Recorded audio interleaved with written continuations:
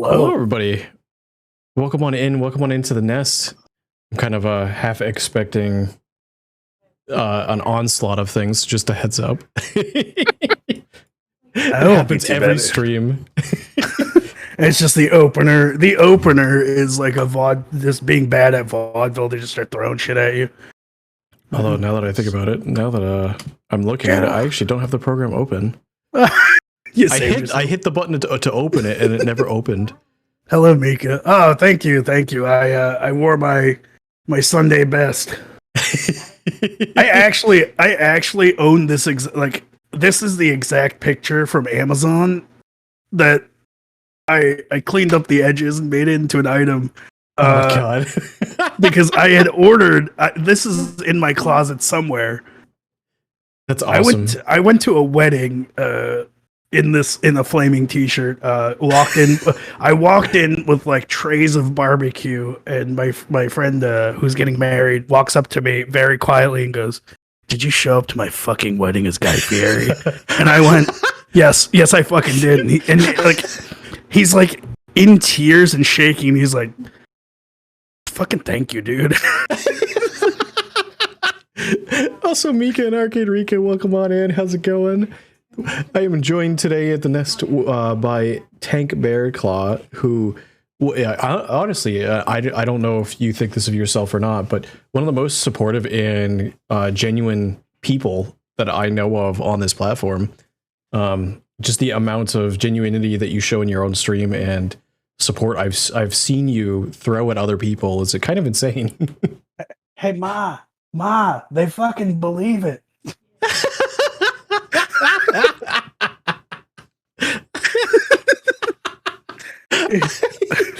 These fucking suckers. They just. Oh, give me a second. Someone's knocking on my door. Welcome on chat. How's your Tuesday going? Hope everybody's having a good evening tonight.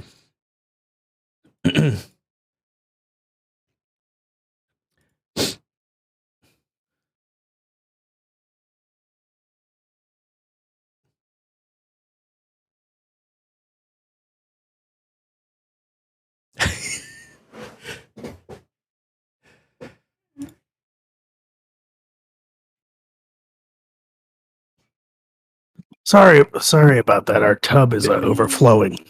Your tub is overflowing? My roommate often forgets that he's taking a bath and just lets it fill. Oh my god. It's happened. Okay? Yeah, it's fine. Okay. I just had to wake him up, so. Oh no. Shit like this happens all the time. Oh no. Like, I've been on streams and it's like, I have to be right back. My smoke alarm's going off. My HVAC unit was on fire. It's like, can't have shit in this house. Oh my god. No, Mika, you are actually my best male VTuber friend. Yeah. I'm actually, I haven't gotten to check out one of Mika's recent streams, but I know Mika has got the new 2.0 model. It actually looks really, really cool. I love that model so much. I like occasionally when I'm like watching Arma and Mika just pops in and just goes, "Brother." Yeah. They what a small fucking world, right? Like, right. I didn't even meet Mika through Arma either. It was just kind of like I kind of know Mika existed and whatnot, and then Mika just shows up. I'm like, wait, you're here too? Yeah, wait a minute. You go here, like, and then like I'll see your name pop up occasionally, and I'm just like, wait, hi. Yeah, it's funny because I rarely have ever, like, if I'm sitting down to like watch something and I'm like, oh, I have background noise. And I will admit this freely and openly. I don't actually I won't watch other VTubers. I will try to find like the weirdest shit that I can find and just watch that. And it's like, my favorite channel. It's not weird at all. And it's not a regular stream. It's a guy that works at a print shop in Japan. Okay. It's just some American dude, and he just lives and works there, and they get like historical prints and stuff, and he's explaining shit. I will sit there for the entire 7 hours. Just this is the most captivating thing I've ever seen. I watch a lot of like woodworking. There's people doing like music on there. One guy was like, I play the saw in a bluegrass band. I watched him for like 3 hours the other day. Oh my god! Just some random guy. Yeah, he had like 2 viewers, and I was just like, all right, I'm just gonna watch this guy play for however long he plays. It's fucking cool. There's so much out there that I'm like, all right, that's fucking cool.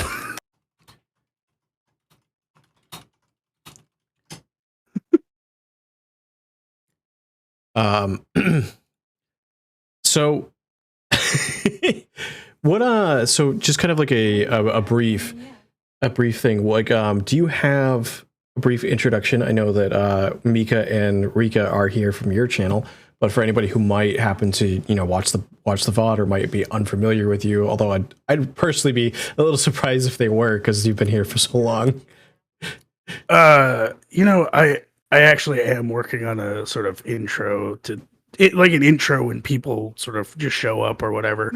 If they follow, just to give them a little thing. I haven't really hashed out the details yet, but I will say the same thing that I put on my dating profile. I would rather flashbang an orphanage than speak about myself at any length. You're on an interview. Yeah, if there is one thing you need to know, it's the sheer discomfort of don't fucking look at me, just look at what I'm doing. And meanwhile, the stream's about you. Yeah. It's just tell me about yourself. You want to watch me open 30 pickle jars? Like, I'd rather do that. Like, I'll fucking.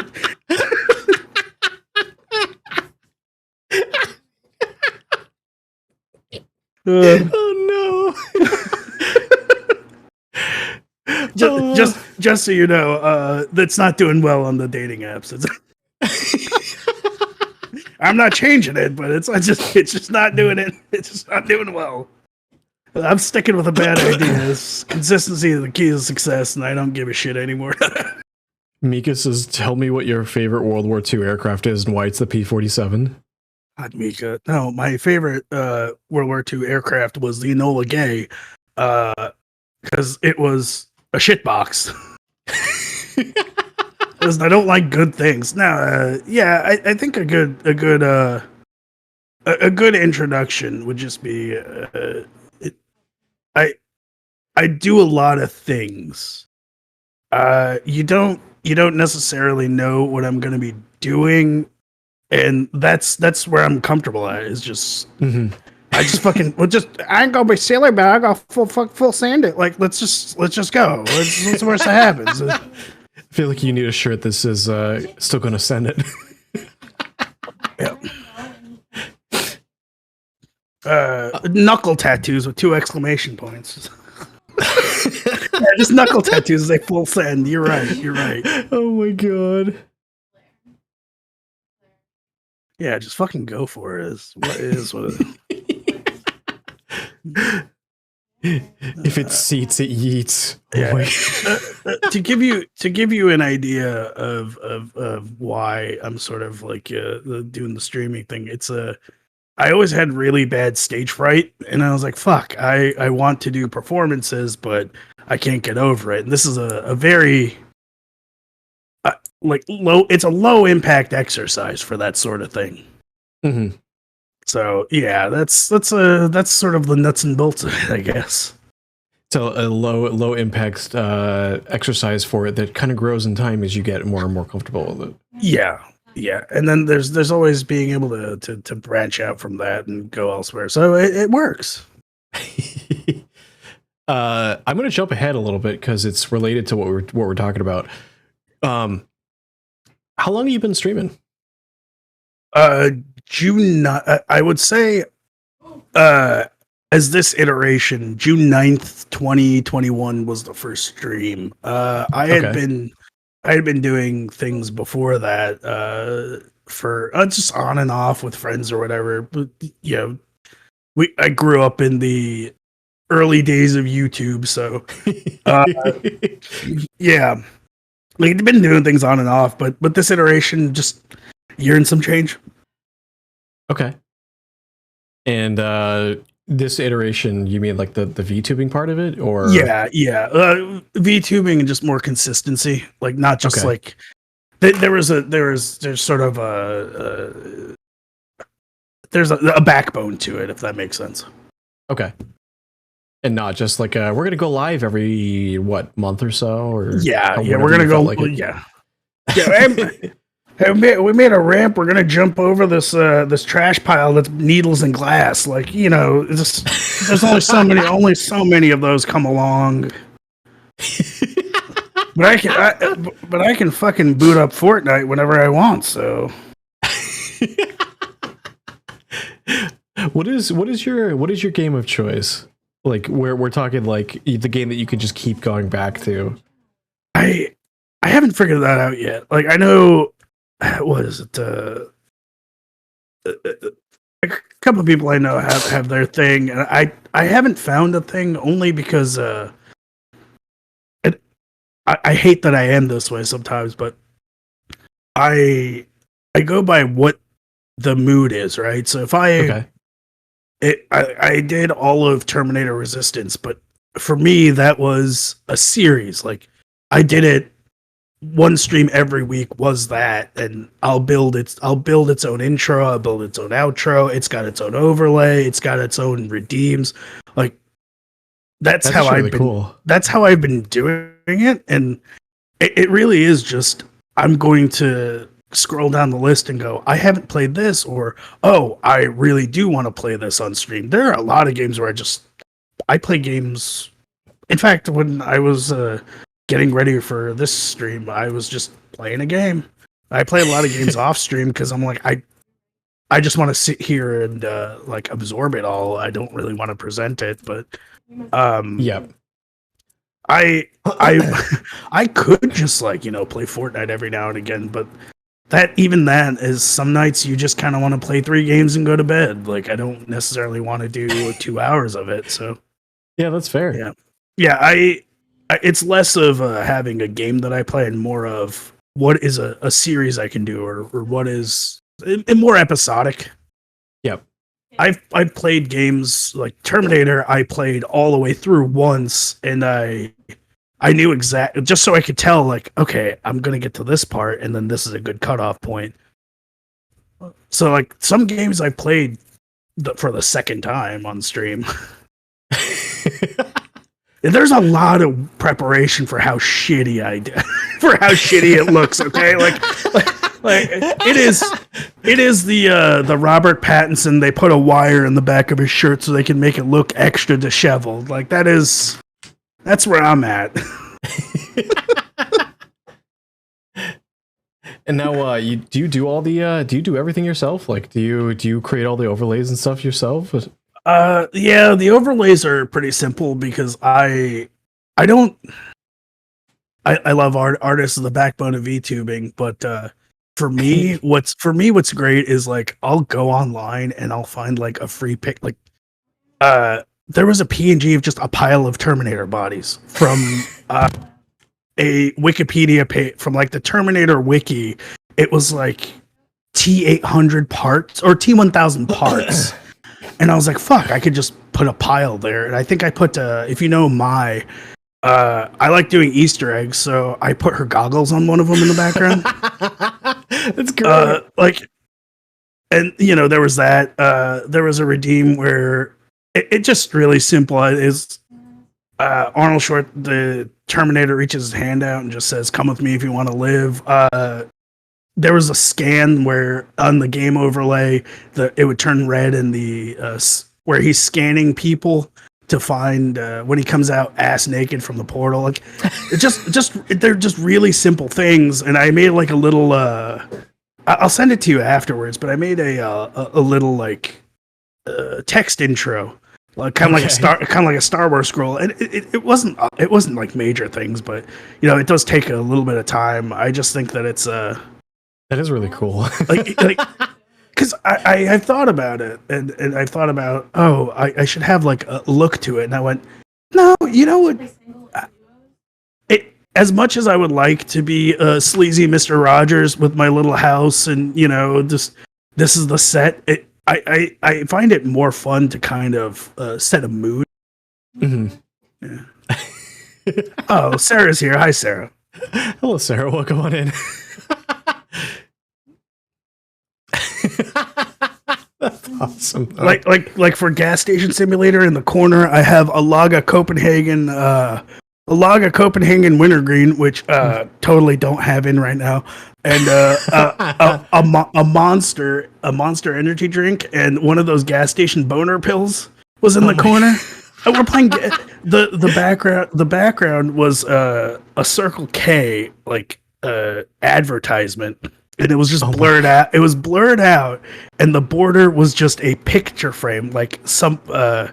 It was 4 pieces of wood with shitty nails in it, and that was the border for it. And I was like, yeah, that's where we're going. And it's just simple. It's just simple shit. I absolutely don't love doing things like that.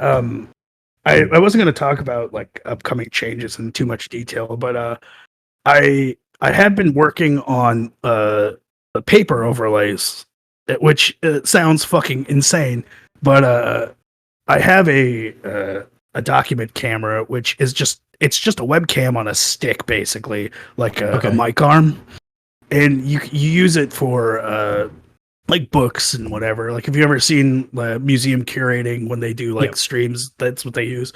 But I'm like, okay, I can just filter out a bunch of stuff and have an overlay where it's made out of construction paper, and I can just move it.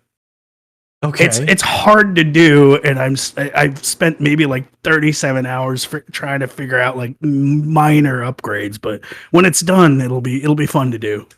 That'd be interesting. Yeah. Wait, like cardboard paper, like you could actually like draw out or like cut out like specific things. So instead of doing like a digital version of an overlay, you could do like an actual physical overlay. Yeah, all I would have to do is get solid color construction paper and enough lighting to make it make sense, and you could just overlay stuff onto it. It's no different than wearing a green shirt. That's actually pretty cool. It was one of those things where I think we had been talking about it, and I was like, yeah, no, that's the kind of shit that I want to do. Just really simple, ridiculous things that nobody should do. I could just, stream like a normal person, be entertaining and charming, or, hear me out, I make an entire border that is made out of hot glue macaroni. See, there are options. Also, Tim, welcome on in. How's it going? I hope your Tuesday's going well. I'm joined here by TankBearclaw. He's been around my channel since I think you were here on my debut. I was. And then I know that you bombed. You showed up drunk in chat on my first affiliate stream at like 4 a.m. and just bombed my subs. To the point where I was like, Tank, are you okay? And you're like, yeah, I'm fine. Look. Mr. Daniels and I had a conversation. He and I agreed, number 7 is something I have to kind of ease up on, all right? Which if that is not a great description of like what's his personality like? That man drinks Jack Daniel's Old Number 7. That is what his life has become. He's popping off. So I haven't. So I saw Mika's message in the chat saying that Tank should draw his overlays on his abs. I'm gonna use that message to transition to say, where'd you come up with your design? By accident, actually. By accident? The story is I have a friend who So the two people that I can credit, I've known them back from the Tumbles days when I did a lot of cosplay and editing. And this is like 2010, 2012. Okay. My friend had commissions open, and at the time I was working. I was stationed in Kittery, Maine, and they had a farmers. They had a year-on farmers market, which is counterintuitive in Maine. But winter was like honey. it's like honey and like preserves and stuff like that. You know, oh, we must survive winter. We pickle things. You know, there were multiple people with tool belts full of preserves and babushkas, but there was a.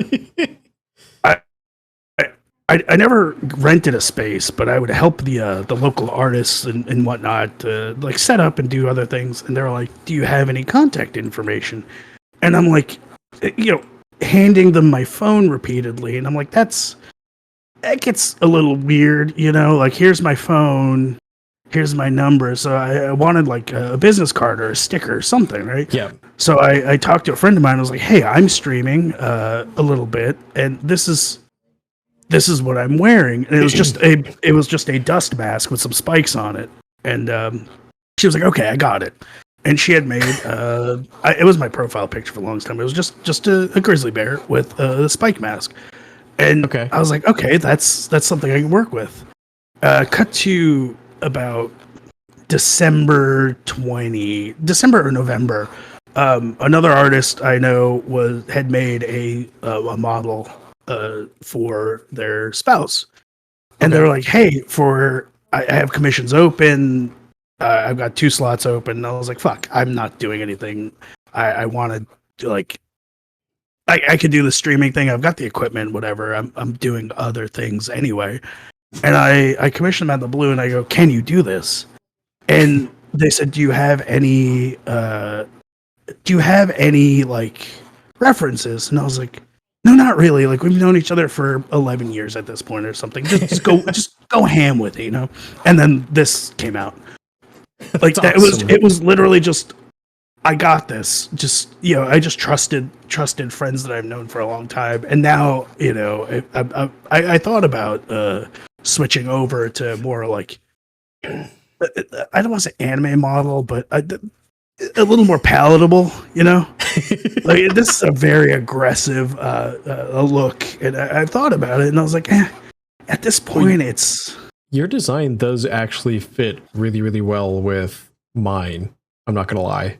Yeah. You say like a more palatable anime style. I'm over here just like my first one compared to this one. Oh, it's moving in the opposite direction. Yeah, like you know.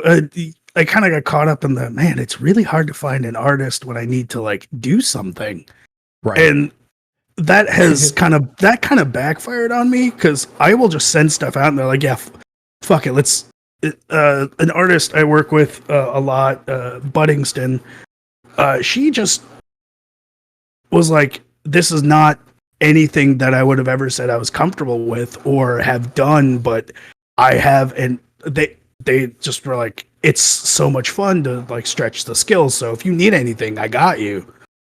So I'm like, all right. And that's another person that I've known for like, you know, 8-9 years. So it's just been, you know, it was happenstance. Send me their details after stream. I wanna check it out. I'm currently in the market for more for a little bit more art. I know I've got a couple things going on. And one of the things I always warn people is I have feathers for days. When I got the model, I will admit this, and I've only ever said this to like one friend, and they were like, "What the fuck is wrong with you?" I didn't know what VTubing was. Okay. Like, I didn't know anything. Like, it was just, they sent me the file, and I was like, "What the fuck is a Mach 3 file? Like, what the fuck is this?" Like, I had bought the fucking model, and then I had to sort of yeah, like, I bought a car with a carbureted engine, and I was like, "Fuck, I don't know how to fix this." And then I had to like work backwards to fucking like get it to figure it work. all. Yeah, to like figure it all out. I'm like, okay. I know they were taking commissions for whatever the fuck a VTuber is. I thought it was just like a simple like filter mask, right? Like they exist. You just put a mask over a video. That's all you can do. No, it was a little more involved than that. And I was like, well, I better fucking learn. So when I tell you, like, when I do things, or if it's like, oh, are you working on this project? It's almost entirely like, yeah, I could probably fucking do that. And then I dive right into it. Like, That's awesome though. I couldn't tell you what a VTuber was. Like, people are like, oh, do you watch this person? Do you watch that person? I'm like, bro, I spent last night watching fast food reviews on YouTube. Like, what are you talking about? What the fuck is who is that? Like, that's a real thing? Like, it's real life. Like, so that's also kind of like your story of how you got into VTubing. It's like, oh yeah, it's I commissioned somebody for a model, not knowing what it was, and now I had to figure it out. Yeah, I thought it was like, okay, well, I can just put this over like this moving image. I didn't know that it tracked. Like, I just thought it was because you get like hey, I rigged this up for my spouse, and it was just kind of like simple movement, right? So I thought it was just going to be like a GIF, essentially. It just moves in the corner, right? Yeah. And then I was like, fuck, there's a little more involved than that, huh? Like, I actually have to figure that, like, it's because I was like, how the fuck do I put this into the stream software? Like, where does it go? I was like, oh, I got to download this VTube Studio thing and work that way. That's awesome. Yeah. Since you've been doing it though, have you gotten people to like that have helped you out that have been like mentors to you? In the beginning, no. In the beginning, it was a lot of self-taught.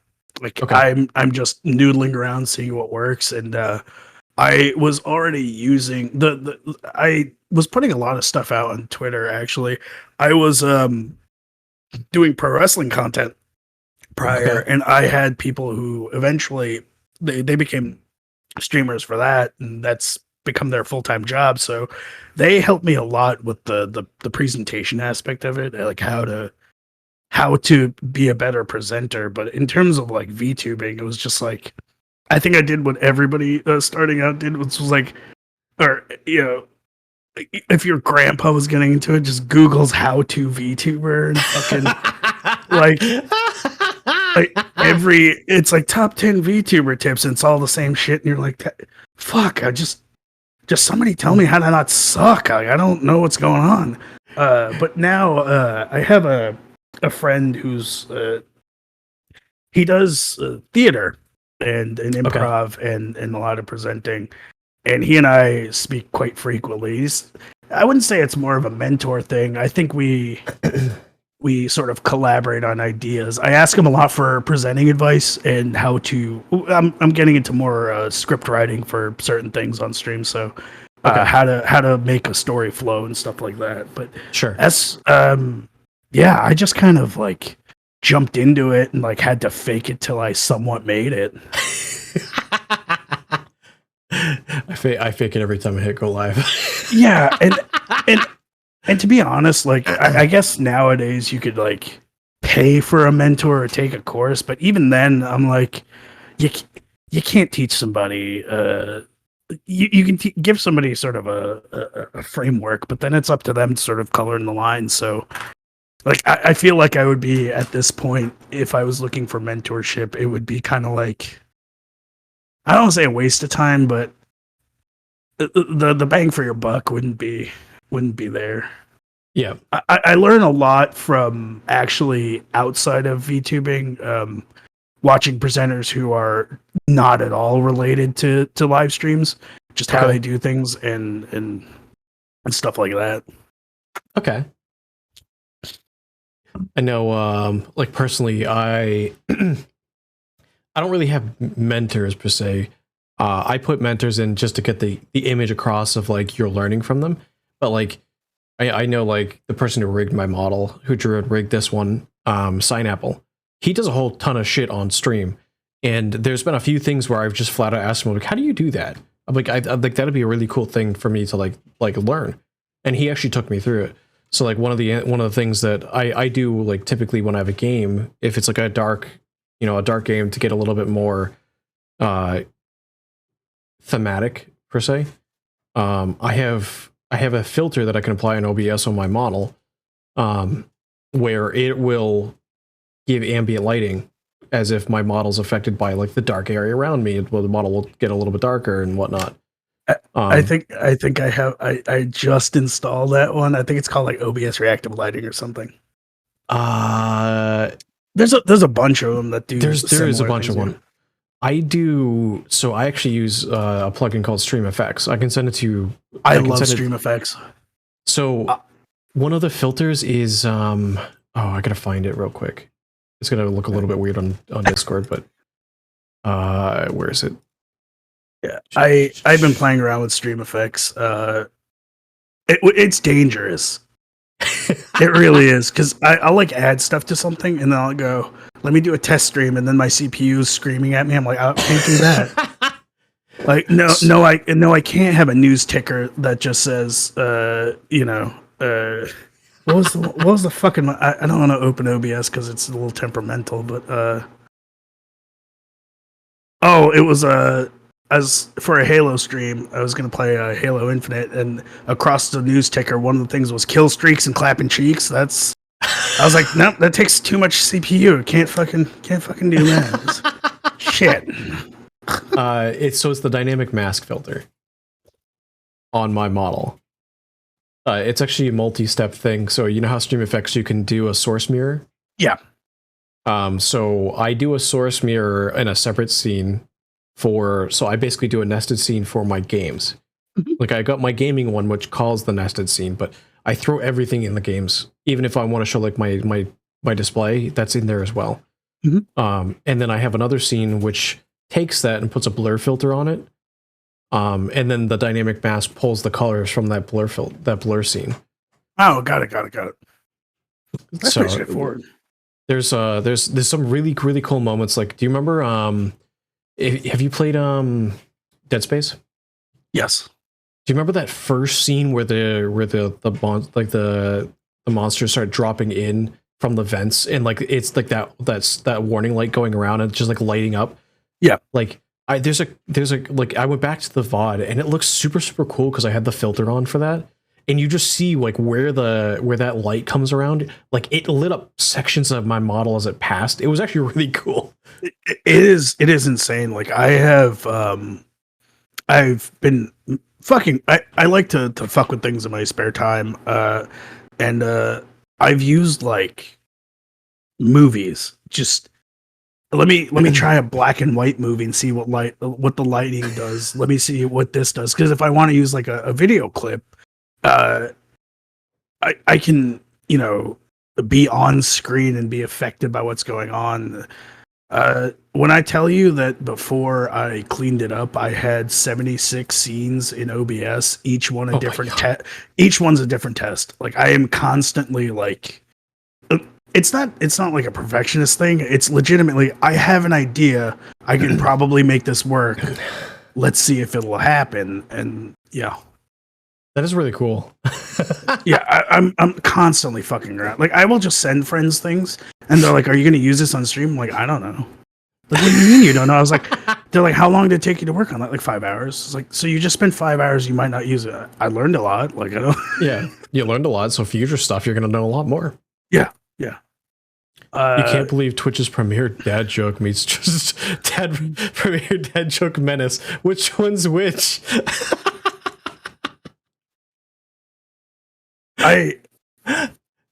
Yes.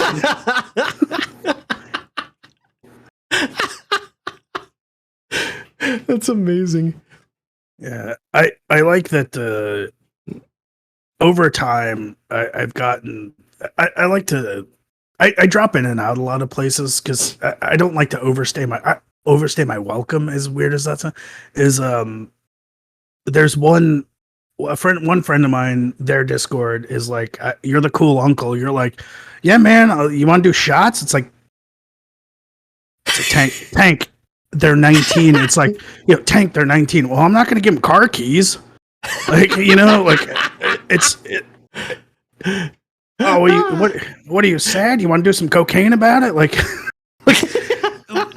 it's like you're the cool uncle. And then in another Discord, my friend one day out of the blue goes, "Hey, if you want an idea, you come across as a sleazy Mr. Rogers." I'm like, what the fuck does that mean? And I might have the image on my iPad. I'll send it to you afterwards. It's legitimately just me with my arms crossed over the trolley, and in a strip club, and there's just a stripper right next to me. And I was like, that works. Oh God, flaring. Yep. Welcome on in, Raiders. Welcome on in, Raiders. Hello, Flare. Welcome on in. I know you were doing some Fortnite earlier. Let me give you a quick shout out. Actually, Vix is here. Vix, could you give Flare a shout out? Also, Flare, thank you for the resub. Welcome on in. Welcome on in. Anybody who might be new here, my name is Zoomerman, Harpy VTuber, variety streamer, owner and proprietor of the Nest here on Twitch, joined by TankBearclaw, who's been around the channel for the entirety of his existence. And he's been around a lot. He's around in a whole lot of different places, and he's learned a whole lot, and I've already been laughing my ass off. Just Tank's a whole lot of fun. If anybody wants to use the ! Guest command, it should pull up Tank's channel if you want to go check him out. It's funny because I haven't streamed since December. I went on vacation, and then I was like, I'm gonna work a lot on eventual channel relaunch, and it's not like a re-debut or anything. Like, it's not an event. It's just I was saying to you earlier, I kind of have a lot of inspirations from outside of VTubing, and I was like, well, now that I understand how to navigate my way through programs and make things, I was like, I miss public access TV, and I miss like 2000s Adult Swim, where it was just kind of like the start of post-ironic humor. I was like, yeah, I would like to do a relaunch because I do video editing in my off time, and I could probably make something. And that turned into my last week was an extra, like, I must have spent like 36 hours just fucking with things. And I know one of your the questions that you ask is what's do you have any lore? And my origin story does not have fucking space for lore, because I was like, I didn't know what it was. I was like, wait, like I thought it was just like like, I didn't realize people were just characters. I figured like it's the 2000s, and these are like forum avatars, they're just a fucking moving picture. They're not fucking, nobody in their right mind is like, I'm a fucking space worm parasite that's gonna come, that inhabited a body, and that's the whole bit. Like, that's not a fucking, that didn't occur to me. So I was thinking about it, and I was like, yeah, I'm the answer is I have lore in the works. Okay. It is going to be on a stream, and it's going to be like I was like, I'll film a movie about it, because I don't want to just read lore or be like, oh, this is the story behind it. I was like, what if I do something incredibly stupid? And so far I've been filming. I think I filmed for like 4 hours and got like 5 minutes of shit, but just take after take of, I could do this better. But I'm playing every role. Yeah. Just Tank in different outfits. Just, yeah. Oh, hey. At one point, I'm like, I had to stuff cotton balls in my mouth to get a voice right, and I'm like, I can't do it, but there he is. He's just talking. He's just come right here. He ain't got no pace on. It's fucking crazy. Like, I'm sitting here in my room, just like reading notes, and it's like, no, I could do that better. So that should be done. Should be done around March. That is amazing. I hired a friend of mine to do some voice acting for. I have. I was originally going to have someone on stream with me, just riding along for most of the streams to do alerts and everything, and that plan fell apart. They're no longer involved with the project, so I was like, oh, I'm just gonna. Now that I figured out what TTS is, I can just make that. My friend is recording things for me, and I'm just hiring a bunch of friends and doing stuff. Holy shit! I never heard an octave above without a growl in his voice. I used to do voice acting in the early late 90s, early 2000s when I was a kid. That's awesome. Yeah. I know I have been reading chat. I just didn't want to interrupt you. Tex was complaining about not having the sword anymore, but it's because last stream he had gotten shot. As part of the redeem, and I forgot to give him the sword again. Also, SOT, that's what is SOT? For what Flair's playing. And I played Fortnite, Overwatch, and then back to Fortnite. Tex was enjoying his PTO. I don't know. Oh, Sea of Thieves. Okay. I play Sea of Thieves regularly. I've never seen it called SOT. That's a new one for me. I played Sea of Thieves when it first came out, and I enjoyed it for what it was at the time. But then, so one of the problems I have with games like Sea of Thieves, this also falls in line with like Fallout and Skyrim. I've seen them beat. I know the stories. I know Sea of Thieves doesn't really have an ending, but I've seen other people play it. However, my ADHD brain goes, this is so open world, I get bored. There's too much to do, and I don't know where to start. I had the opposite problem where I just jumped in and I was like, I want to do everything. Like, I want to see everything.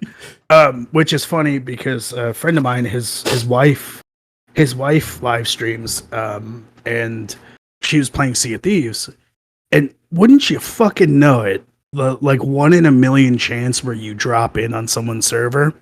Yeah. I'm watching her stream and she's playing with like 3 other people, and I'm just in my sloop, and they fire a cannonball at me. Now I don't know that it's them. They don't know that it's me, and I've got my headphones in, and I'm just like, one screen's her stream, one screen I'm just fucking around, right? And I do that thing that I like to do to larger ships, which is I harpoon to the rear. And I just harpoon to the rear and I start reeling in, so they don't know. Like, you can't hear it from the other ship. They're just like, oh, he must have left. And I'm just reeling myself in until the bowsprit is just close enough to where you can jump on ship. And I just run off the bowsprit, kill 3 of them, start robbing them, light the thing on fire, keep killing them. and I can't tell in my headphones if the screaming is from the stream or from the game. Because obviously I can hear everybody. So, I like roll out, and their ship sinks, and she's like, we fucking said one guy. And I look over at their screen, like, at the stream, and I go, oh yeah, that's type in chat, man, that sucks. Like, I just said, man, that sucks. Must have been a hell of a player. And TankBearclaw shows up in the chat. Immediately, she yells my actual name and goes, holy shit, that you? I was like, yeah. Also, tell Jim, her husband, I say hi. And she's like, you motherfucker. How? You motherfucker. I was like, what do you mean? Are you in Sea of Thieves? Yeah. Did you just wreck a ship, kill people repeatedly, and steal all the treasure? Yeah, that's what you do. That was us, stupid. She was fucking pissed at me for like a week. That's amazing. She's like, I was like, what are the fucking odds?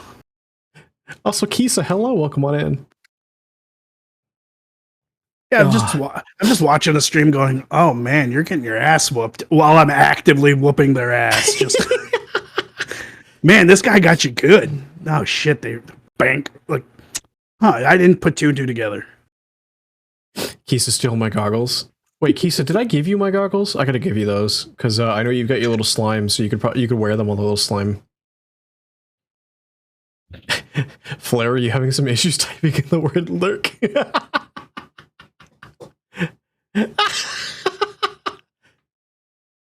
Also, Tank, I gotta get you my goggles too. Because they're actually rigged. They don't move up and down like my toggle can, but they actually like look around with you. It's actually pretty cool.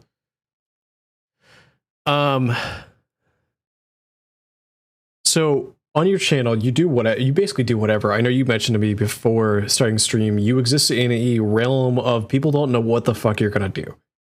Yeah, unless it's one of the longer like if I'm playing through a campaign, you'll know what's coming on because I'll post like a short recap.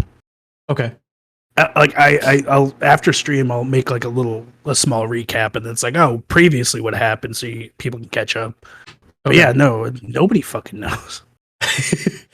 So is there specific things you like to keep your content to? So like, do you do a lot of like, do you keep it to gaming? Like, do you what kind of other stuff does your realm of randomness fall into? I kind of just I fell more into gaming just because it's a way to sort of keep on streaming while I work on other things. Okay. I've sort of peppered in slowly different things like the cold opens and monologues, the intro. But for the last couple months, I've just been working on the larger project, which is a complete shift in things. It'll still be gaming, but yeah, it just happens to be gaming right now. Okay. Like I fully intend to have, short 35, 45-minute streams where it's a video or I was one of the ideas I had written down was if I play a game where I'm, just getting my ass whooped constantly, we're making it through the campaign, but I'm dying a lot. Every couple streams just doing 30 minutes of a funeral. just every death set to sad music, things like that. Like, oh my god. Yeah. I do play a lot of simulators. I think that's been some of the more common things because in my head, a simulator game is just chatting with a backdrop. Yes. Like it's pretty simple. I do want to play more story driven stuff. I would like specifically to do very short indie games. Okay. Longer series takes a little bit of work for me. A short series I can pump out in 3 or 4 hours is just right. Speaking of, I'm gonna be probably around next week starting up again, and I'm doing a game called Who's Lila, which is a pixel game. But the conceit is there's a murder, and the only way you can respond to people talking is you adjust his facial expressions. And in my head, I went, "Oh, this is interesting. This can be, it's a very detailed story about loss, about just the weirdness that it can be." And in my head, I went, what if I made him look like Jack Nicholson? Just the Jack Nicholson eyebrows, just smiles at everything. And we do a full run where he doesn't change his face. What happens? I messaged the dev and I said I would absolutely love to send him the video, and they haven't responded, but I'm going to do it anyway. Like, basically, Jack Nicholson discovers a murder, and he's like, "You make me want to be a better man every fuck." Yeah, Jack Nicholson speedrun. It's basically Drill plays a mystery game is what I'm going for. Oh my god. That sounds absolutely amazing. Like I just have this notebook of full of potential ideas, and I just go down and I go, what is the worst one? What is the absolute worst one that I could do? And it's like, what if I just made him do Nicholson face the entire time? Oh my god. Yeah. That is amazing. Just sitting there. It would be easy too, because I don't have to change anything. He's just, no, that's the face. That's the face. I haven't played it yet, but I'm like in my head, I'm thinking like, somebody's like, Joe, how could you come here after all you've done? He's just sitting there smiling at her, like, let's see what happens. Just as it gets creepier and creepier. Mm-hmm. I know you kind of briefly you've mentioned it, alluded to it a little bit. And you don't have to go into too much detail with this, but like, are you looking to branch out into like other fields? So like maybe incorporate other content, or like, are you looking to just do other things outside of streaming content creation? Yes, with an asterisk. I do have music coming. I have a bunch of like other things I want to do. More I build a lot of dumb shit for people, so I'm like, oh, maybe I'll do that. Building models, painting, it's simple things, but I don't think I'm going to move away from streaming just because it's a very good. I don't see it as an end. I see it as a means to an. It's a good vehicle for artistic. I do paint and draw. But that's a little. I don't think I'll stream that just because it's something I do to kind of relax, right? But yeah, I do want to branch out, but I think that'll all just be able to easily incorporate streaming. Like it's very easy for me to play an instrument on stream for like, you could just shoot the shit and play your guitar. Like that's something that I want to do, but if I also want to stream in my head, that's like, well, you can do those two things together, and who knows, maybe somebody drops in that knows a thing or two. That'd be cool. Like one of my good friends, Joel Pearl, he does wrestling content over at Fightful every now and again. He's a touring musician when he's not doing streams, and he plays, cruises, sessions, stuff like that. He's a bass player. So he'll drop in and just drop bass tips every now and again. That's just really cool. Yeah. I do want to sort of start doing things with non VTuber streamers. Sure. I think a very surrealist Who Framed Roger Rabbit would be really fun. Who Framed Roger Rabbit? I know reminds me of I know I mentioned these before stream, but for people who are unaware, around Halloween, just before Halloween this year, I did an open nest where I had Z Level 1 Million, Vix, I had Squall, F14 Squall here, and I did put up a PNG of a TV, and I put Layered Squall's webcam behind it, so it just looked like Squall was streaming from, or like coming to us from the TV. It was pretty cool. And I know one of the cool things is like how you integrate IRL to streaming and how different people do it. Yeah, when I mentioned the lore video, I try to do things by myself, not mostly because I like the. I think I said this to you before stream. I like the idea of. You ever watch the Twilight movies? I think Robert Pattinson said that he had to look disheveled, so they put a wire in the collar of his T-shirt so he could always have it wrinkled. Oh, and I'm like, I love the idea of the tools that we have available to almost everybody that's streaming. They're accessible, and you can do really, really well professional things.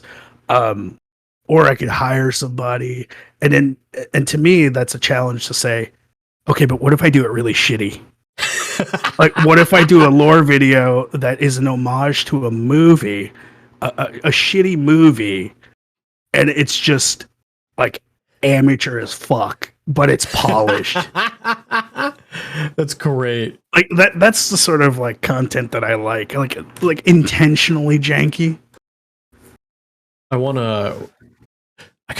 been meaning to learn a little bit more about a couple different programs and figure out how to do a couple things. One of the things I want to do is add a redeem to the channel where you know the meme from Cyberpunk where it puts the black bars around it, plays the Cyberpunk music, and just kind of does the zoom in really quick with like the white text underneath. Yeah. I want to do that as a redeem, but have it where chat can redeem it and then enter the text for the bottom, and it just zooms in on the screen. And it just plays the Cyberpunk music for a couple seconds and then goes away. That would be great. But then have like giving chat the entire ability to write what's there. I mean, obviously you moderate and stuff like that because yeah. Silent Night, Deadly Night, the tank rendition. I have been working on, how there are like item scenes where you can hotkey a bunch of items to pin to your model. I'm working on transformations. They're essentially just they're inspired entirely by magical girl transformations, but again, much worse. Much worse. And like this shirt here, a lot of them are just like picture PNGs. That's amazing. It's really funny too because I'm like, oh, it's just I can just make a like with a bunch of filters in Premiere, I can make a video that blocks your model for a couple seconds, overlays it, and then you just hit the button, and it's like a 2-button thing. It's not too bad. I was just like sitting here one night, and I was like, man, I'm not gonna. I have a couple other. I think I have one other model that's ready to go. 2 other models that are ready to go. A third one's on its way. And I was like, what if switching back and forth between them is simple enough? You could just kind of like change a scene or have a transition for it. But what if I just want to pin stuff to the OG? And I was like, okay, let me sit down. Let me figure it out. And I was like, oh, this is easier than I thought. Okay, make it worse. Oh my god. Yeah, I'm going to do this before I forget. I'm just going to go ahead and start this.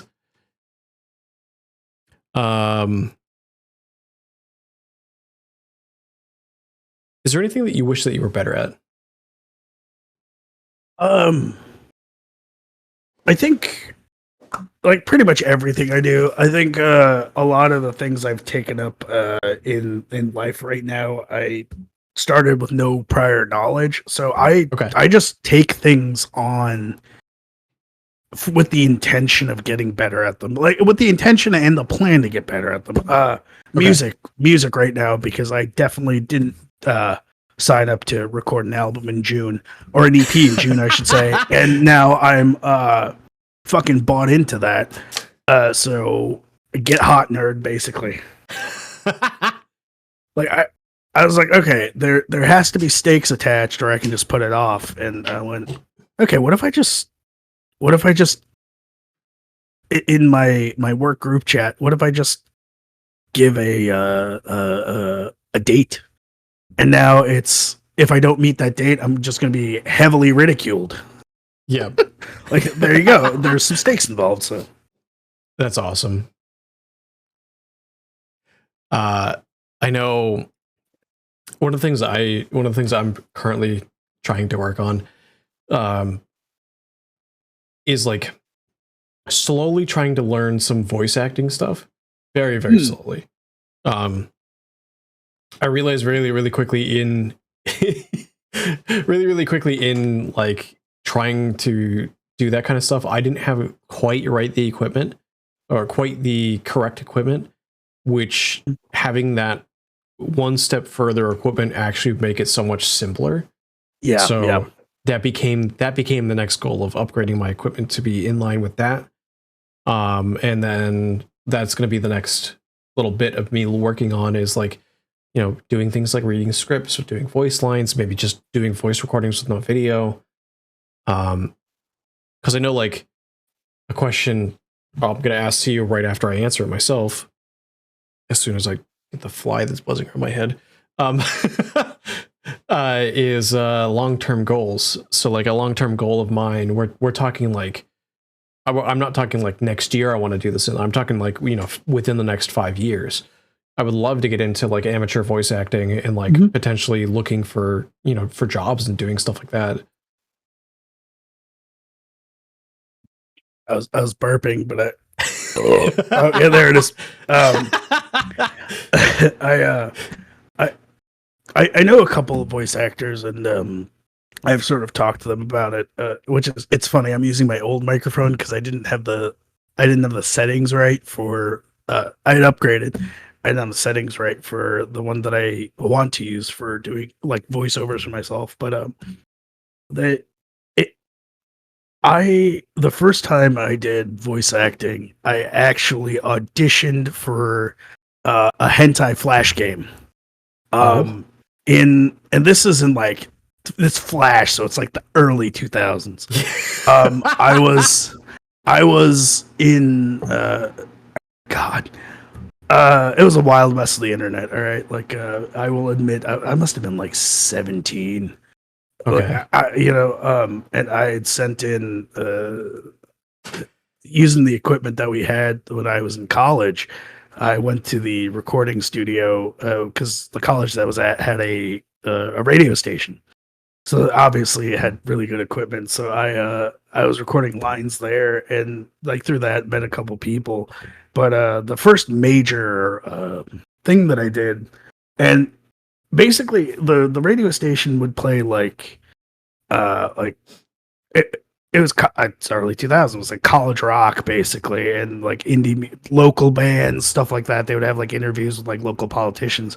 But as soon as midnight hit, man, it got fucking weird.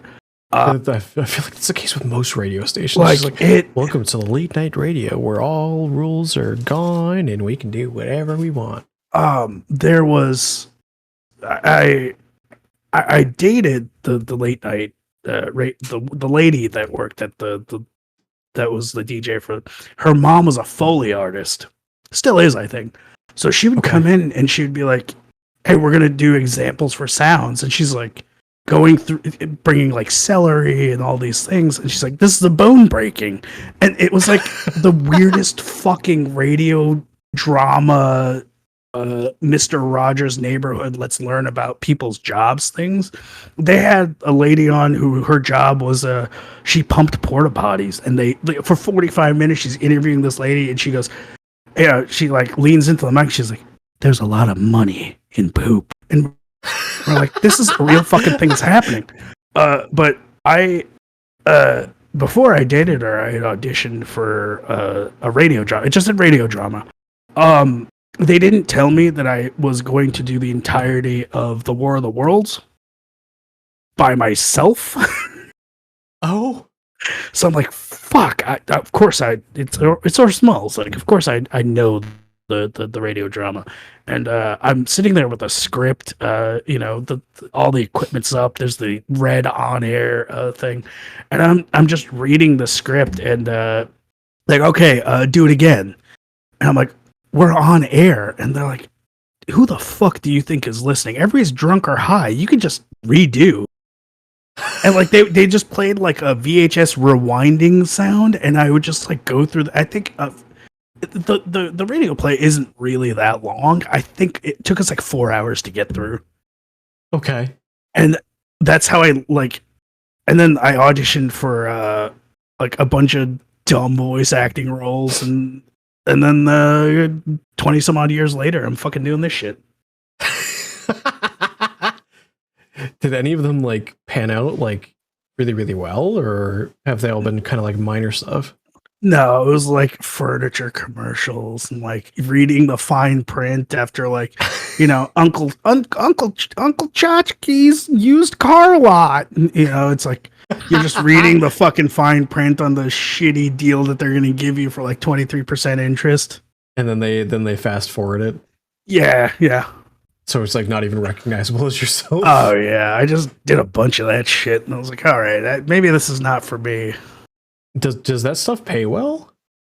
Uh, the used car lot paid me in a 12-pack of PBR. That's like they handed me beer and a pack of Marlboro Reds for my troubles at the radio station. That was real life. Oh my god. I mean, I was like, I must have been like 18 at the time. Like, he's like, yeah, you kids like beer. It's like, yeah, sure, whatever. Like, oh my god.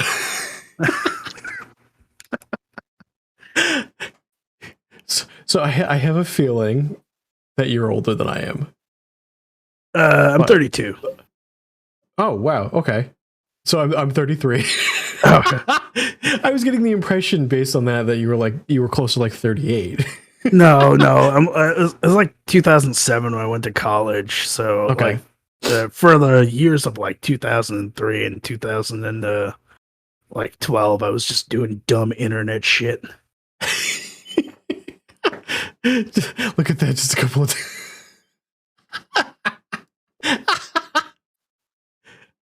oh no. Oh my god. So you've been I know a little bit just from, I mean, you're very open about stuff on Twitter. You've been kind of through a whole lot of stuff in a very short amount of time. I don't want to be. I call it having the Jackie Chan problem. Yeah. And it's just, man, I'm just trying to take a leak in a bathroom. I don't, where he's just like, I don't want no trouble. Next thing you know, there's a car flying through a window and he's sprawling in an IKEA. That's just how it is. Like, I don't want any of this problem. Oh, fuck. God damn it.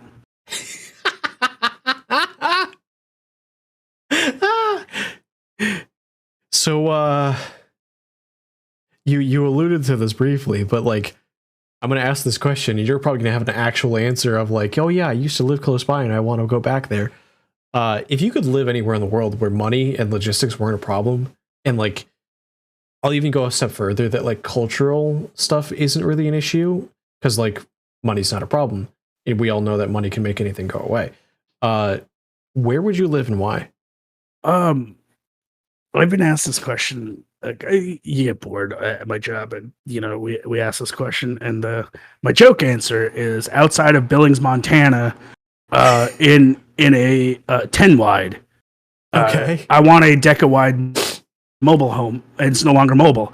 That's the joke answer, because the punchline is, listen, Kid Rock, what do you have, a quad wide? Eat my dick. But I would give my left arm to go back to southern Maine. Okay. I was stationed there for about, I'll say 4 years, and it was just a good place to be. I mean, money's not a problem, so the expense isn't, but the like Kittery, Elliott, York area is just so nice. Mm-hmm. And I grew up just south of Boston, so I'm actually pretty familiar. Yeah, not with Maine specifically, but the area. You're 45 from Portland and you're 45 from Boston, and you just go across the bridge to Portsmouth. So it's like you could just there's a lot of music, a lot of food. The cocktail scene is great up there. Probably not an answer that a lot of people would give, but it's like, no, that place is great. Like, that was probably some of the best, like, so far, some of the best times I've had in life where they're up there. That's actually really cool. I've actually gotten a variety of answers for this question so far. Some people are like, "Oh yeah, I want to go live in Japan." Other one's like, "I want to go live in Australia." Some people say out west. Some people say back towards family. It's actually really interesting because like it's like what do people look like? What do people remember? What do people go back on? What do people value and miss? Yeah. It's just it is. I love. I love finding good experiences where I live, and it gets harder and harder depending on where you are. Like where I currently am, like there's a lot going on because you're between 3 or 4 major cities, but it's getting around is a nightmare. So it's like you don't really get to experience a lot because it's just a hassle. But man, up there, fucking great. Yeah. I know where I live now, the biggest hassle is snow. Oh yeah. I mean, that part of Maine probably similar issue, but you're pretty close to the coast, so I can't see it being as much of a problem. Where I am now, I'm very landlocked. Yeah, and everyone is used to snow, so they're just kind of like, oh, we got 6 feet of snow the first year I was up there, and I walked outside of my house and I was like, why are the roads clear? Oh, I can just drive. This is great. wait, was it 6 feet of snow? Was that in 2008? No, it was 2017.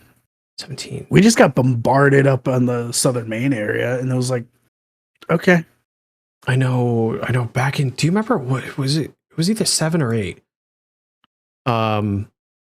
So I was working in an airport. Actually, like when I say like grew up south of Boston, I worked at Norwood Airport, which is underneath Boston airspace.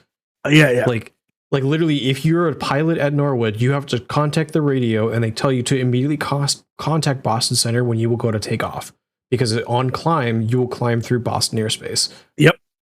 I worked at that airport as a line service. Oh, gotcha. In I want to say it was 2007.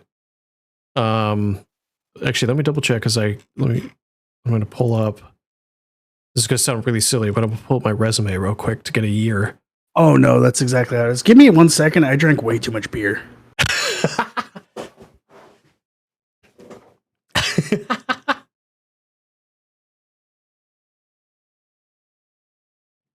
Actually, hold on. He said 17. Actually, now that I think about it, it was 17. I was off on years.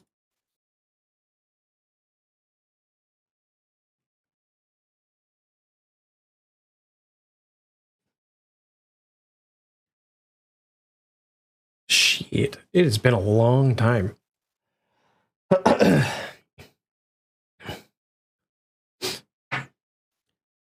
How's it going, chat? Tex, you still my goggles? Also, are you getting a model, by the way? Are you actually getting a model? Like, is that what you're going to be doing? Or are you going to be doing a PNG?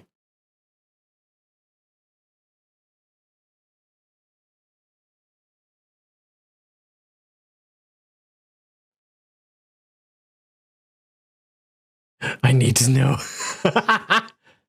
Working at currently just trying to figure out what you want. Okay.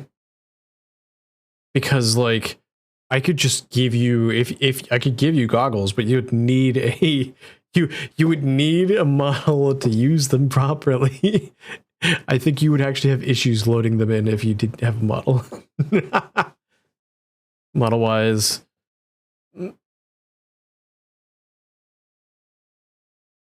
You're trying to figure out what you want to do model wise. Oh, okay. Hello. So I was looking at my resume, by the way. I, for whatever reason, remembered it as 2007. I think it's the same store you remember, 2017. Yeah. Because I worked there between the years of, I worked there between the years of 14 and. There's no way that's right. Is that right? Hold on. Yeah, 2014 through 2015. I could have sworn. Actually, hold on. Was it? Yeah. No, 14 to 15. We got slammed with snow that year. Yeah, it was bad for a couple of years. In 15 and 16, I was up in near Saratoga Springs. I remember it being real shitty. That year in the Boston area, I want to say they got hit with like 6 feet of snow in one storm. Yeah, I remember that. I was working at the airport when that happened, and I kid you not, that for that entire week, I slept at the airport. And we had like a rotation of people that were working that would be like, oh yeah, it's your turn in the truck now. We're just gonna keep going. And like they stocked up on fuel before the storm. and whatnot. And as soon as the roads opened up, they went out and got more fuel, and like the trucks were just going nonstop. It was kind of insane. I can imagine. Like we pulled up in like the pilot's lounge. All of us just like caught it up, pulled up in like the sofas, just passed out on like the desks and stuff like that. Like we like full on planned for that. Like it was bad that year. I always love to fucking be in an area that can deal with snow, because it's like, oh, it's snowing, oh, it's gorgeous out, I can still do things. Kittery lost in 17. Everybody lost power except for the dive bar in town. Okay. So, my partner and I at the time were like, let's go into the little downtown area. It's probably still open, and the corner pub was open. So it's me, her, half the town. And I loved the butcher up there because he was trained in Italy, and he's one of the last few people that went and did that. Okay. And he comes in, and he comes in, and hello, fire. He comes into a raid. Yeah. Firebun, welcome on in. How's it going? Welcome on in, Raiders. It's a bird. It's a bird. It's a bird. It's a bear. It's TankBearclaw. Get down. We had a thing where that's pretty good. Anytime one of us was showing up, we would let the other know.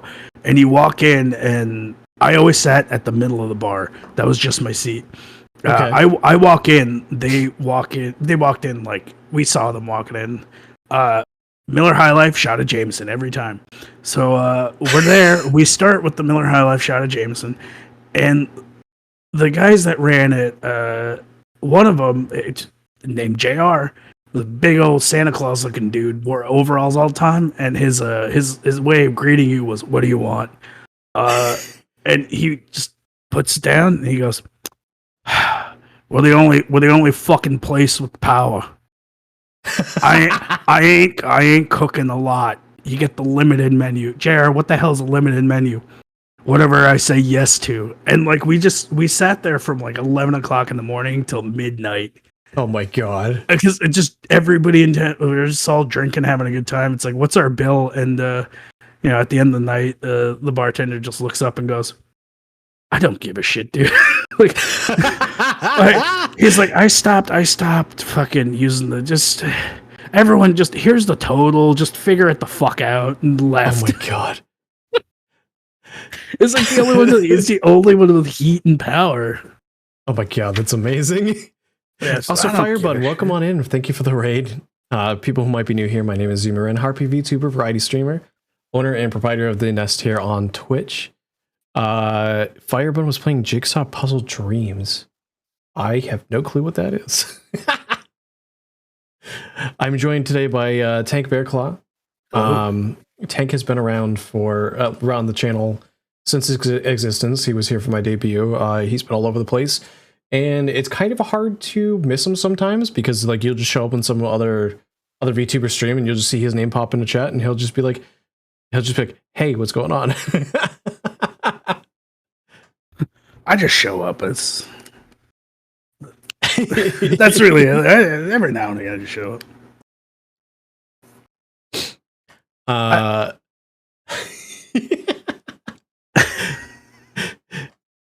Tank is the actual dad that regularly shows up with the milk. Yeah, the old fucking man about town. Just Tank shows up at the houses where the dads have left and just been like, "Oh yeah, here's the milk he said he was gonna get." Sorry, he ain't coming back. It's funny, Wayward Vagabond. So I was talking to a friend of mine. I was like, "Yeah, I'm gonna release some music this year," and she was like, "Do you need album cover art?" And I was like, "It's not gonna be a full album." She says, "No. That's not what I fucking asked. Do you need art?" And I was like, "Sure." I used to play thrash punk when I was in college. And I was like, I'm not doing that. Like, I'm getting old. I was like, I want to learn the blues. I think it would be great. So she's like, I got you. And she sends me like a work in progress. And it is the sleaziest shit I've ever seen. And I'm going, no, that's it. That's it. Like, I don't care. I gave her a reference and it was like, okay, it's very simple. It's just car in the distance, somebody sitting on the car, a woman's legs across the side. So you're kind of, the camera is looking out to the horizon and it's like she's waiting. That's not exactly how that panned out. And it's even better because apparently I have bad ideas and I should get upgrades. So I will send that to you later. I don't want to talk too much about things. Like I said, Yeah. I am of the idea that a teaser should be for something that is complete. That way, if plans change or like, you know, I suddenly find myself on fire, I didn't just let somebody down, you know. Yeah, That's exciting though. yeah, I am very excited to figure out how to do this shit because I don't know what I'm doing. I'm legitimately like at any point just fucking sending it and going, I hope this works. I mean, think about it back in the day though, like people who are like the greats, let's even just talking about music, right? Talk about the greats, talk about the blues. You think they knew what they were doing? Oh God, no. They just picked up an instrument and started playing and then kind of figured some out. They're like, oh yeah, that sounds neat. Let's do it again. Let's play around with it some more. And then that sounds kind of neat too. Let's combine them. What can we do with that and build off of that? I remember I'm sitting at work and I'm talking to a friend of mine about it, and he just looks at me and he goes, I took a music theory class in college and it helped me learn more guitar. You should do that. And I look at him, it's like 3 a.m. and I look at him and I go, the Black Eyed Peas have a fucking Grammy. Music theory means nothing. And he looks at me and he just goes, I hate that you're right. He's like, I'm like out here trying to figure out music theory at home by myself. I'm like, just fucking smack your dick on it and see how it sounds. It's like,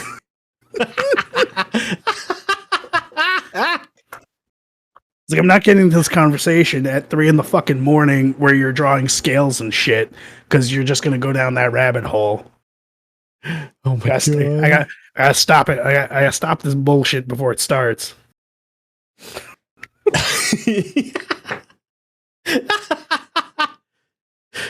So I'm going to ask a 2-parter question.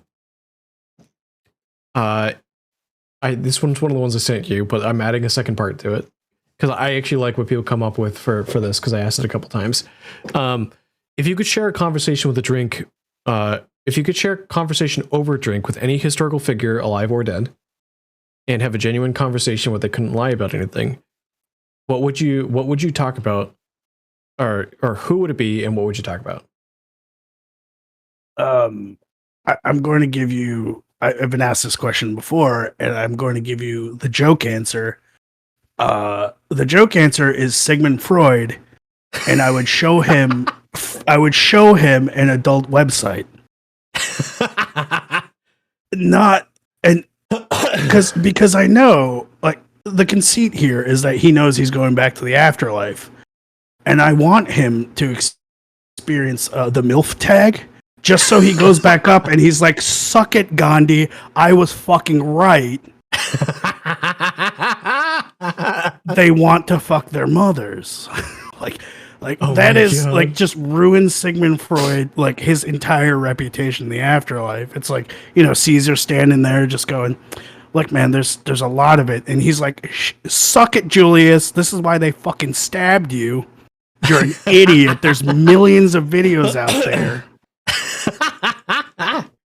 Like, just to have a victory lap, so when Crow can go up there, it's like, dude, that was a fucking gag. You're an idiot. Like, yeah, his head would fucking explode. It's just like, the real answer, I've said this before, Orson Welles, hands down, because that he went from being a radio guy to being a filmmaker, and that transition could have not been easy. Okay. I think another answer might be like Da Vinci, but Orson Welles definitely, because as a presenter, he did his own presentations and then moved on, and just to hear him just as it stands right now, you're telling me you put on a fake face and you go on this thing called the internet and you engage with potentially millions of his confusion as to explaining what the fuck I'm doing, but mostly because like the things that he had done still hold up, but the little tidbits and the idiosyncrasies in presentation, we're all using them without even knowing it. Yeah. I think it would just be nice to pick his brain. I know I'm kind of just bringing it back to streaming, but there's a lot you can learn from just people who have made transitions in technology, not necessarily like, I want to talk to Steve Jobs and see what he thinks about the future. It's like, yeah, probably the same thing he thought before, which was incremental progress. But somebody who's been like, you had to go from reading to people essentially to now I have to make this a visual medium. There's a lot there to unpack. I know. If I had, I actually haven't answered this one on my own stream yet. If I had to pick someone, I would probably pick. I guess it's hard to pick one without picking the other. One of the Wright brothers. Oh yeah. Just basically to figure out how the fuck they knew what the fuck they were doing. I honestly know that nobody ever really knows completely what they're doing, but they didn't just stumble upon the first flight. No, right? The first controlled landing flight, I should say. Not just the people like say that they're the first ones that achieve flight. No. They didn't achieve the first flight. They achieved the first flight that you could retake off from. Yeah, and again, they worked in bicycles. Yes. Like when I say like the you learn a lot from people transitioning, like how much more of a fucking transition could it be from a bicycle to an airplane? I mean, they transitioned from a bicycle to steam power to engine power? Yeah. Within 10 years? Yeah, it was rapid. And then after that, it exploded within the next the next 5 years. Technology even improved even further. Yep. And the interesting thing, when I say you can learn a lot from people who transitioned, it's people who have transitioned into similar but completely different fields due to technology and didn't get left behind. I think that's the key. Wells didn't get left behind. He was a legendary radio presenter that became one of the best filmmakers. Like there's no doubt in sort of in circles about that. So yeah. But man, God, Sigmund fucking with Sigmund would be great. He's like, there's so many titties, just this the sizes they're so firm. I wasn't expecting the voice. Just absolutely losing his fucking mind. So I pay a subscription and they talk to me and they show me the cities. Like he would fucking lose his mind. Oh my.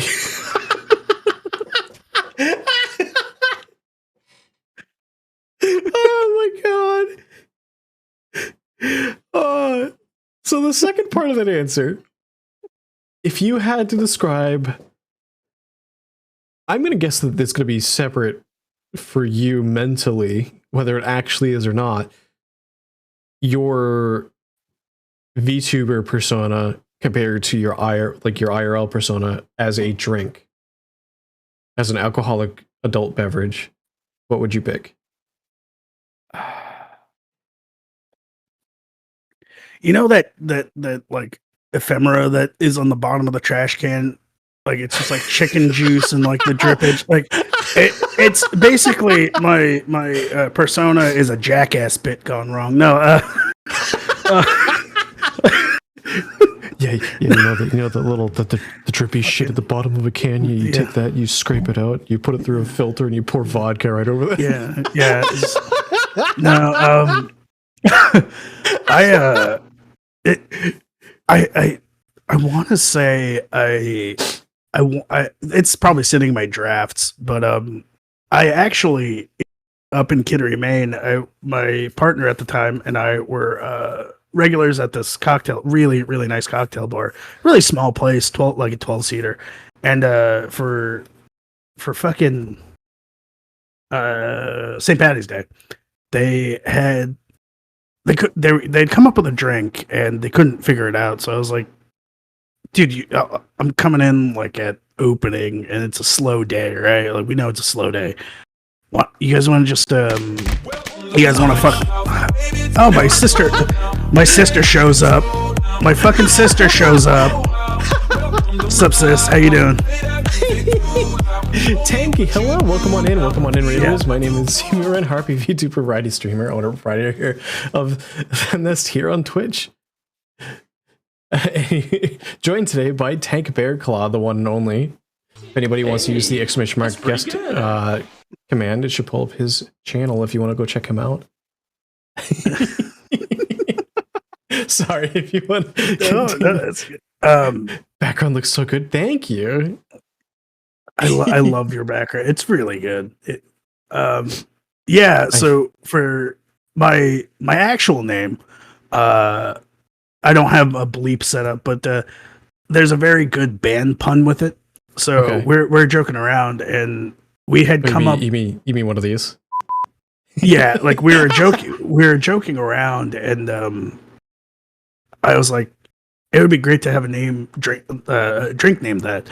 And the guy that was there, he eventually got let go for dumb reasons, but he had invented banana infused Jameson, like just perfectly. He was like, "I'm okay." His specialty is infusions. He does some. I still talk to him today.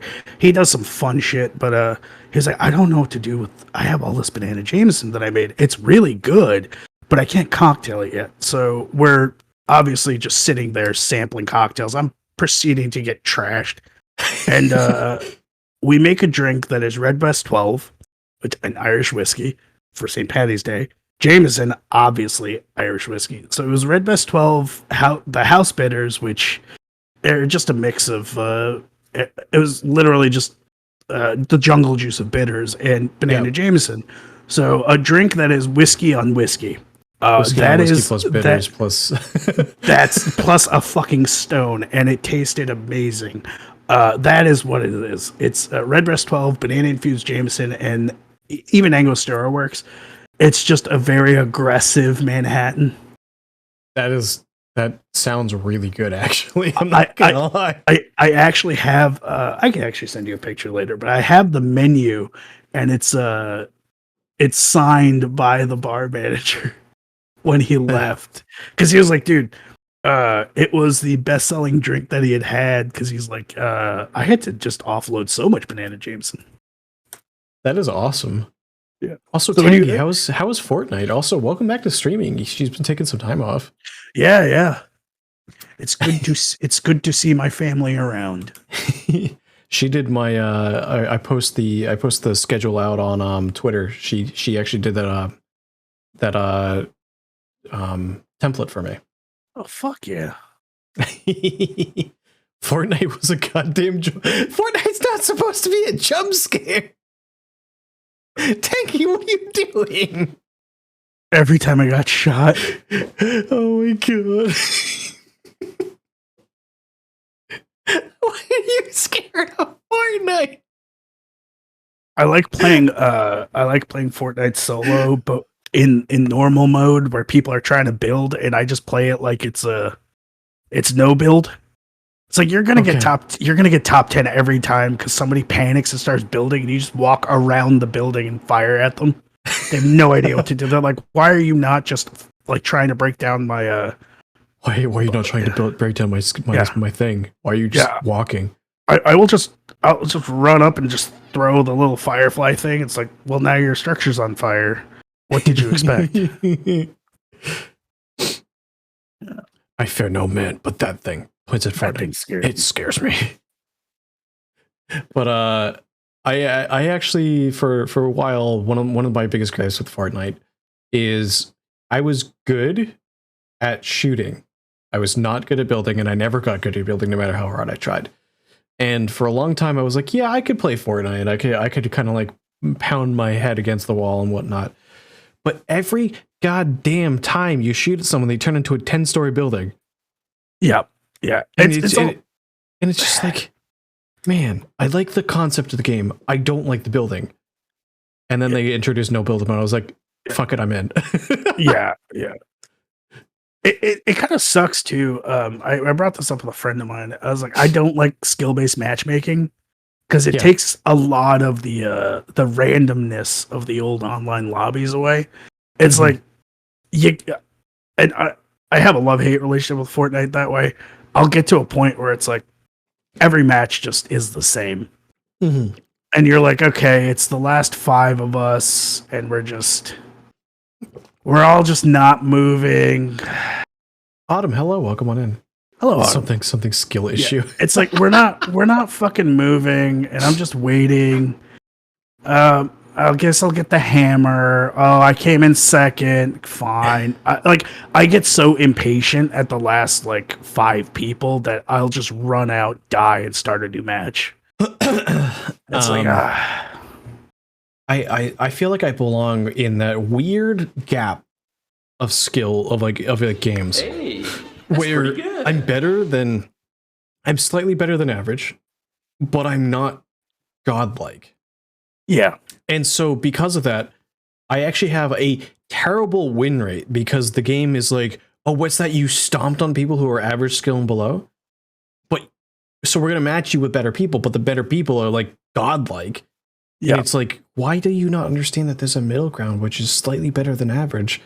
And like, it's like I have good hand and eye coordination and I'm slightly better than average, but you think I'm like a pro player level skill. And it's like, what's going on? Why is there nothing between? Yeah, I miss the completely random lobbies because you'd have you'd look at somebody's like profiles, like, oh, they have like a 75% win rate. That's terrifying. And they get got by like somebody who's like, I don't know how to jump. Like it's the most random fucking thing back in the day. I used to play Quake 3 a lot, which is dating me. And you'd be down, you're like, all right, got it.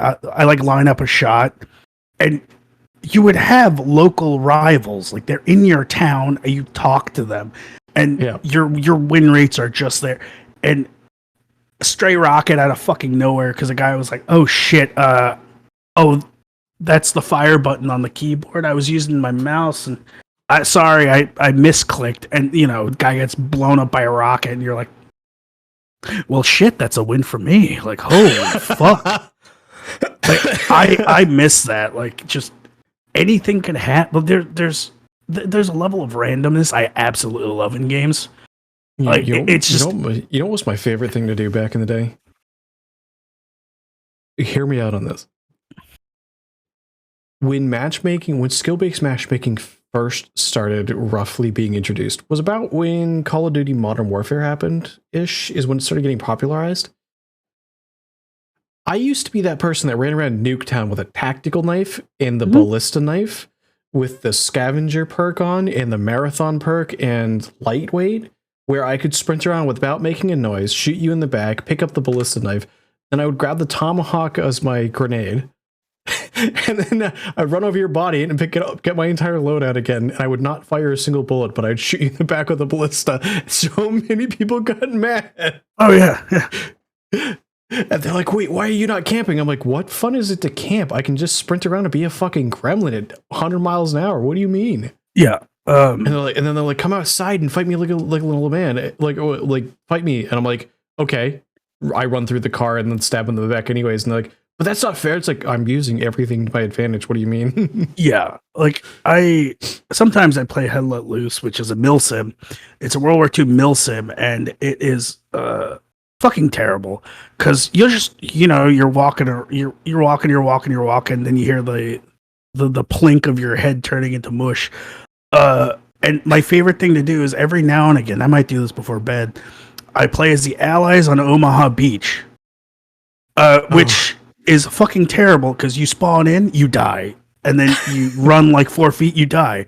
So I like to just get grenades and then throw them over the hill, and hopefully they hit something. It is terrifying. And then, you slide into the trench, and I'm just sitting there in the corner of a trench going, boy, I hope there's nobody here. And it's amazing. It's the worst fucking experience I've had in the game, and it's the most fun. Like you'll be running, and it'll be like, oh, this guy killed you from 175 meters, and then you'll spawn in, and you're like, I'm gonna get him. And people are just, my friends are very good at the game, and they're like, hey, that pixel's moving over there. Meanwhile, I'm sitting there with a shotgun going. I sat in the corner of the trenches, and when they came by, I was just clipping them in the kneecaps. It's like, how did you get 30 kills? It's like, I sat in the trench and I shot their feet off. That's what I did. Oh, no. The first time I played the game, I was belly crawling and got stuck under a flight of stairs. And okay. Nobody knew I was there, so I was just shooting people between the stairs. Okay. And my friends are in the building going, man, I keep seeing them die on the stairs. I'm like, guys, I'm stuck. I've been stuck for 15 minutes. I'm going to run out of ammo soon. What do I do? And there's no unstuck button either. No, there's no unstuck button. So what I ended up doing was I was like, all right, this is the last kill. I threw a grenade and blew us both up. It's like, I don't know. He's like, how are you? I was like, I don't know what happened. Here just like, yeah, I'm learning shit by breaking shit, and when things break, I don't know how to fix it, so we're just here. Yeah, I was just like, this is my life now. And my friend is, he's streaming his screen on Discord, and he goes, just look over at the Discord right now. And it's just people falling over, and they're like, they have no idea you're there. Like, they're in like the chat going, hey, I think somebody's cheating. And they're like, no, he's just an idiot. Like, you're getting killed by somebody who has no idea what they're doing.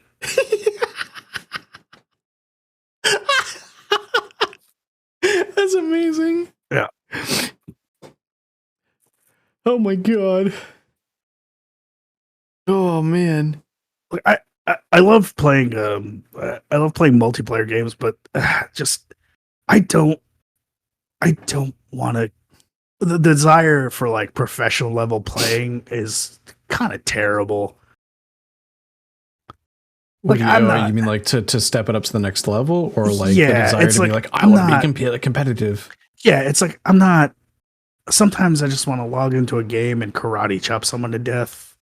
Like I want somebody to throw a wayward grenade and then I die, and my response isn't my KD ratio. It's the fuck did that come from? Jesus Christ. One of my favorite things that people rage at all the time is the random tomahawk in the COD lobby that bounces 3 times on the roof and hits them on the way down. They're like, how did you figure that out? And you look at their screen, they literally looked up at a random point and pressed the button to throw, and it just happened to work out. That's pretty good. Tangy. Wait, Tangy. Jesus Christ. Tangy. Pretend you didn't see that.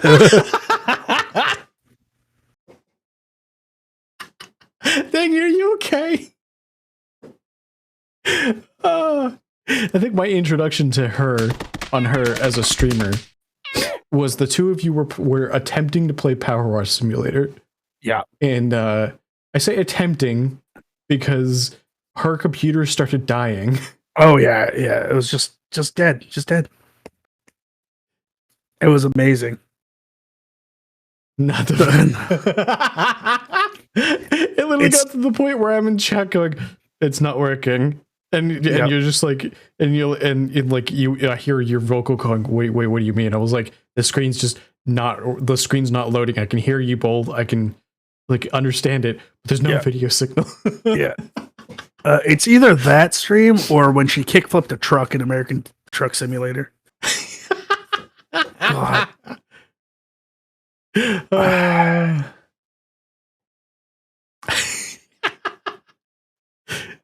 What's your favorite vacation spot? God, I'm gonna. She did it twice. Wait, she flipped it twice. Yep. Oh my god! Like twice in one stream, or just twice over history? On that stream. Wait, I'm now curious. And she just heard something good. No, not at all.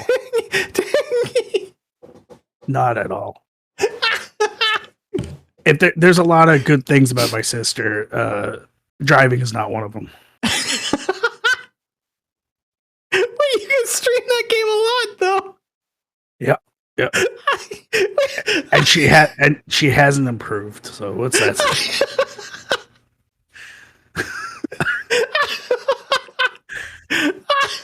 Gotten no, yeah, just oh no. Gets behind the wheel and just absolutely beefs it.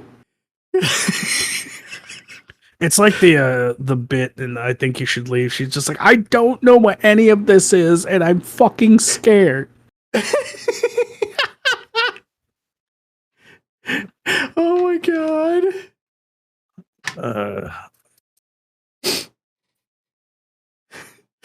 So what's your favorite vacation spot?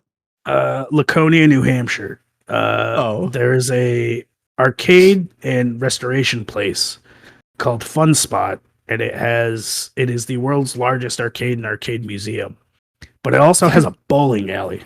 I think I've driven by that actually. It's up at Lake Winnipesaukee. It's very, very good. Extremely cheap. It's extremely cheap date. What I tell you? Would you believe me if I told you that we used to go up to vacation to Lake Winnipesaukee? No, it's gorgeous up there. It is absolutely gorgeous. Like when I tell you, like we used to rent a place on the lake that had a dock just so we could go boating like every day. Oh yeah, no, it hasn't gotten much more expensive, surprisingly. Really? Like it's still very affordable. I know the lake got a lot more restrictive with like how fast you can drive and like what you can drive on the lake. Yep. And like some of the sections of the lake are like fucking huge. Oh yeah. And they're like, oh, you can't go more than 30 on the lake. And it's like, do you realize how big the fucking lake is? That would take you all day to cross some of the sections of that lake. Yep. Give me one more moment. I'm going to grab more beer.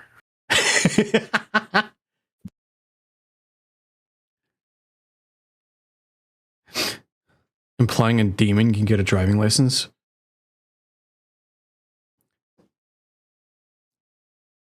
Tangy, do you not have a driving license? Like IRL. You don't? And you play Euro Trucking Simulator? Is that why you don't know where anything is?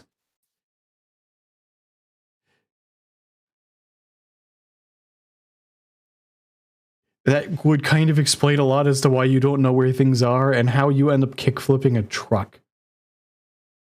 You're very good at getting around places.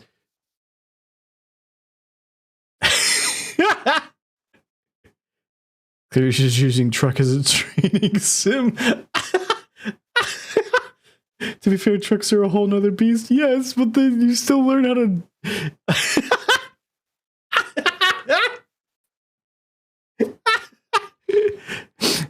If I'm using American Truck Sim as an IRL death simulator, Tangy, that's not what it's supposed to be for. Her worst enemy are on ramps. Like Wait. she cannot get onto an on-ramp to save her life. Wait, like she just doesn't speed up fast enough, or like she just can't make it? You're supposed to turn on an on-ramp.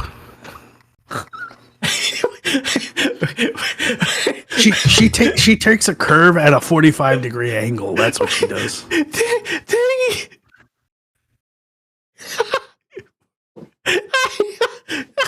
She's pinballing and hoping that she bounces.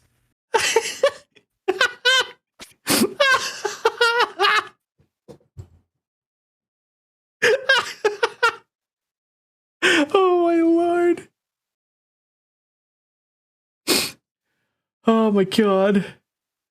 She's good if you believe. Oh, if you Tanky, you're not supposed to close your eyes when you're driving. She doesn't say it, but she's thinking, Jesus, take the wheel. And he doesn't. He, in fact, does not take the wheel. That would explain so much.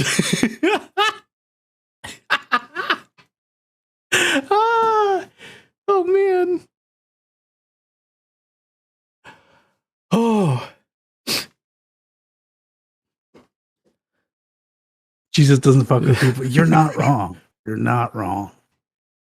Oh, my God. Just absolutely.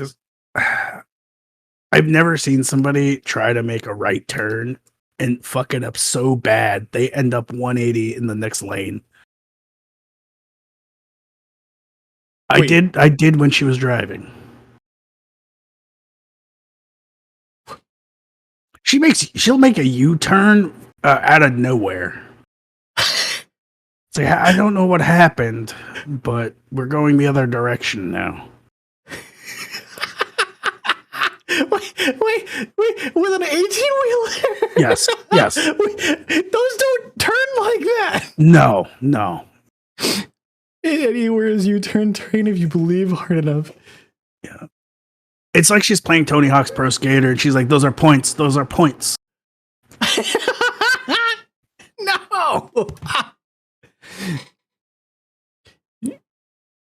She's right about the U-turn thing.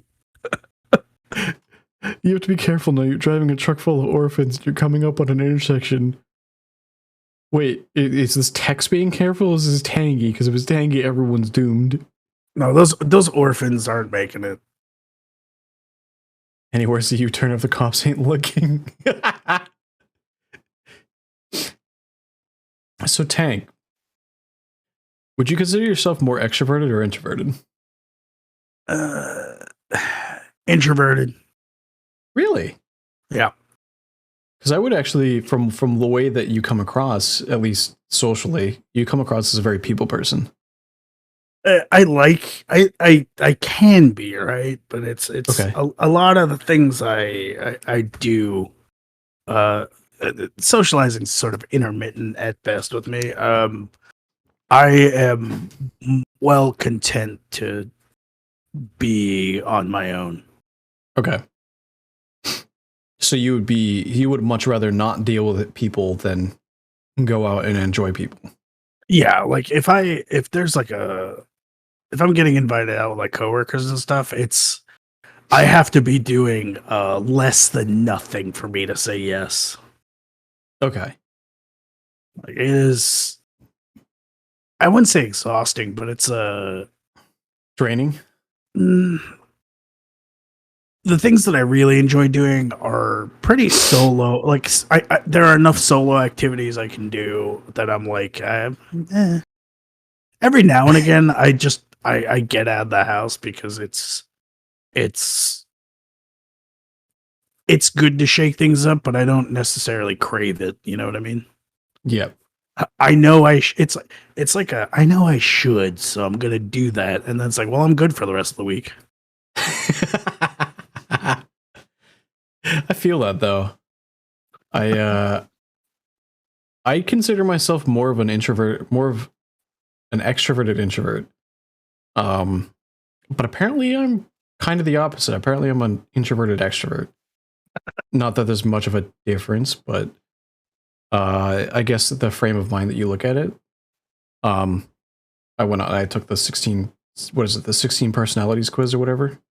Yeah. One of those online things with the clip art.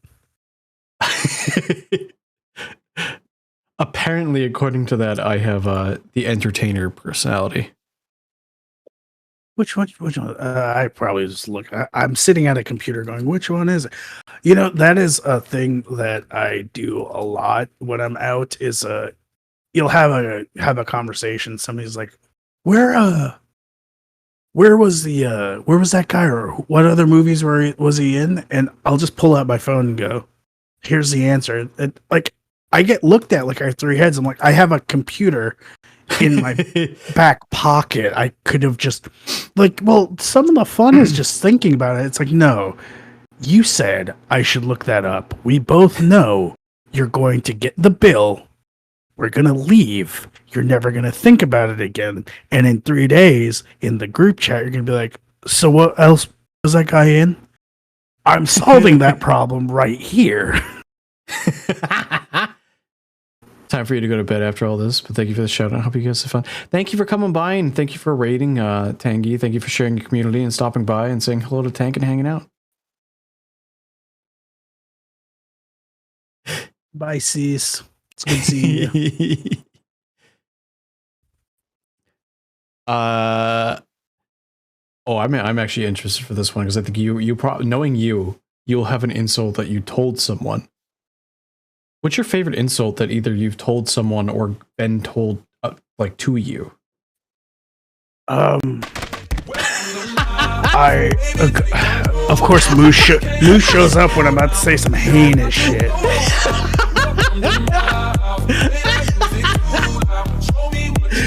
Mooch, hello, welcome on in, Raiders. Welcome on in. My name is Zima Ren, RP VTuber, variety streamer, owner and proprietor here at the Nest, joined by TankBearclaw. If people want to use the ! guest command, you can check out his channel as well. Moosh, what were you streaming? I know you've been doing your Moosh marathon. What were you doing today?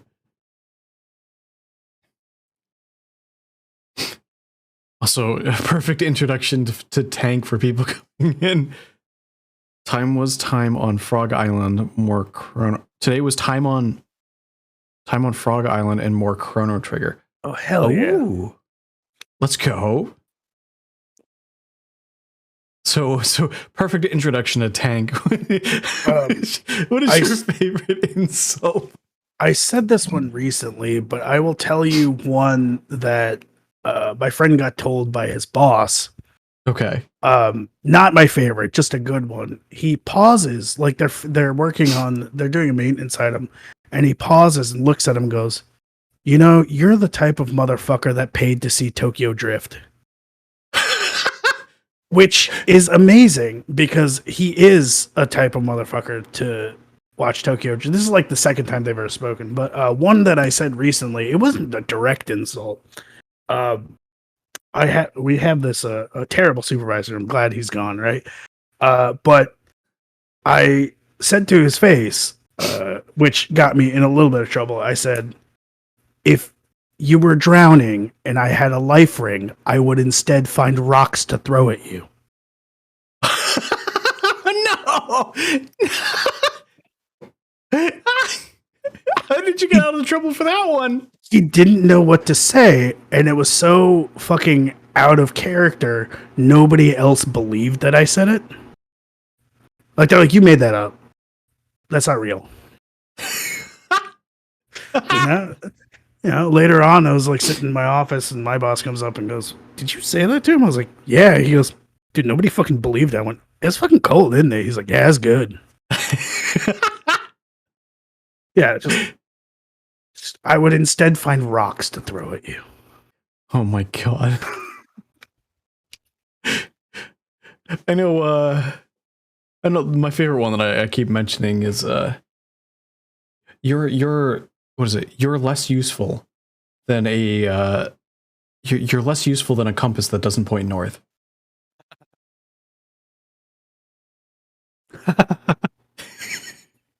Oh, I've worked with people like that, and like it's the best way to describe somebody who just them touching things just creates more work for you. It's just like, can you just go away? You're literally making me have more work to do. God, this friend of mine looked at another one guy who was like, man, it's hard dating out here, and he said, you're like Jackie Kennedy. The frame is fine, but you're unfortunate in the face area. And I was like, the worst part about that was the phrase unfortunate in the face area. It is the nicest way of calling somebody an ugly motherfucker. Unfortunate in the face, area. I was like, oh, Jesus Christ. No.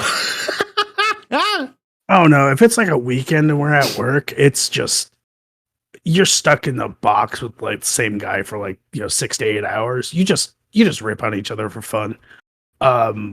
It's that was one of my favorite ones. Just you are unfortunate in the face area. It's like that is what a high school guidance counselor that doesn't like you says to you. That's oh my god. Now on the flip side, what's a compliment somebody's told you that still sticks with you? It's my Twitter banner. My good friend Amonte said, when I say I hate cringe sexy man VTubers, it never applies to you. To which I replied to her, you're like Larry the Cable Guy, but cute. Yeah. I will never take that as a compliment. She said that is the sweetest thing you've ever said to me.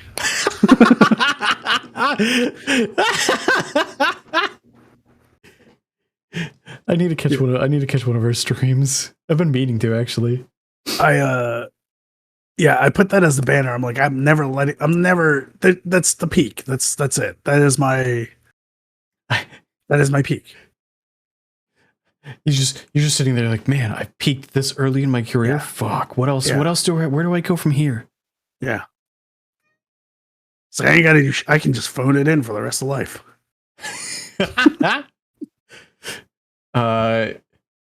It's really funny. So I'm gonna talk about Vix here for a second because really, really hilarious thing happened to her yesterday. She turns and looks at me and she goes, so I think I've made it as a VTuber. And I was like, oh. And she goes, yeah, no, I think I've peaked for my VTuber career. I think I'm officially famous in VTuber standards. And I go, okay, what happened? She goes, she shows me her Twitter DM, which is like, do you sell nudes?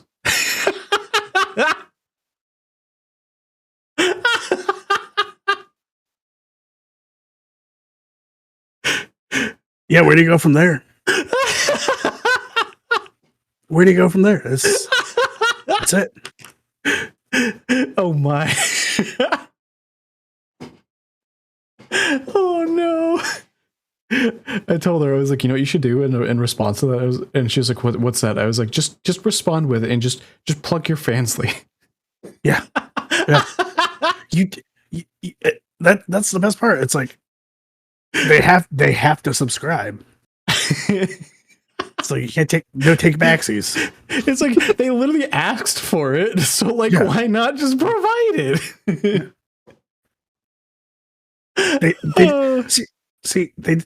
They just asked a question, and you're giving them a normal outlet where you can find them. Not saying you will, because they didn't ask, do you sell nudes? Can I give you money for direct nude? Like there was no directness to it, right? Right. It was like literally.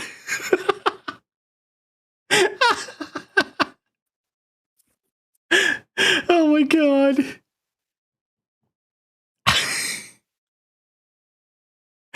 That's like walking up. That's like walking up to Tank and like not knowing anything about him. Like, right, and it's just like, do you sell drugs? And Tank's just like, how the fuck did they know? Like, yeah, like, I mean, it's also one of those things. Like, I gotta respect the directness. Like, that person did not like, hey, how's it going? Love your streams. Like, there was no. It's just like, hey, if I drop a tenner, can I see your tits? Like that.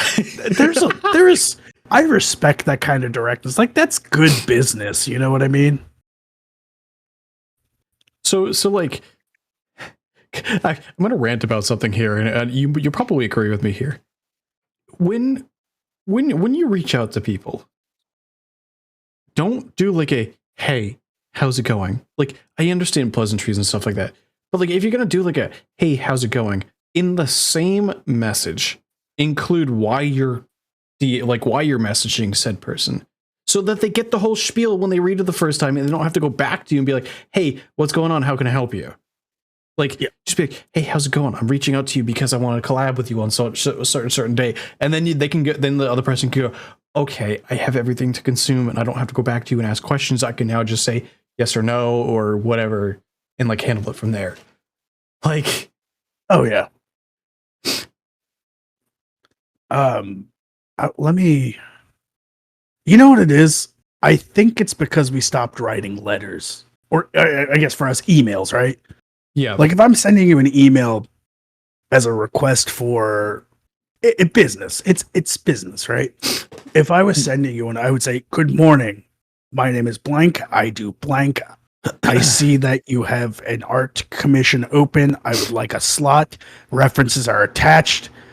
This is my PayPal to send the invoice, or whatever you use, right? Yeah. Or like I always say, this is my PayPal to send the invoice, because I keep track of these things. So it's like, this is my PayPal to send the invoice. If you have another form of payment, would you be able to draft me? Would you be able to draft me an invoice? Thank you. And that's all I say. Like, I can go through my DMs because I have a couple ones out, but I just straight up, like, if you posted that you have something open, or if I'm interested in something, I legitimately just go, this is the most recent one, because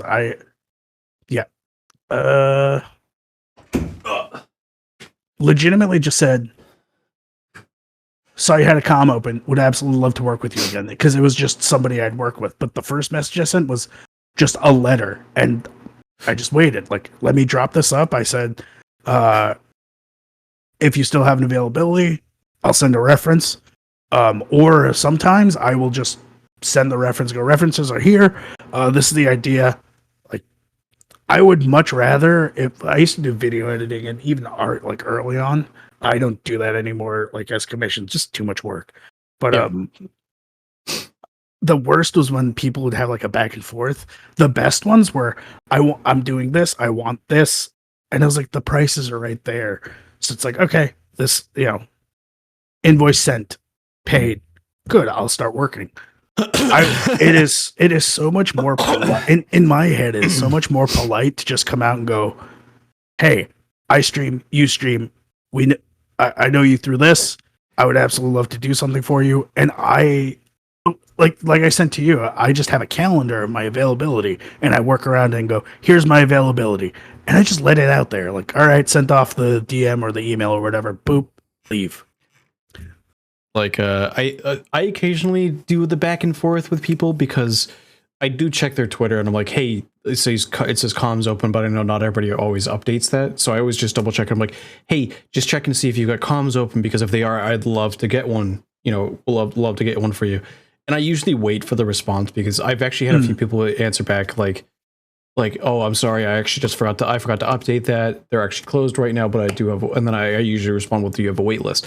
And then once they give me that information, either that they're open or they have a wait list, then I give them the reference with like, here's what I'm looking for, here's the idea that I have. And real quick though, I also got to shout out Parexism. They go by Rex. So he's recently got an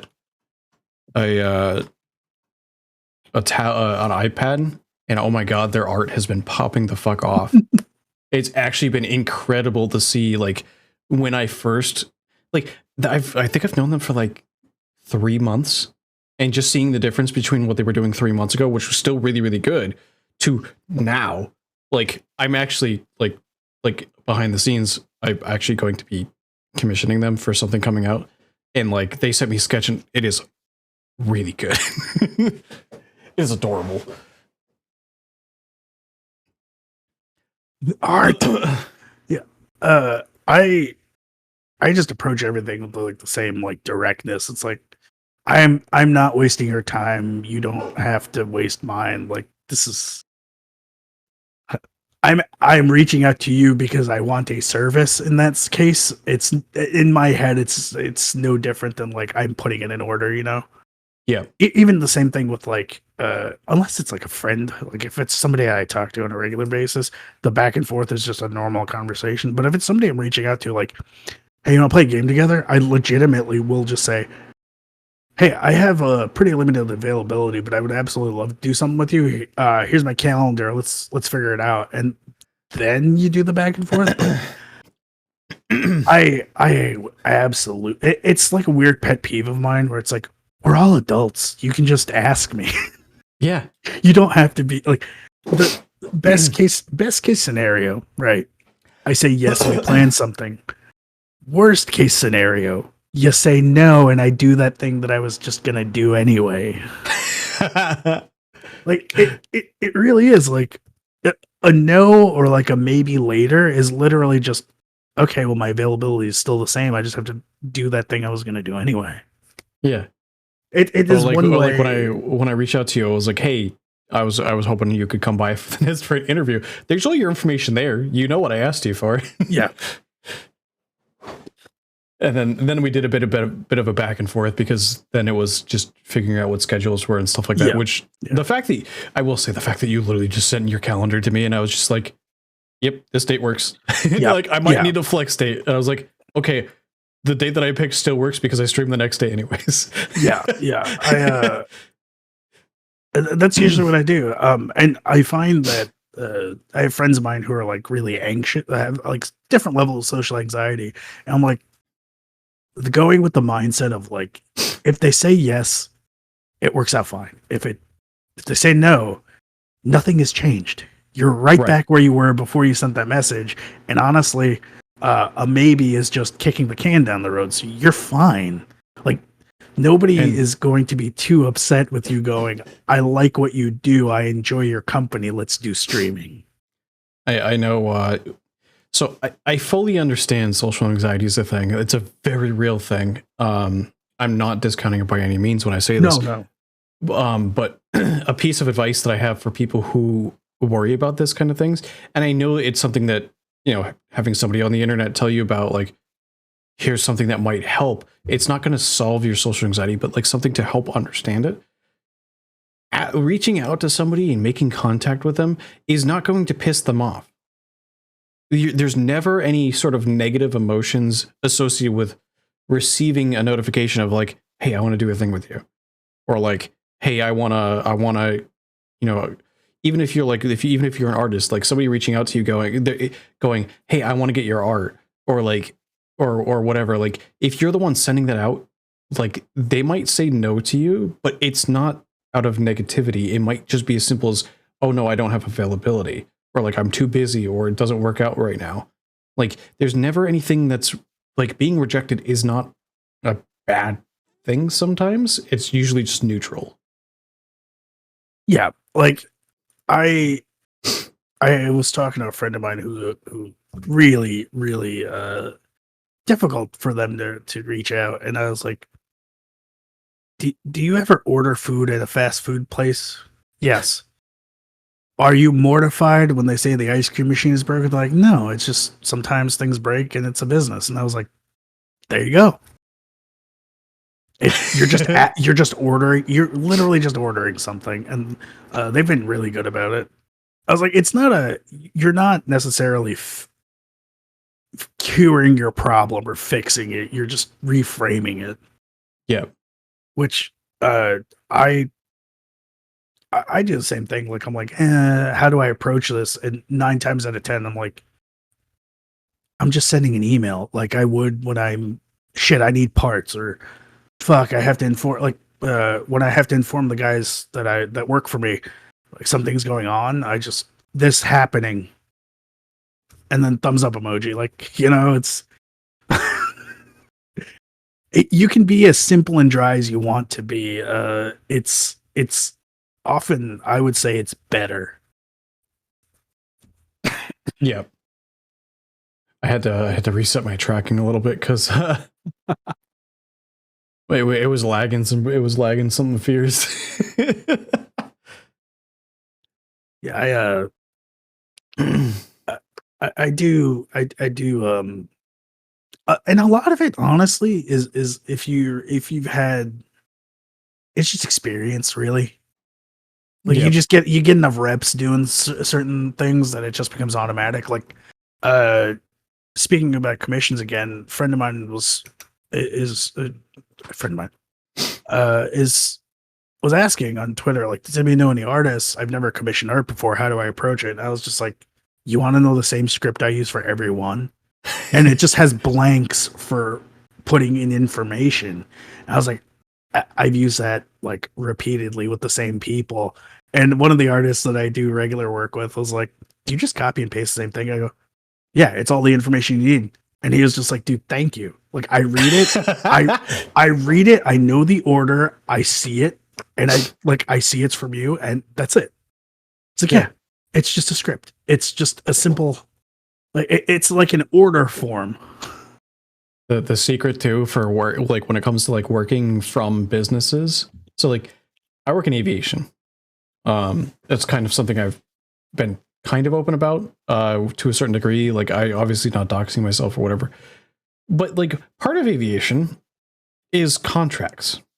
Coming up with paperwork, both customer facing and vendor facing. And in this case, making the comparison, the vendor is the artist, the customer is you, but in my case, being a middleman, but all of that document is copy and pasted with like specific information just thrown into the spots. Like, there's nothing bad with that at all. Yeah, and it can seem kind of impersonal because your direct message seems always like an imposition or like sending somebody. It feels personal, but it really isn't. It's just I'm calling you and leaving you a voicemail. Yeah. That actually is a interesting way to look at it too, because that puts a little bit of perspective on it too. Yeah, I know a lot of people DM like texts. Yeah, and it's not a bad thing when it's friend to friend, but if it's reaching out to somebody new and they've got no idea what's going on, like it can be nerve-wracking. Yeah, and like, there's definitely been a few of those like, "Hey, how's it going?" DMs that I've gotten, and I'm just sitting there looking at going, "Are you a GFX bot?" Yeah, right.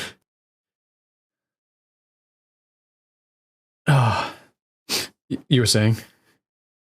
I don't know. I was raising my desk to stand up. Oh, you've got a sit-stand desk? I put a motor into an adjustable desk that was broken that I found in a scrapyard.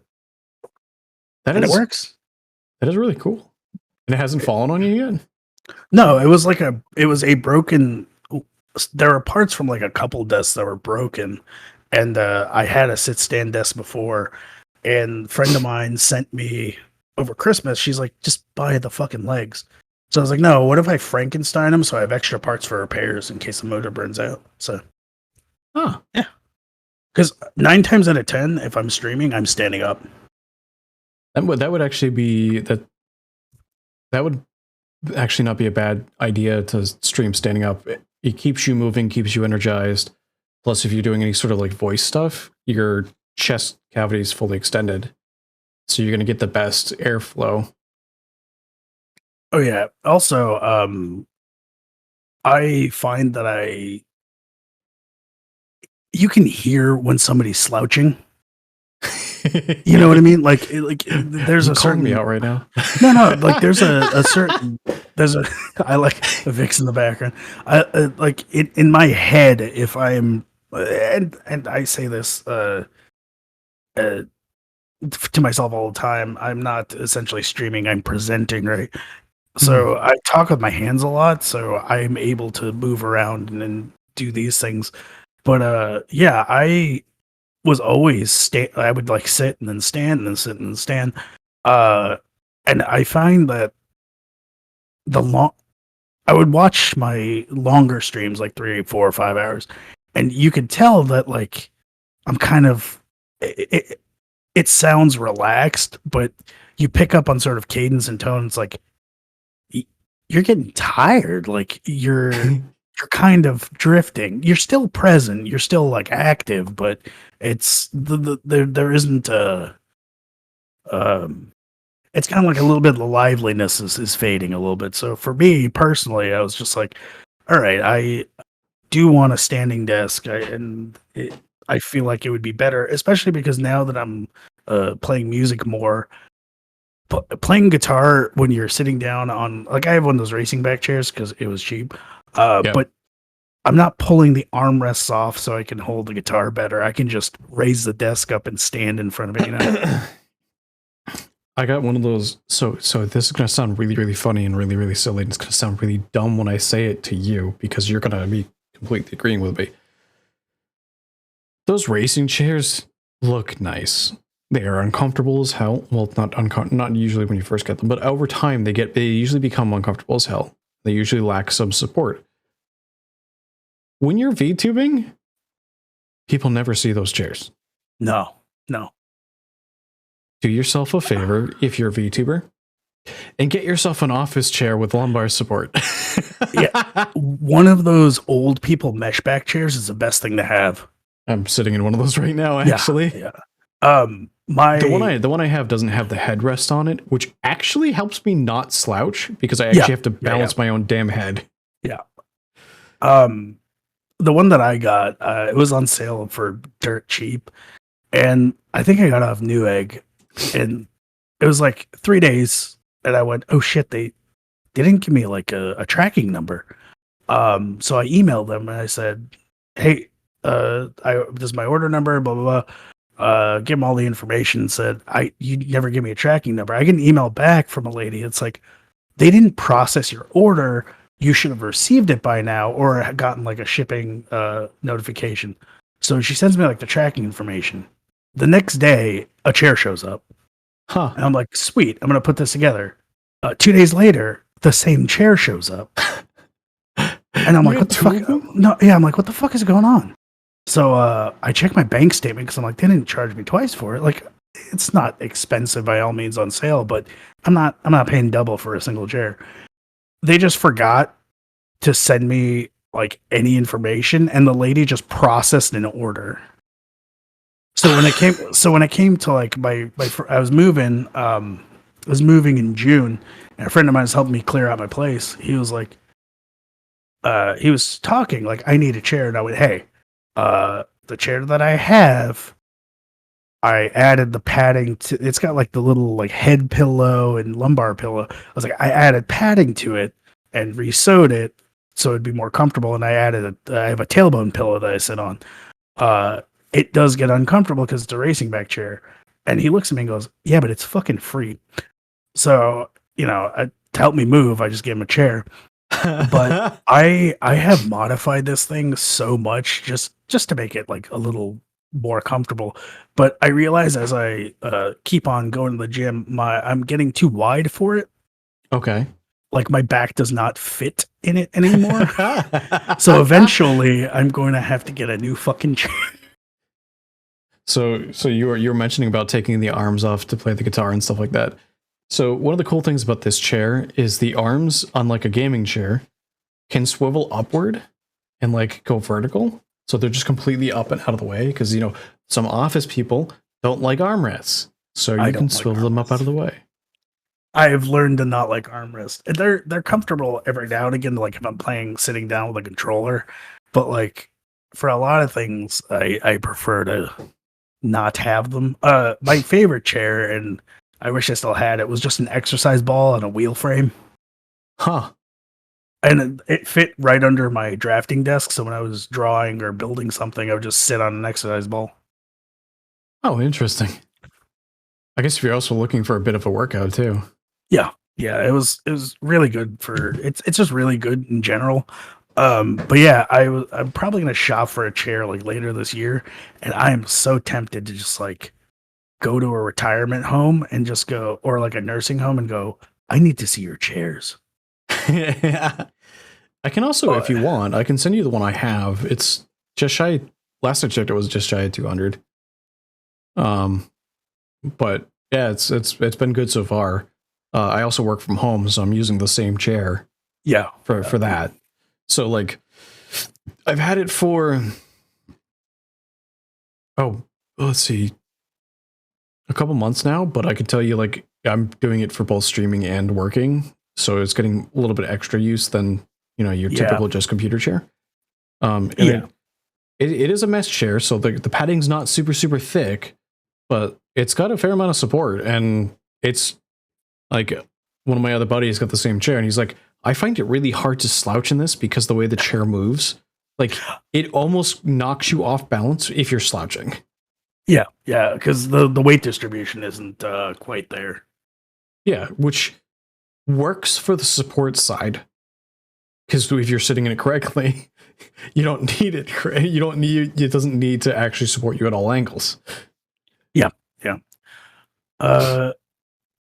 It's funny because I'm like thinking about just like stream setups when we mention it, and I'm like, I think I'm the only person that, like, if I have a stream, usually it's after I'm like done with the day. So nowadays I just go to the gym after work, so I shower there. But I used to like finish everything, come home, shower, put on an like I'm wearing a full outfit. I'm just in my house, like wearing jeans and a flannel. I have shoes on. I'm just wearing Crocs like around the house, and it's like I realized that when I would just shirtless and whatever I'm going to sleep in, I found myself just kind of like literally I have fallen asleep on someone's stream before, but like I will find myself just like drifting because everything too comfortable. Yeah, everything is telling me like you are ready for bed. So now I like get up as though I'm getting up for work. Yeah, I mean that whatever works. Like, I mean, I'm wearing what I wore to work today. Yeah, like like you are right. Like I'm wearing like full clothes, even though I work from home. I still kind of dress like I go. Oh, not like I wouldn't go into the office like what I'm looking like right now, but like I'm still dressed. Like I'm not just wearing like PJs. Yeah, like it's one of those things when I tell other friends of mine, they're like, "Really?" I'm like, "Yeah, I have a pair of Crocs that I wear, and when I put them on, I'm working around my room, like my little studio room."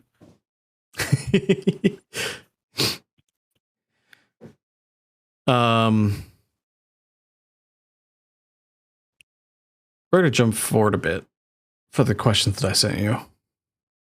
Do you think you faced any unique challenges so far as a streamer? I actually had that question written down, and I was gonna write notes for it because it's. Did you not write the notes? I couldn't think. Like it was one of those things where I was like, "This is a very, very heavy question, almost." Yeah.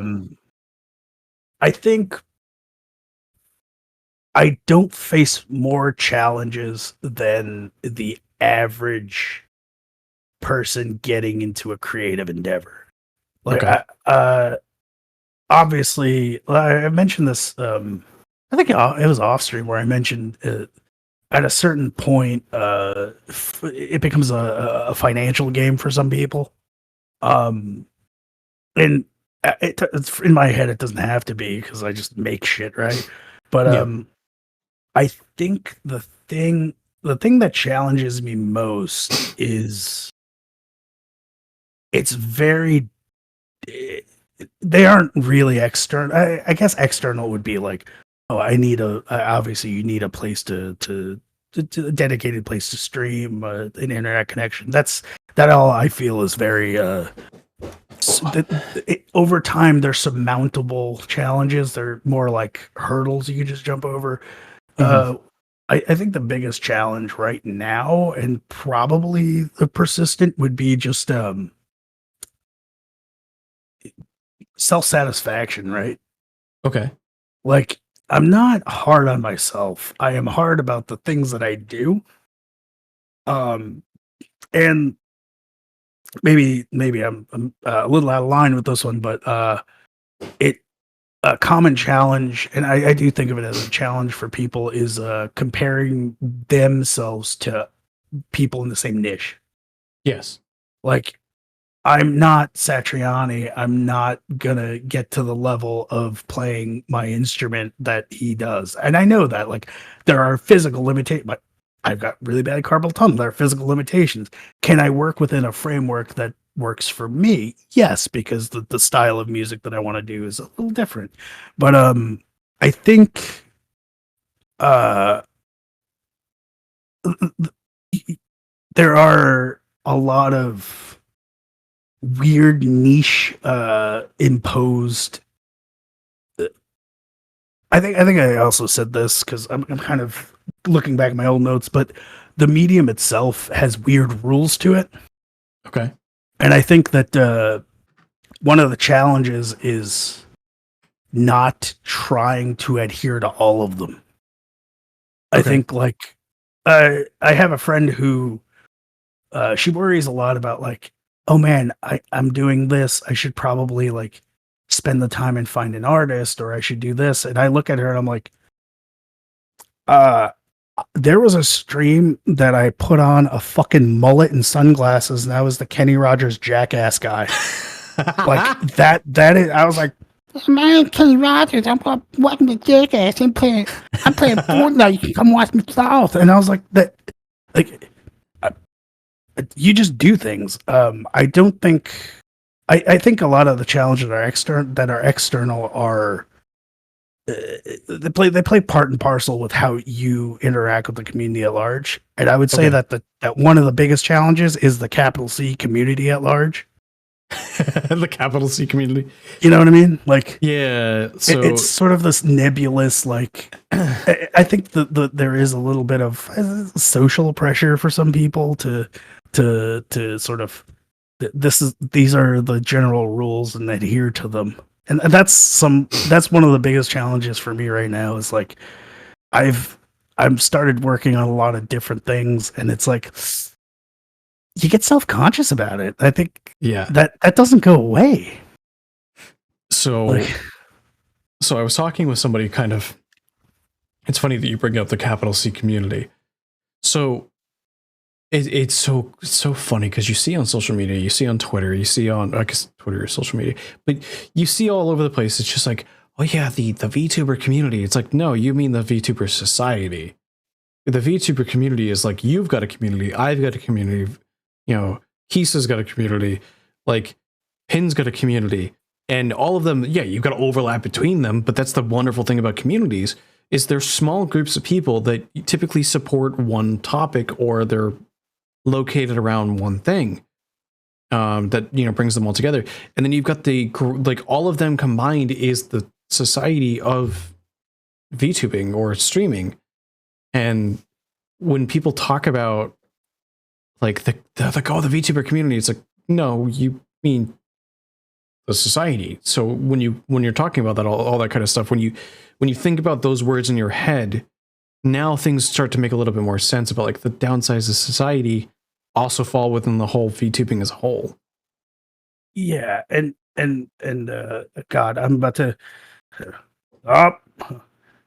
be drunk uncle at Thanksgiving about this, but I think another general challenge that anybody faces is it's hard to get good advice. Yeah, I'll talk to you a little off stream if you want about this, but a lot of the advice that says like you need to be engaging with your community, you need to do this for your community. It's like some people would function better if they just didn't have a community.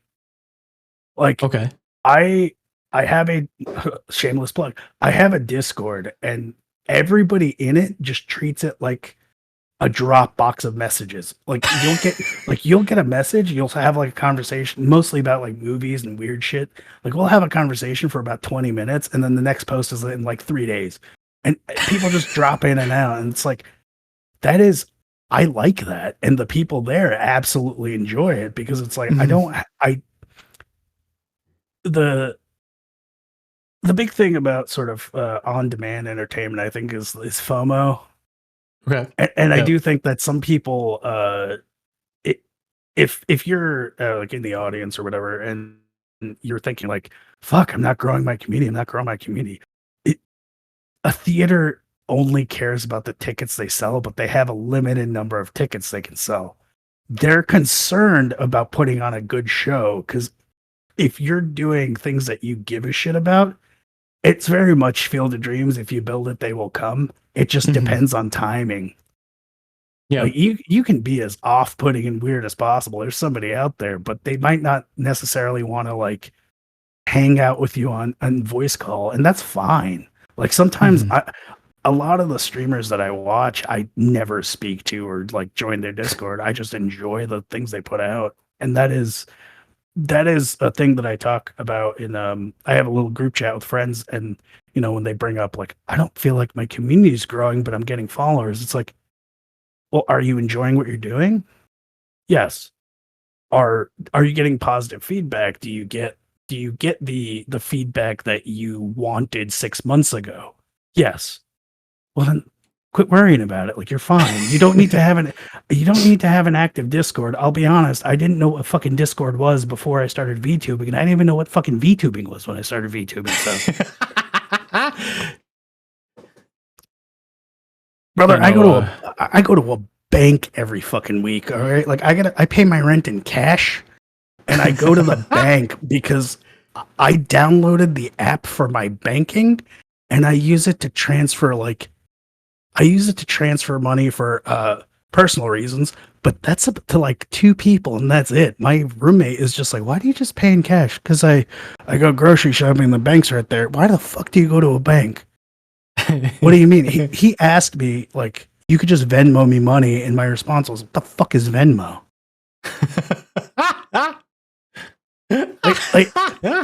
And it still works. Like, whatever, I tell people, like, whatever works for you and you enjoy, and is, if it ain't broke, don't fix it. You don't have to build a community when all you want to do is show people your artwork.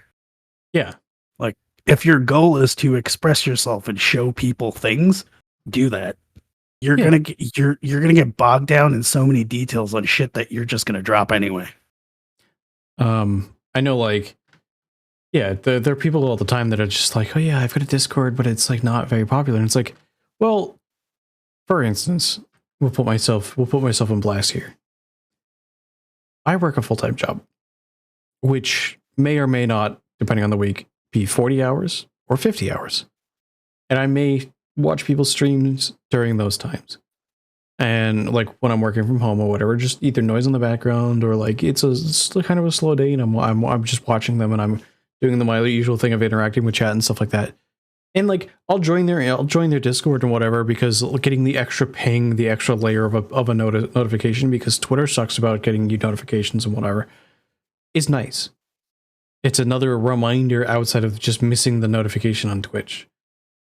I don't have time most of the time to interact with people's Discords. It usually is me joining for the notification and then just kind of ignoring the rest of it. Because, you know, other things are going on, and it's not because I don't want to be a part of the community. It's more of like, I go to you because of your content. I go to you because of you. So, like, I just don't have the time to further interact with you others outside of like chats. For most people, I do say most people because there is like, I mean, I do like social interaction, so I do have a small group of friends that we do hang out with often and just kind of chat and vibe with and stuff like that. But like, it is very hard to juggle a lot, and worrying about something that you can't always control, it's not going to help things. Yeah, I'm about to reveal some personal details. I don't have notifications on for fucking anything. I get phone calls, I get text messages. Like, if I have given somebody my phone number, that means, like, I travel with some friends, and we normally talk on Discord. And I'm like, I don't have Discord on my phone. Like, what do you mean? I'm like, I'm driving. My phone doesn't have this. You can't say, hey Siri. Well, shit, I probably shouldn't say that. When my phone is like 4 inches away from my face, but you can't say, hey, automated assistant, reply and message while I'm driving, because I'm picking you up at the fucking airport. I'm not going to be sitting in traffic browsing Discord. That's insane. Yeah. So I give them my number, and if I get a text from them, it's usually important, like I need advice, something happened, et cetera, et cetera. I don't like. I came back from my trip. I think I still have Discord on my phone because I was doing this online like seminar thing, and we needed it, so I was at work or whatever. But I do everything from my iPad at home. It's got notifications on it. It stays on my desk. I don't have to. I'm not attached to it. But even like my PC, no notifications. Like all of the badges on my phone are off. Everything's off. So if you see the mobile icon and I'm actively talking to you, I just happen to check the app, and because I know myself. I know if I was like, I, not patting myself on the back, but I work really hard on the things that I do on stream. And I'm often talking with a lot of people or sharing things, and even just like being friendly. I know that if I had the constant and notifications are always fucking aggressive. They're like red. It's it feels like I just have Sigmund Freud going, Achtung, check your messages. Like, just fucking freaking, just fucking freak. Why are you not responding? I sent you a picture of my dog. It's just I thought you were gonna say something different. Yeah. It's very aggressive, and I know like if I get like a ding, my immediate response is, that's a noise, that is an alarm, I need to look at it, and it might break me away from something I'm doing, so I just turn everything off. And I feel like that is very good advice for people just in general with streaming or presenting, is like, turn things off. Just only have the information you want. Like, you don't have to respond to everything. If you respond late to something, that's fine, because you were doing things otherwise. Like, you didn't put something aside that you needed or wanted to do like really badly for like a conversation, and that's fine. Again, we're all adults. It's cool. Yeah. Doing something that involves a community of content creators, for instance, unless there's something with a deadline associated with it, nobody expects you to answer them at any point. And if they do, they're full of themselves. Oh, yeah. Like, if, for instance, I reached out to Tank, I think you responded pretty much immediately, actually. Yeah, I was, because I was sitting on my iPad drawing. I was doing some practice drawings. So the little badge thing comes up, and I'm like, okay, that's the only time that I have notifications. Because if I'm doing that, I'm like relaxed. I'm not doing anything else. I'm just kind of taking time. Yeah. So why not? Like, you just happen to get me at a good time. But like, if I didn't hear back from Tank until the next day, I'm not going to be upset. Like, I reached out to Tank. Oh God, it was almost a month ago at this point, I think. Yep. Actually, almost. Wait, hold on. Almost a month ago. Yeah. There's no way in hell that I would expect Tank to just immediately respond. Like, that's not an expectation. Like, if I reach out to somebody, like, if I don't hear back from you for 12 hours, like, people are always like, oh, sorry for the late response. I'm like, you got back to me. Like, yeah.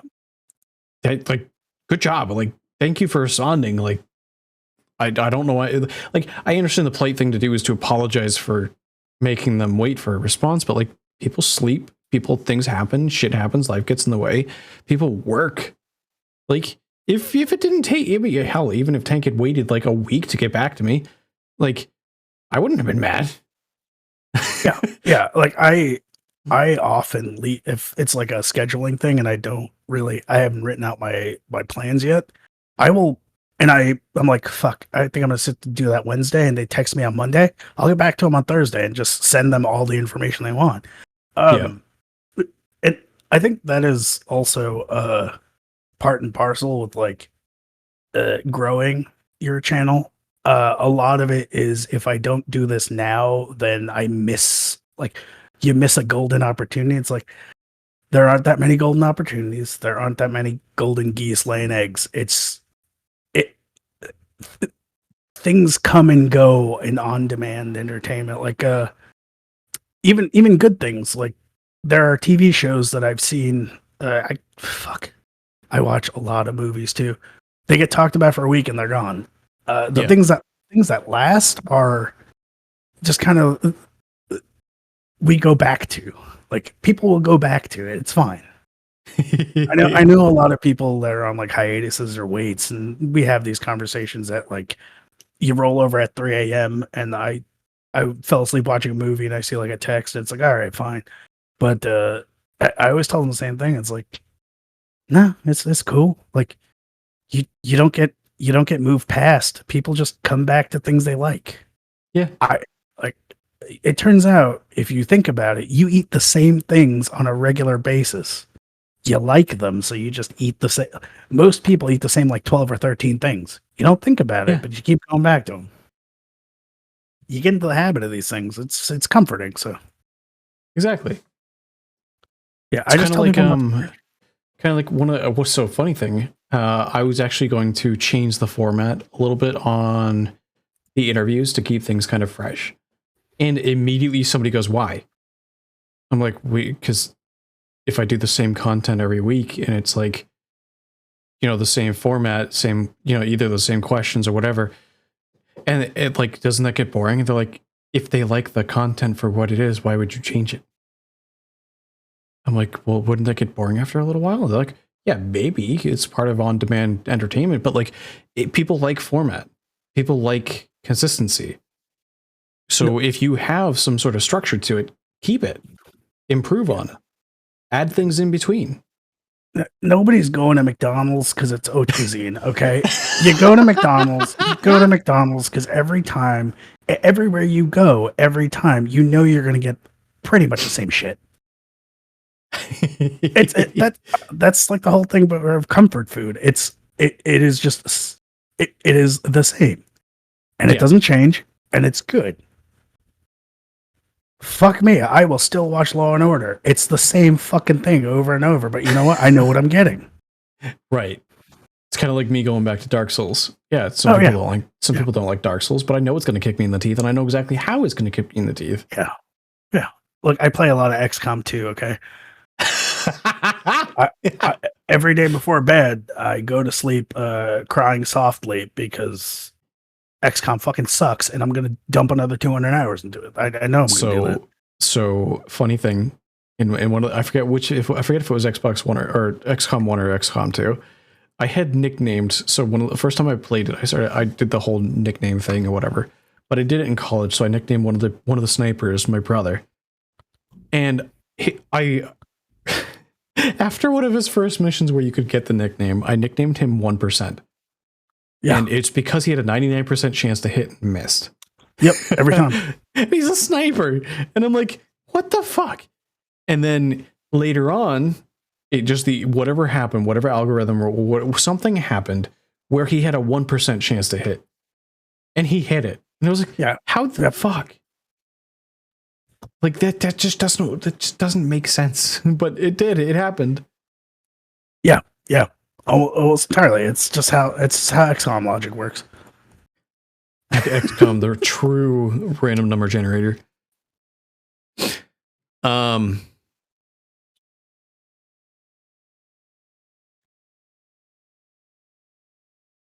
If you had to go, if you would go back in time, or if you actually no, let's not even go back in time. Let's if you had to restart today from scratch, knowing what you do, would you change your approach, or would you go back and relive it the way that it was, so you could relive things and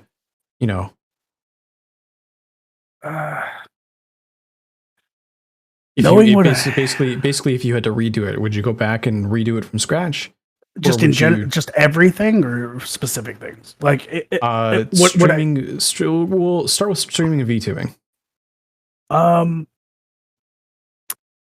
No, in this regard, no, because where I'm at is where I wanted to be this is where I wanted to be in other avenues in presenting. Okay. So I'm the people that I know, the people that I sort of talk to every day, the friends that I have, no, in specifically in this venue, I don't want to say I did everything right, but I want to say I did less wrong than I could have. Okay. Even knowing what I know now, I would be I would be where I want to be a year from now, just quicker. You know what I mean? Okay. Yeah. And what about Uh, in other aspects, other oh, avenues? oh God! In life, I would do fucking everything over. I would do. I have fucked up so often that my I'm I'm standing in front of a dumpster fire, going, at least it's warm. Like, you know what I mean? Like, I everything would be fucking different. God Dude, that damn. is a mood, Uh, though. like Can we? how Can I we? approached relationships, how I approached work. The thing that changed, and I would say this, well, let's get a little personal here, is I didn't know how to learn. Oh, I didn't know what the method or the process for me to learn was. So I okay. struggled. So I struggled a lot. Um, I, I'm quick on the uptake, and I can get through the process that is school and graduating college, etc. Um, but I couldn't learn in an effective manner to have a career early on in my life. Okay. Uh, it wasn't until like 23, like 20, yeah, 23 that I was like, all right, let's do something a little extreme. And now I have the job that I have now. But holy shit, I would have done like every relationship different. My God. I would have just stayed single until my 30s. Oh man, I feel that. I feel that 100%. I know something I probably would have done differently. It's gonna sound weird. Uh, so going to college is something that I firmly believe that our parents' generation believed was the right thing to do. However, every one of them believed it was the right thing to do, or the majority. I'll say the majority. Um, the balance on a society in general should not be that the majority of the people go to college, because there's a lot of labor that needs to be done. Um, like it shouldn't be loaded for desk jobs. It should just kind of be loaded for labor with some of the people up top. Just in general, just percentage Oh, yeah. wise. I have better job prospects with my trade that I have now than I ever would have with my degree. Yes. And it's really funny because that I have a degree. I have a business degree in economics, and like I'll get job offers. I'm not getting out of my contract anytime soon. I'll get job offers. It's like they'll ask, like, "Do you have a bachelor's degree?" It's like, okay, then we can start you at insert number that I would have never thought of graduating yes. college. And it's like you just need a piece of paper. They're like, the piece of paper really is an employment numbers thing. Yeah, 100%. My current job does require, for the sake of a check mark, I kid you not, for the sake of a check mark for employment. The last job that I worked at, they could have cared less. And when I say that, I literally talked to the recruiter about that, and they're like, "Okay, how much experience do you have when it comes to the field?" And I'm like, "Okay, well, I have this, I have a degree, and blah blah blah blah." And they're like, "Okay, well, that's effectively doubled your experience when it comes to the field." I'm like, "Wait, what do you mean?" They're like, "Yeah, no, like if you've got 4 years of aviation experience, it's like you've got 8." And I'm like, "So you're telling me that instead of doing those 5 years of college, because I graduated in 5 years, Same. instead of doing those 5 years of college, I could have got either through high school or out of high school, gone straight into aviation, because aviation has literally nothing to do with schooling outside of getting your license and like that kind of schooling. Gone straight into that, avoided all of that debt, avoided the piece of paper, and in 1 year less time with significantly less debt than where I am now." She was like, "Yeah, and we probably would offer you a little bit more because actual experience is valued a little bit more in this industry." I'm like, you're kidding. She's like, no. I was like, okay, I won't be taking your job, but that's good to know. Yeah. What about all the math you have to calculate mid-barrel Mid-barrel. roll? Oh my god. That's what computers are for. Oh, man. I kid you not, that's there are pilots who turn the computers off so they can do that barrel roll. Oh, it feels right. Yeah. Almost entirely. I literally had an instructor tell you, just wing it. I literally had an instructor tell me, like, they don't pay pilots to be smart. No. That's why they give them checklists. Yep. And I was like, what do you mean by that? They're like, the brains get in the way.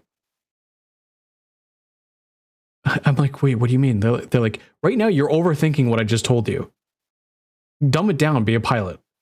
Here's your checklist. I was like, what? No way. But yeah, no, it's literally pilots live by the seas, get degrees. Like, you literally get your degree, get into a plane, get your license, and then on the way, like, literally just live your job by flying through the air and enjoy traveling. That's literally what their job is. Yeah. And that you have to learn all of this funny math to get through, like, to get through your your ratings, your license and stuff like that, to get through the tests. But it's just like school. At the end of the day, there's a computer or someone else doing all that work for you when you're an actual pilot working the line. Somebody hands you a pamphlet and says, type this number into the machine and then go. Yeah, it's like, I operate this thing. I don't design it. Yeah. You're expected to know the entire book, which a lot of pilots do, because they live and breathe by it. Like, it's kind of like the same thing, like when you're in the military and you have to learn, your gun. You have to learn your gun, so you disassemble it, reassemble it, and you learn how it all goes together and everything like that. But if somebody hands you that gun and they say it's loaded with whatever, you pull it out, you check it yourself, you put it back in, and you're good to go. You don't have to completely disassemble it, put it back together just for the sake of doing it. It doesn't mean that you can't, but also, TV Head, welcome on in. Thank you for the raid. Welcome on in. Anybody who might be unfamiliar with me, my name is Zemer and Harpy VTuber variety streamer, owner and proprietor of The Nest, joined today by TankBearclaw. If people want to do the ! Guest command, you can check out Tank's channel and check out his content. Hello, TV. What were you doing? You were doing, Payday 2, you're doing crimes? I know, Tank, I saw you a little while ago playing, doing crimes with TV. Yep. What's it like being part of the crime gang? I haven't been in a while. No, they're probably doing better because all I did was defend points. So all you did was defend point. Also, Sarah wants an Aqui. Need Tank back. I like that Sarah's the one here that's like, I'm the retired guy. Just bring him back for one last job.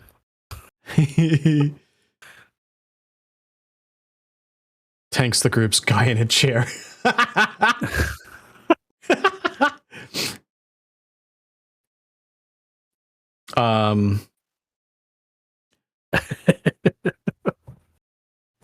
It's absolutely not true. We love Tank on Ice. I do love that game.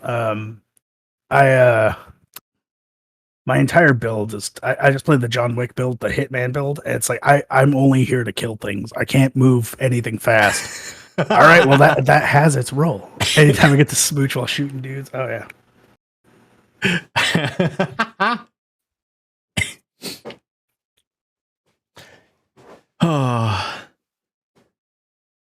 What were you like as a kid? And like by kid, I mean like at our age, kid extends through teenage years. I was kind of a piece of shit. like honestly, if I was a bad 1940s parent and I had myself as a kid, I would whoop his ass on the daily. It was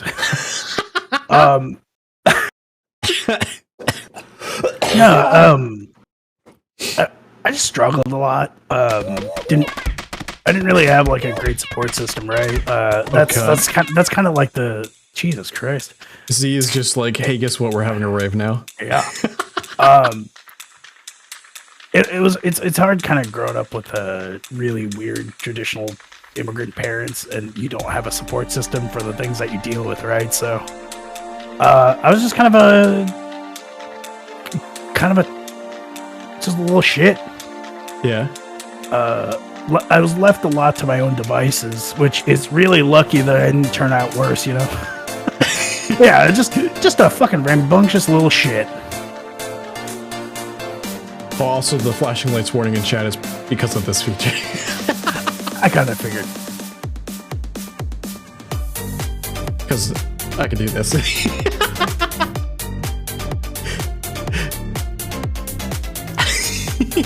Also, welcome on in Z. She now starts saving her points for Ravebird. Like I said, people will come back. People come back for the things they like. Right. I know. One of the things I have to remind people about is I implemented a 200,000 point redeem, which is literally called the Wall of Aces. And no, it's not like a wall of like gray ace or whatever. It's like literally like in theme with the bar. You're an ace. You're an ace pilot. And what I'll do is I will put a panel, because nobody's redeemed it yet. But when somebody does, I will put a panel below my channel in the about section, which has a list of everybody who's ever redeemed it, and you'll be immortalized on my channel for redeeming it. I have this problem where I don't want to talk about upcoming things because it seems like poor advertising, but I'm working on a credits roll. Oh. And it's just gonna have a ton of credits that for jobs that don't exist. So like if you've done something, there's also a backsplash that's involved with it, and it's everybody I've done everything with. I've been on their channel or they've been on mine, and I started working on it a couple days ago, and I was like, this is gonna be the worst fucking thing. Like people are gonna sit through this, and it's gonna get worse and worse. And I know they're gonna sit through it like a fucking train wreck. Oh my god. Let me smash. Let me smash. Let me smash. They've redeemed that like a full minute ago, but Crab Rave was just like, nope, just gonna keep going. Yeah, the ending to Crab Rave. That's the ending to Crab Rave. Just let me smash. What is so here's a question. Do you have a favorite childhood memory? And same thing applies, childhood applies all the way up through like your teenage years.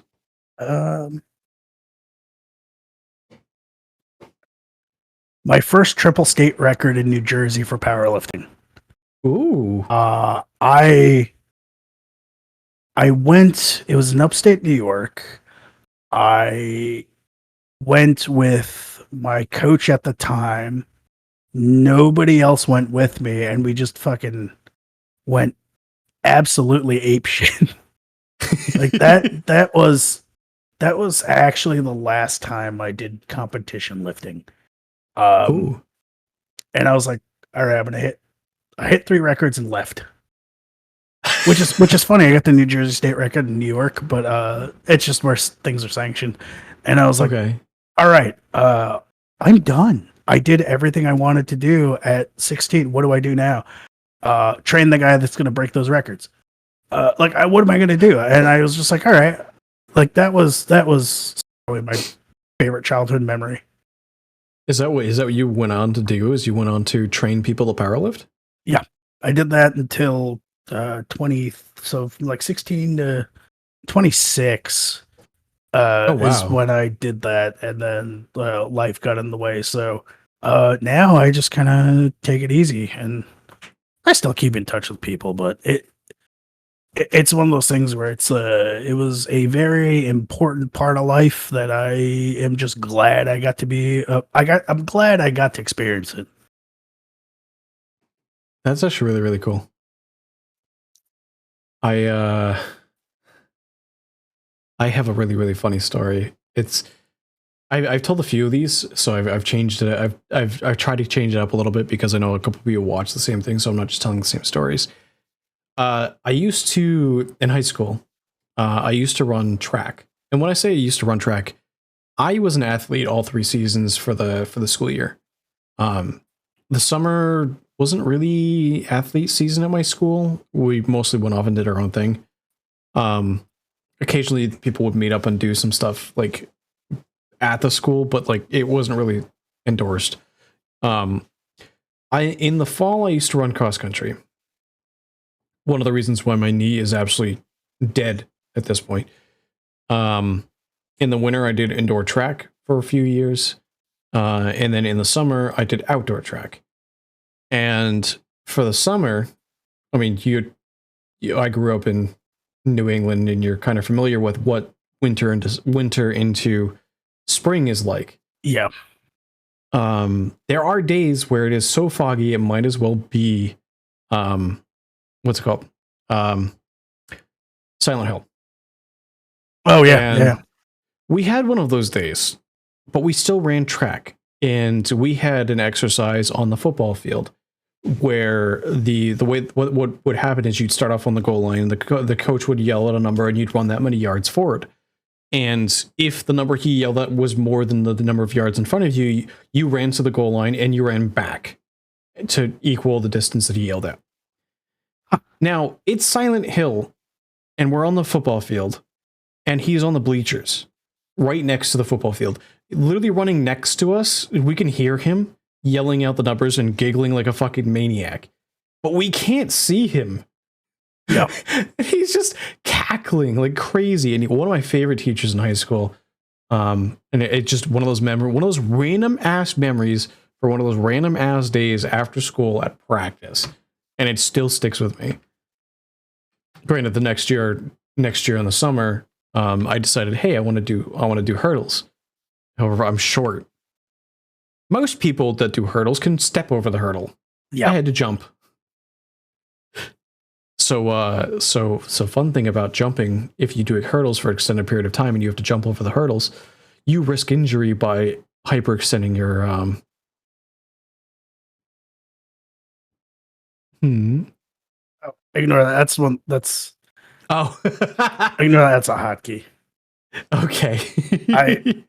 I put my beer can too close to the keyboard and tapped one of the hotkeys.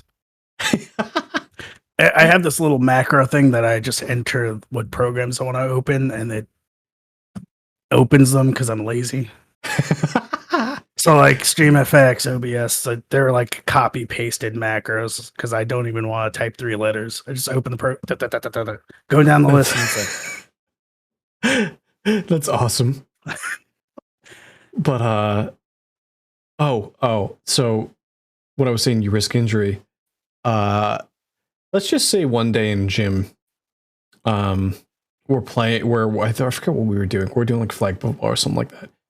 And I went to go plant to pivot, like to just kind of like turn, and I just felt something pop. And my first thought was, okay, we're gonna go sit down because that's not normal. And as I'm walking over, I'm checking like, okay, what popped? Did my knee pop out? Did like my hip pop out? Like what's going on? Nothing was out of place. And I'm like, but I can't walk normally. It's just too painful. I pulled my fucking hamstring. Christ. Yeah. No, that's not fun. I was... Hey, that's pretty good. Hold on. I'm just going to say sugar because I'm not sure I can say the other word on Twitch without them bonking me. Welcome on in. But yeah, pulling a hamstring made it so I had to take a season out of sports. Oh. Yeah. I mean, I'm sure you see it in powerlifting injuries and stuff like that. Oh yeah, I have two bum shoulders because I dislocated both of them, not at the same time. And then the fix to that as a idiot teenager is ram it back in like you're in Lethal Weapon 2. Oh my god. It works. They're fine now. They're fine now. You literally opened up with you have a bum shoulder. How are they fine now? I mean, they're not as healthy as they used to be, but I'm also in a job where you're climbing and you hold stuff over yourself, so it's a lot of bone, and it's not muscle or connecting. It's just like the actual bone. Oh my god! Yeah. When I tell you I have a bad knee, it got bad enough the other day where I stood up out of bed, and audibly from the other side of the room, Vix could hear my bone on bone grind in my knee. Yeah. Knees are loud. Yeah. She was like, "Are you okay?" I'm like, "Yeah, it's a little painful, but that's like every day. Like that's kind of normal." I'm like, we don't like. I'm like, I can't afford a knee replacement, so I just kind of deal with that and take some pain meds. And now we're here. Well, what else do you do? What else do I do? No, like like you just kind of like my knee is fucked now. Yeah. Yeah, exactly. Like, what else can I do? Like, it's too expensive to go get a knee replacement, and yeah. Yep. Pop some pills and hope it goes away tomorrow. Yeah, pretty much. What would you consider your biggest failure to be? And this is open to any interpretation of how you can interpret that question. It's a deep question, huh? My biggest failure, and one that I hope to correct, or I'm working on correcting, is I not taking my own fucking advice. Oh, Like, you know what I mean? You ever? Usually this happens in groups, but you have the one person who very good at giving advice and then just kind of fucks it up the same way. okay. Like gives you a relationship advice and then fucks up their own doing the same exact thing. You know? Yeah. Yeah, I wish I had taken my own. Like, I honestly wish I took more, just in general too, not even like heavy things, just like listening. Not okay. A better way to phrase that is, I wish I listened to my gut more often. Okay. Like sometimes you know, I wish I didn't overthink things or try to logic them out. I think that's Mojo, welcome on in. That's the biggest failure. Is just like when hindsight is 2020. I'm like, I knew that answer. Why didn't I fucking do it? Mojo stealing the goggles. You know what you get, Mojo? You get this. There. Get supported. People need to go check out Mojo if they're not already. Me and Mojo do weekly collabs with Dark Souls. We've been playing through. We played through Dark Souls 1. We're in Dark Souls 2 right now. We're about, I want to say halfway through Dark Souls 2, but realistically, it's like a third of the way through Dark Souls 2. It's weird, the pacing in that game. It can either go really, really quickly or really, really slow. Yep. Are you familiar with Dark Souls 2? It's my favorite one in the series. We just made it to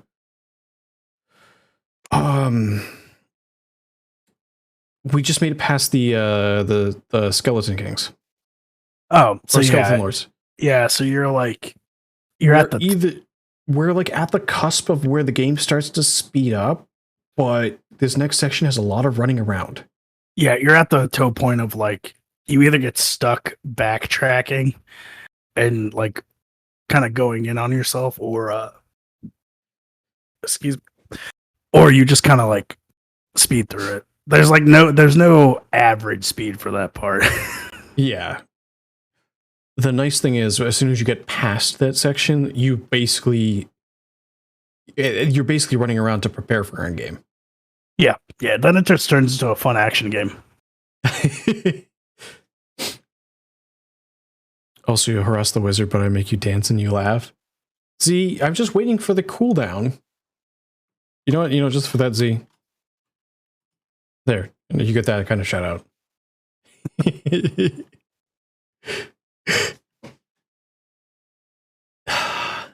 And while you're at it, also, I'm gonna open I'm gonna go grab a can of beer. Sarah, don't think you're going to get away from this.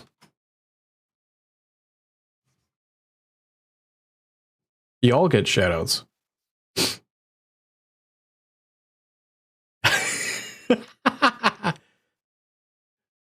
But seriously, go check out those people. Z does.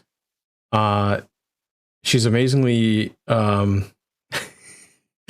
She's amazingly creative.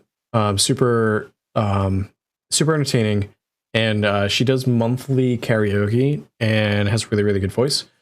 Sarah's a whole lot of fun to watch and hang around with. She doesn't think she's funny, but she actually is. And Urkel does collabs with his wife, Jordan. They do like partner one-on-one collabs. It's actually a whole lot of fun, a lot cute, and it's usually very like if they're doing something that's single player, the other person does a lot of interacting with chat. It's a whole lot of fun.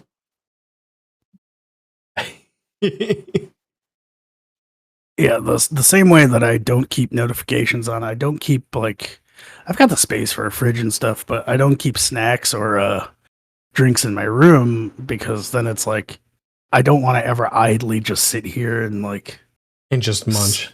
Yeah, like, and then just be like, "Oh shit, I'm out." It's got to be a conscious decision. That's fair.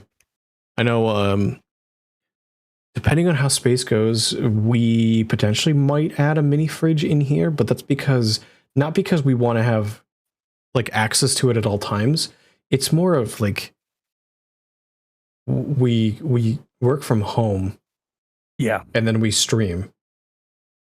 And sometimes getting up and walking down the hall, going to the fridge is kind of more of a pain in the ass than anything. Yeah. Especially if you got like 101 things going on. Like having that little 5-foot reach does help occasionally, but yeah, you are right. Getting up and walking and going, oh wait, this is the third time I've gotten up to walk down the hall. Maybe I shouldn't do the next one.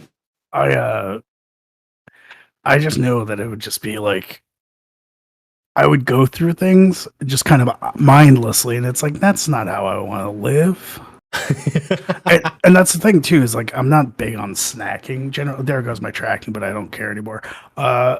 I don't necessarily snack a lot, so it would just be like I just ate a tub of hummus and carrots, but like it's just one of those things where I would find myself having to go to the fucking grocery store a lot, and it's just kind of out of my way. That's fair. Like I have the same pattern every like 2.5 weeks where I go to the grocery store on this day after the shift. It's just very routine, and I don't even think about it anymore. And it's like, well, if I start introducing things now, it's just chaos. That's fair. If you had to go back in time and give your 18-year-old self advice, what would you say?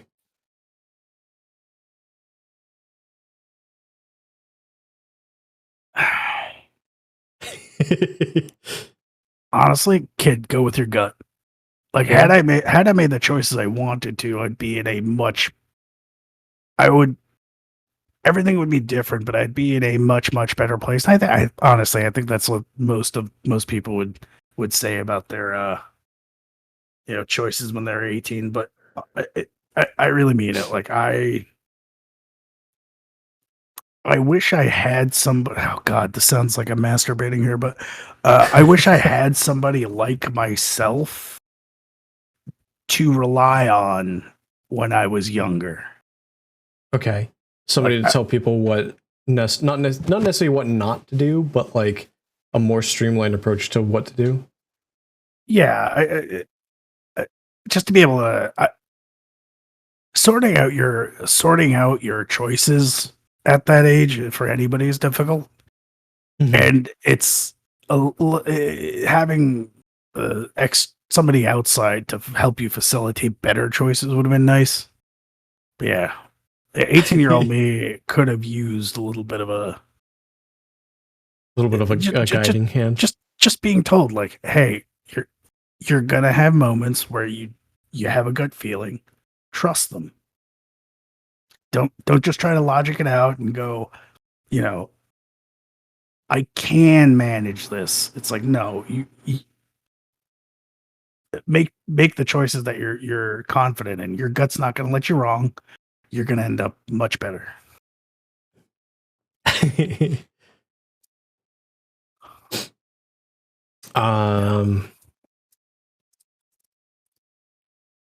Oh, actually, you might be good for this. What do you think is something that can only be learned by diving straight in? So, like, no amount of research, no amount of prep will actually help you learn it.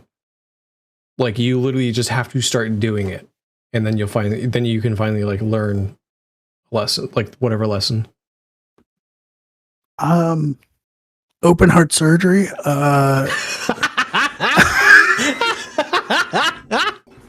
Just gotta get right. Just gotta get right the fuck in there, right? There's a reason why what doctors do when it's called practice. My expert opinion on medical procedures. No, I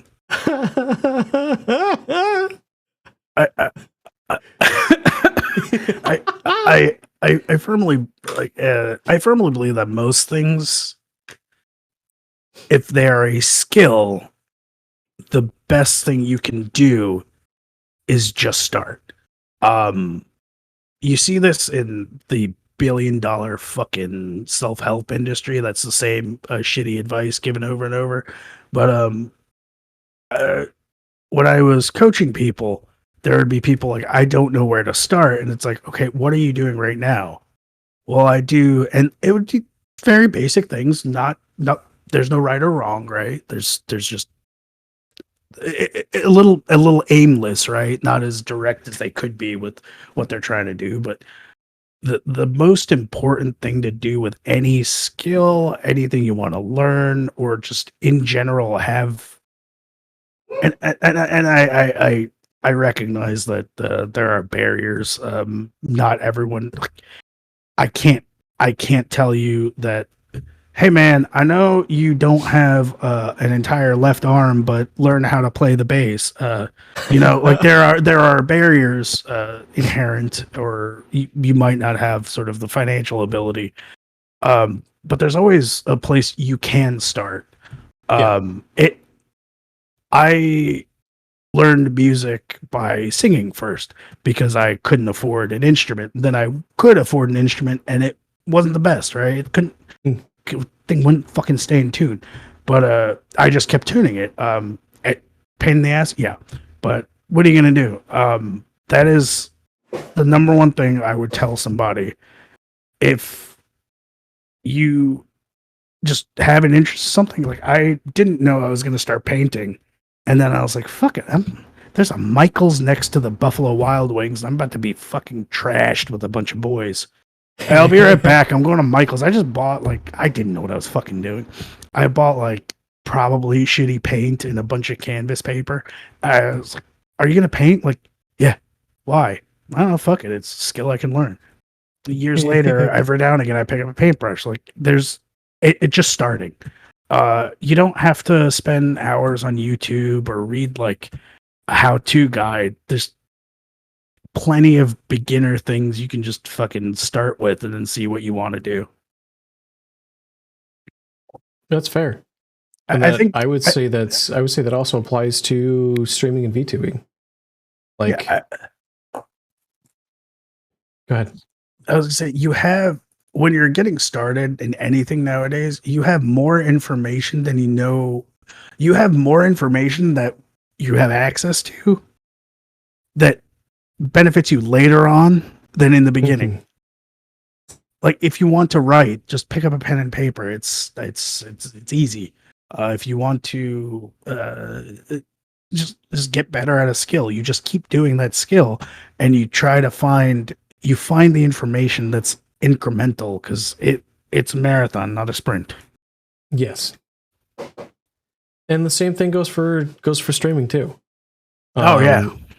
one of the first things that people say when it comes to learning the skill of how to stream. Let me smash. Carlo, hello, welcome on in. You smash your way to the top. You're 100% right. Just bust it open. Just fucking go at it. One of the first things that people say that you need to learn as a skill, and it's actually not one of the first things that people suggest doing, is to create content in recorded format, because they say one of the foundation skills is to learn how to talk to nobody. That's not always the case for certain people, because some people never really experience that, but there are moments in time when streaming, when long form content is seemingly uninteractive. Yep. And you need to know how to be entertaining during those parts, because those are some of the most difficult parts to get through. Now, as things progress naturally, those moments get fewer and fewer and further between, assuming that you keep doing things right or keep doing things that people enjoy watching and interacting with. But that doesn't mean that you don't need to keep continuing up with that skill, because those can still happen at any point. Oh, yeah. Like I'm sure you've had quite a number of streams. I know I have, where like you're doing whatever you're doing and you're having fun doing it, and then you just look over and you're like, chat is just dead. But I'm still doing what I'm doing, and I'm trying to be as entertaining as I can when I'm doing it, because like God knows, like if I want somebody to pipe in for chat, like they could pipe in with anything that I do, and it could be, if I do something super entertaining, now chat starts blowing up. Like anything could be the case. I have had streams where nobody is talking, and there's like they talk and they stop talking, and then later on, I do the usual tweet, thanks for coming and everything, and the same people doing that were like, dude, I was laughing so hard I couldn't I couldn't type, or like, that was great. Like, they'll give you feedback, but when a lot of people, when they're engaged in something, they're engaged. Like, I'm not, even if I have somebody on in the background, if I'm listening to them, I'm not thinking of putting myself as part of the. I see chat sometimes, and I think the misunderstanding is that it is a part of the show. It's an It's an accessory. It can enhance it. But if my chat's dead and I know people are watching, like, I'm just presenting, like, every now and again, and this is a little bit of touching the magic here in theater. There are some times where if it's a game that I've played before and I'm like, I really want to do this on stream, I have a scripted bit for parts. Like, I know the punchline. I've workshopped it with a friend and showed them the clip, and we're like, yeah, I'm gonna get to that point. Like, and the chat can be as dead as it wants, and I know, like, oh, this was a good one. Like, I just have to get to this point. Like, I am actively just putting on a show, and if chat's chatting, great. And if chat's not chatting, I know they're watching. Like, they're going to see it, they're going to experience it, and at that point, that's all I'm here for. Yeah, exactly. And for people wondering in chat, sometimes we do replay games for the sake of sharing an experience with y'all, even though it's not the first time with us. Because I'm sure that there's a few times where like you stream something that's like, oh yeah, I had a whole ton of fun playing this on my own, but like now that I know what's going on, it's a obscure title, but like I know that people really, really love it. Oh, there are times where I've played games on stream, I'm not going to name which ones, that it's my second or third, like it's my second playthrough. I've already played through the game. Like, can I present this as a series? I think it would work, but let me see where good stopping points are, where things are. And you don't have to mention it's your first time playing it. I'm just fucking playing the game. Mm-hmm. So it's like, oh, I'm getting through it, and I'm having the same struggles because it turns out practice makes perfect, and I've only gone through it once, like in the privacy of my own domicile. But It works out really well. Like I know where to stop. I know where I'm gonna get stuck. Like it is what it is. I try and tell people that the sort of the external motivators are only an accessory to what you're doing. Because if you're at, there are streams that I've had that are fucking like they on paper they should have been great, and I leave and I go, man, I phoned the fuck that in. Like I did not do good at all. I was not happy with that. It's like that it was something I was doing, and I was like, I know exactly where I messed that up. Okay, cool. Learn from it, move on. Mm-hmm. I know that there are plenty of streams where I look back on, I'm like, that felt like an off stream, but then I look at it and on paper and I'm like, people were there. Yeah. Like, people liked that shit. I'm like, why did it feel weird? I look back at the VOD, I'm like, oh, it felt weird because I was doing this or I was doing that. It's like, okay, let's not do that anymore, or let's change it and tweak it so it doesn't feel as weird. Yeah, that's what I say. Like there are no rules. The metrics don't matter. The rules don't matter. We just fucking just full send all the time. Just full send. The other thing too, on that note of metrics don't matter and there are no rules. There are a lot of people who have advice on content creation. And some of them know what they're doing, so some of them come from really, really good places of experience and whatever. But at the end of the day, they're telling you about their experience. Yeah. You might not have the same experience they do, even though they could have hundreds of thousands of hours of content creation, and they might be really good at what they do, and it works out for them. But that same advice doesn't work for you. It might not work for you because of different time frame, different type of content, different platform. It could even not work because of your personality, the way that you're presenting it. There are so many factors as to why it might not work. That one person's advice, who might be really good advice, it might be a really good like place to learn from, just doesn't work. Oh yeah, I always say take everything with a grain of salt, especially because there's so many variables. Yes. There's no answer. Nobody knows what we're doing. We're just hitting full send and doing our best. Oh yeah. Some people are stumbling their way into success. A lot of people are working their way towards it, grinding it out. Because at the end of the day, that's kind of what we're doing. Yeah. We're grinding those skills up. We're getting that experience. We are leveling up our content creation. Yeah. I definitely like to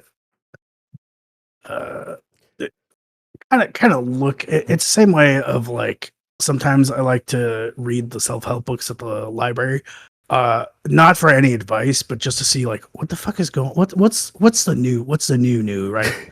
And I will.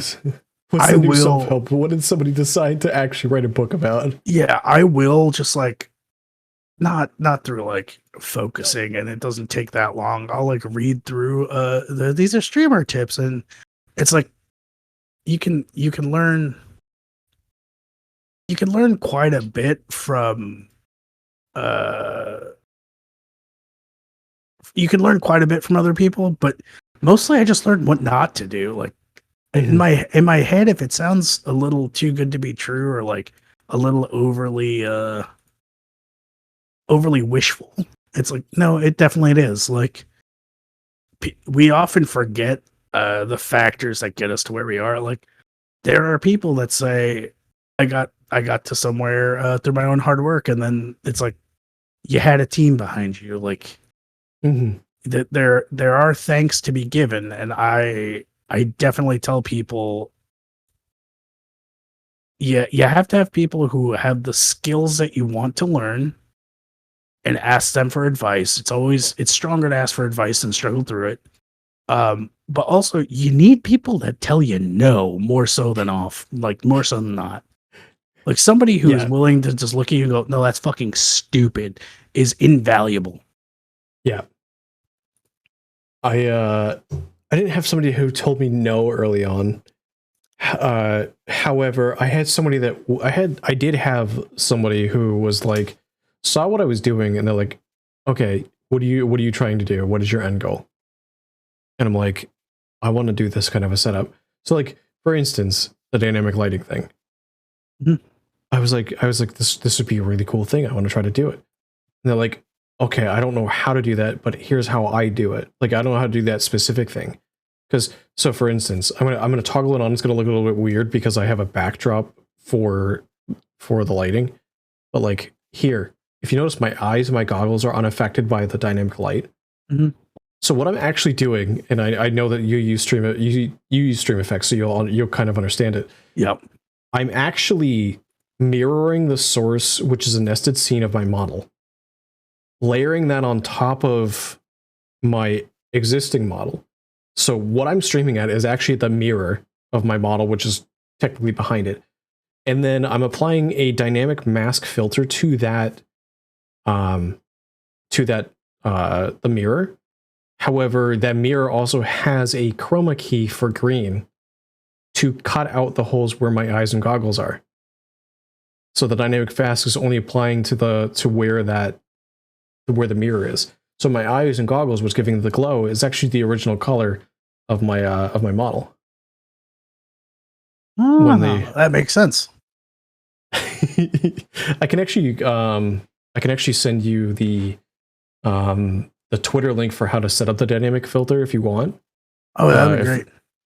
I just have to go back and find it, but I can definitely send that to you. And then I can also send you like the rough setup of what I have. If that's something that you also want to do, like the chroma key filtering and stuff like that. Because I know it's something that people have commented on before. So like, I'm playing Alien Isolation, which in certain sections of the game is it's a very dark game. Yeah. So doing the dynamic filtering, it just helps with the immersion. Like, if anything, I know obviously my model's not in the game, but like if I'm going to be there glowing with a bright white, blue, purple pastel color in front of a dark hallway, it's going to be slightly off-putting. But like if I'm glowing like the game is, it's going to make so much more sense mentally, and you might be a little bit more invested in the spook, in the atmosphere. And that's kind of like what I go for. Yeah, and I was saying, I like to do different things for what I would consider like a long play, and fucking with lighting and doing fucking things that change as the game changes is 100% part of the experience. Mm-hmm. So what's that? It was so like, for instance, like Kingdom Hearts. I think it's Kingdom Hearts 2. You go to Toontown, where it's like black and white, and it's like, imagine doing that and then hitting Toontown and just filtering your entire stream to black and white. Oh yeah, that would be kind of cool. I'm working on a filter that turns everything into Technicolor, like 1950s Technicolor. Ooh. It's not working out well. It's hilarious. No. Imagine if you could do the what's that effect called? It's the effect of the old TVs, where it takes the pixelated image and it makes it not pixelated. Oh, I know what you're talking about.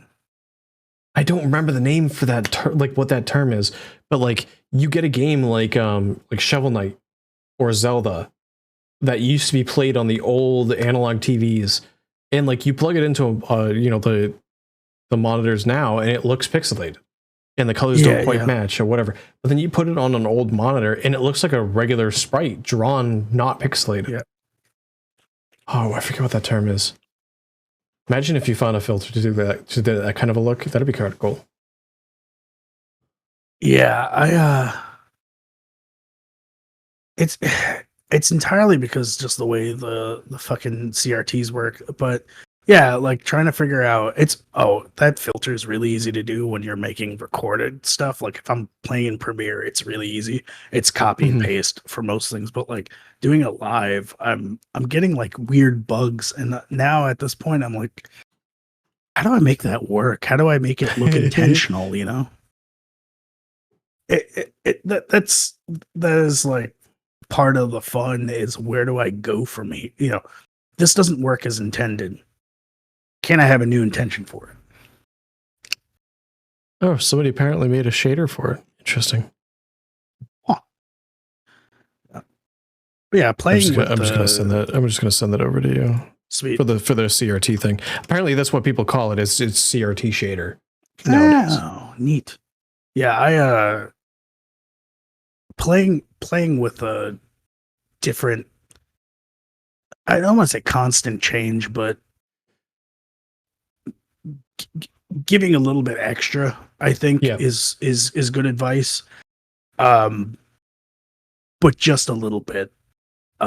It can quickly get overwhelming when you're spending an hour and a half for a game. Like I would never advise anyone to spend. You should not spend more time preparing for something. Like you shouldn't spend more time adding embellishments to something than it took to build it. I think. Mhm.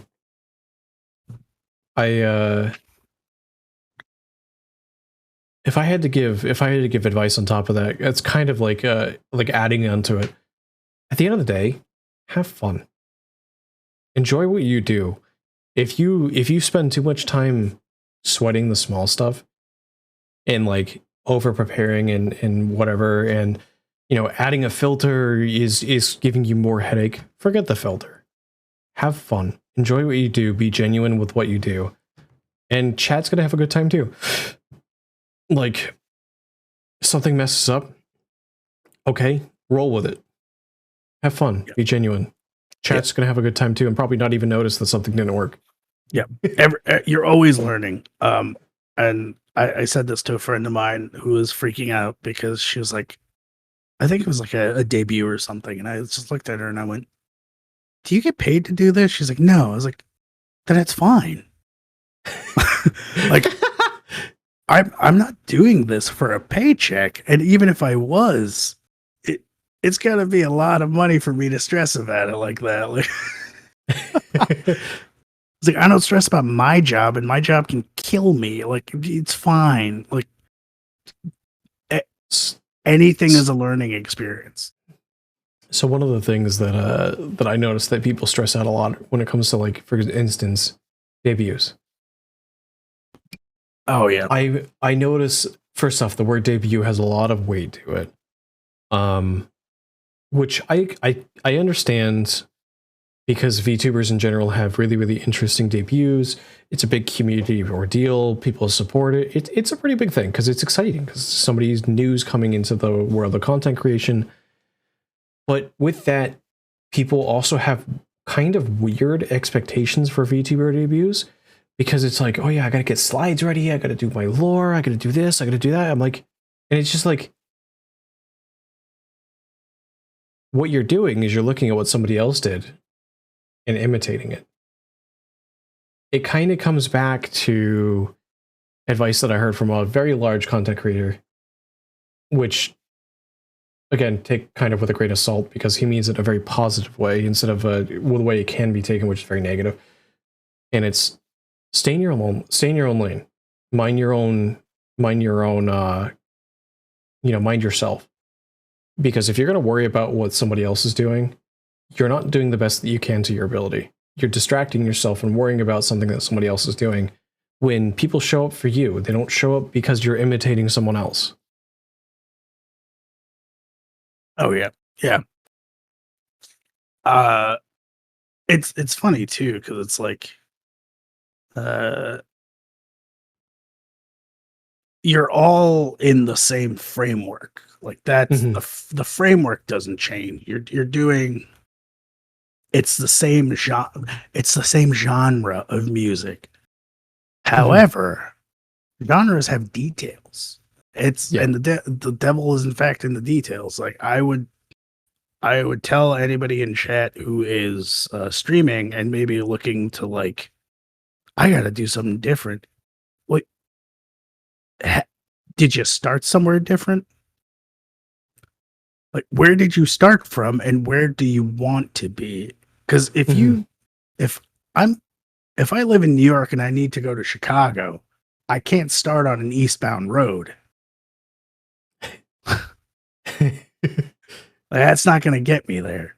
You might for a little bit have to get on an on-ramp, go east, and then go up one, take 95 for a bit, and then I think it's 54. But I haven't lived there in like a decade. But your heading can't be in the wrong direction from the get-go. It can. Now I sound like an idiot, but you can start somewhere. The important thing is that you started, but to change course is really easy. Yeah. Like, that's it. Oh shit, I'm going on 64 East, I need to go on 64 West. Fuck, there's Cloverleaf. Like, that's it. Or it's really easy. In response to your question, Kisa goes, I'm in a cardboard box. And it's working for you. Yeah. Do you like your cardboard box? If you like your cardboard box, then you don't need to worry about someone else's metal box. Sometimes it's how it be. It's also kind of like how I am a little bit with life too. Like one of the fun questions that I ask people is, I actually don't have written down here. If you were to win the lottery tomorrow, what would you spend it on? Going back to my answer of Billings, Montana, and getting a Deca-wide mobile home. No, I would. God, not to sound like a depressing maniac. Of course, I think everybody has the same like initial thing of like, I would fix the current problems that I have now, and go from there. But to me, I would get myself some breathing room in life. And then I would, like, buy a house or whatever. Like, no, I'm moving in a year. I'm not buying and selling a house in a year. That's stupid. I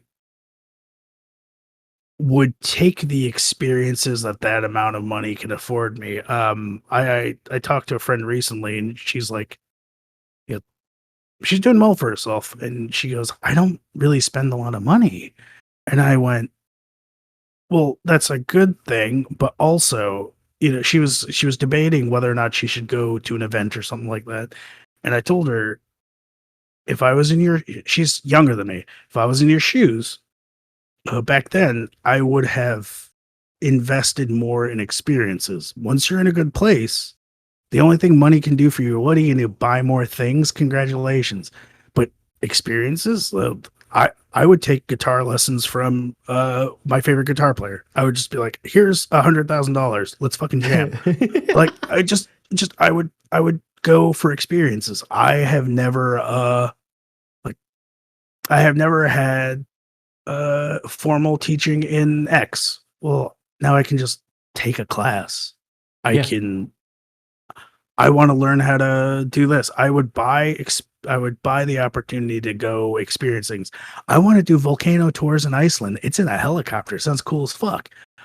Do that. It's enriching. Like, I want to go to a concert in Singapore. Fuck it. Like, it feels when you say it like I'm only doing one thing, but you'll carry that with you. Yeah. So if money with the lottery was a thing, I would be experiencing a bunch. My Instagram would pop off. That's all I'm saying. Also, I know I gave a shout out to Arma while we were talking. Arma, hello, welcome on in. Hello, Arma.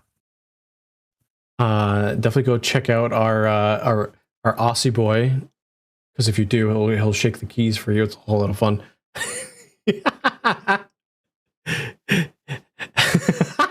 No. Arma, I want to get you a key that's Monsters Inc. themed, so you can shake your Mike Wachowski.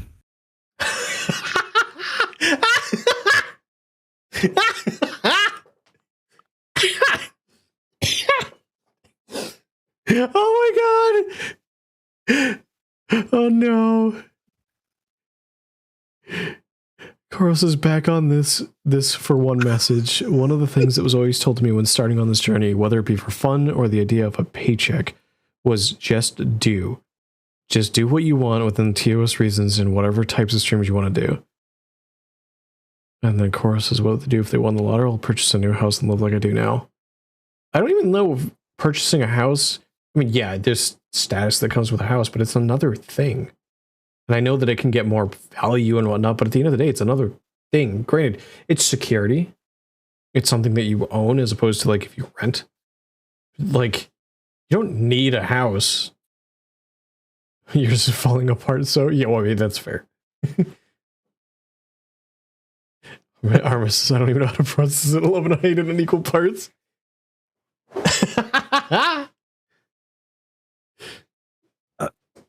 Yeah, I tell people that even when they're buying art or and God, any artist in stream might fucking pitchforks and torches me for this, but if I have sometimes my friend will have one too many drinks with me and will be like, I need to get more money to buy art, and I remind them, how often do you look at it? Do you get it professionally printed and is it part of your home? Or do you just kind of post it, it's there, you use it once or a couple times or like for a schedule, and that's pretty much it? He's like, well, yeah, it's a couple times, but it stays in the tag, whatever. I'm like, do you ever browse your own tag? No. But he has spoken about like, I would like this program that I have to pay for, or like, man, it would be really, really nice if I had like an extra keypad for all of my hotkeys or whatever. It's like, well,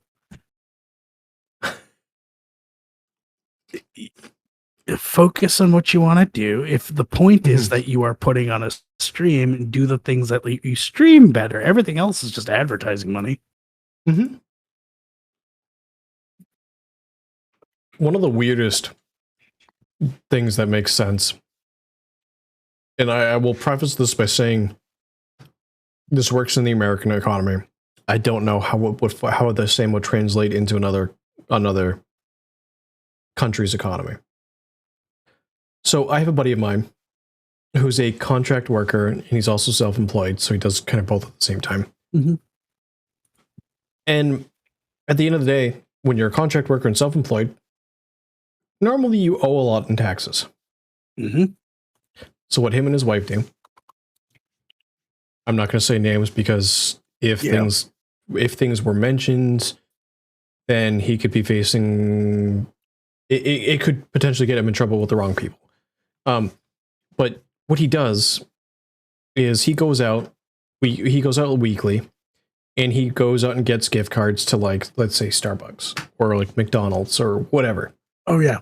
And he purchases them on his company card. And then he hands them to his wife. And then for that week they eat at that restaurant or whatever using said gift card. But then for tax purposes, it's a business expense because it was to share with clients. It was all of that. And they do this weekly. And like it adds up. So at the end of the year, they take all of that money that they spent on food, which is through gift cards, and they write it off as a business expense. Oh yeah. No, I know up. a lot. I know a lot of people that do that. Apparently that's a really common practice. Yep. Oh yeah. And it works in America. I don't know if it works in other countries. I have to preface it because I don't know how the tax laws work in other countries. Hell, I don't even know how the tax laws work in America. I just know tips and tricks that other people have done that have worked. Kind of like the same thing with that. Oh, I know. I asked you. What's a thing that can only be learned by diving straight in? With streaming in particular, networking. Yeah. how to network. Because let's be honest. People who stream, yeah, you can do it for fun and everything like that. But when it comes to networking, when it comes to reaching out to people and everything like that, you use your social skills. But at the end of the day, you are running a business. You literally sign a document with Twitch that puts you in the tax bracket of a business owner. You are a self-employed small business owner, according to the United States tax law. So, network like one. Why not use the business knowledge of a business owner to network with other quote-unquote businesses the way that you would a streamer? So that is kind of like one of the things I think that can only be learned by diving straight in, unless you have a business degree. I would, if anybody in the chat is ever worried about that, just send me. I have a Discord. However, I prefer Twitter DMs because I can access them at my job. Okay. LOL confidential areas. But yeah, I can, from my office, I can always log into Twitter. But yeah, if you ever need help with shit like that, I will respond. I will write you a very, very technical, stupid email in response in Twitter DMs if that makes you feel better.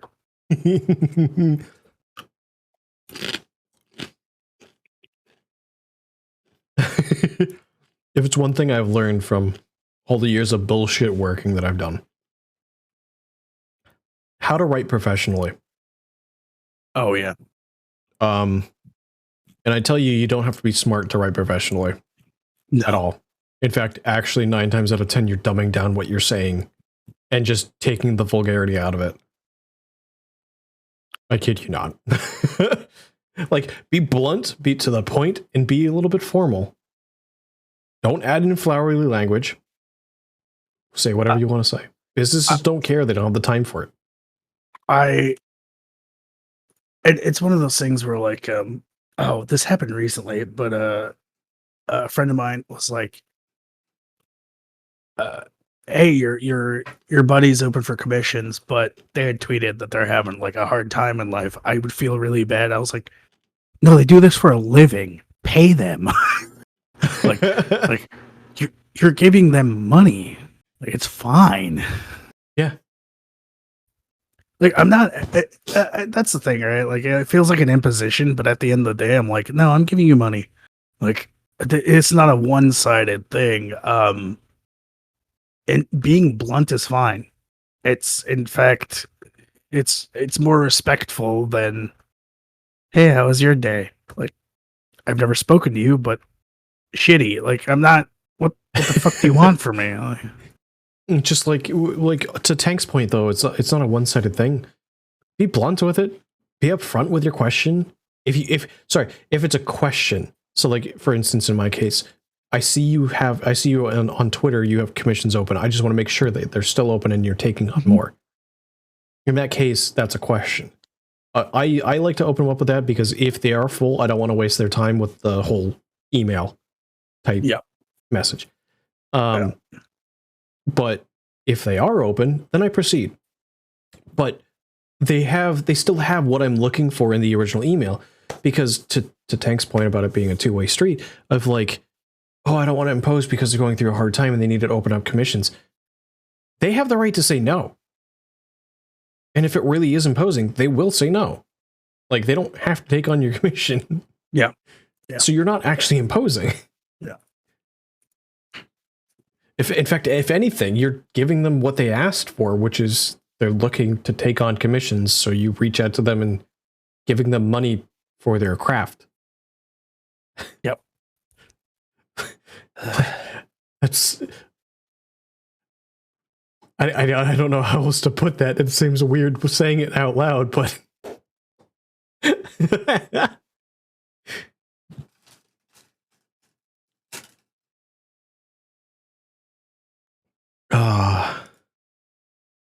Oh, I have a question for you.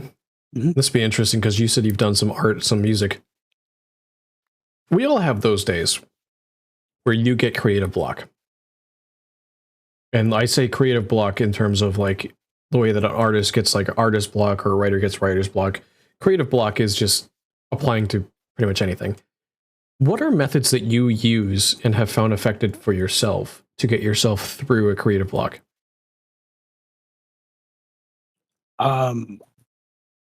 This is gonna sound really fucking duh, but if I find myself having like, man, I haven't done anything in a while, I just let it live. I let that creative block. Again, it's a little different because it isn't my profession, right? Like if I was like, fuck, I paint for a living, I need to do this to sell, I would have a process and I'm going to get to that. I do have a process, but if I'm like, I want to play some music, and with my amateurish skill, it's like I've been doing the same things. I'm kind of at a standstill. I will go on Spotify or YouTube or whatever, and I will find music that is not anywhere close to what I play. Or I will find, I'll go on and I'll text a friend of mine who's an artist, and I'll just be like, hey, what's weird fucking art that I can look at? Or do you have any like documentaries I can just fucking watch? Because I'll spend 2 hours watching a documentary on an artist I've never heard of and probably don't even care for their work, just because obviously I'm not making anything at that point. The time is free. And I'll sit down with a notebook because I'm old. And as I'm going through, I will just jot down things like he said, random quotes or something like that. And just the act of writing something down, it's tactile and it's cheap. Everybody has a pencil or a pen, and like you can write on the back of a receipt, and I will just write. And when I get to the end of whatever I'm doing, I put it away for a little bit, go eat, go do something. I'll sit down with it and just read through it. Every now and again, might not be the first time, might not be the second time, I'll make a connection or I'll see something and it'll just spark something. Like the other day I was like, fuck, I have a lyric and I have a melody in my head. There's something missing. So I was like, what is something I don't normally listen to? Spanish flamenco music. I fucking love. I love the way nylon strings seem. I don't speak a lick of Spanish. However, the key phrasing there was I had a chorus and a melody. So I had a 4-line chorus for 12-bar blues, and I had a melody. Well, the lyrics aren't going to matter because I don't speak Spanish. So I crossed that off the little piece of paper, and I just circled melody. And as I was going through, it's weird, like the heart monitor machine at the hospital that has peaks and valleys. I just took the pen, took it on one line, and I just started going, okay, up note, down note, up note. Oh, that's there. Okay, he's doing a trill. Oh, that was a neat bend. Oh, okay, he's muting that. And I just had this like little heartbeat thing. And when I blocked it off, I was like, okay, so what's the pattern here? Up, down. Oh, there's a pause there. Does it work here? Came up with something completely different for something else. So even though I wasn't playing, I wasn't actively writing, I still made a couple steps forward. That little incremental like tiptoeing forward, I think is the way past creative block. Like if you're like, I want to draw my own VTuber model, and you're like, man, I've done a lot of poses. Draw someone else. My friend is an artist she used to teach a class in Canada. I was like, what do we've obviously talked about this. And she goes, dude, I draw Danny DeVito. Like, what? She goes, he's just a round guy, but if I'm stuck on something, it's like, all right, I'm going to draw him. Okay, he's on the Titanic. Okay, he's like, here's Danny DeVito driving a car. Like, I pick something that I know that's a little stupid, and I just make an incremental thing like, oh, fuck. Hey, I like the way I did that chair. That's a fun perspective. Okay, make a note of that, move on. You're not stagnating, you're moving forward. I think a lot of creative block, even when I'm doing things, is you find yourself going in circles. Yeah. Like, I don't have an idea. I'm not drawing. I need an idea. I don't have an idea. I want to draw.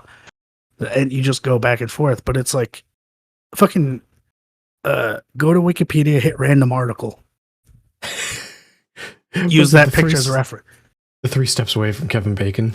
Yeah, just you put something on paper, it's better than nothing. Mm-hmm. That's interesting. I like that. Also, TV, welcome on back.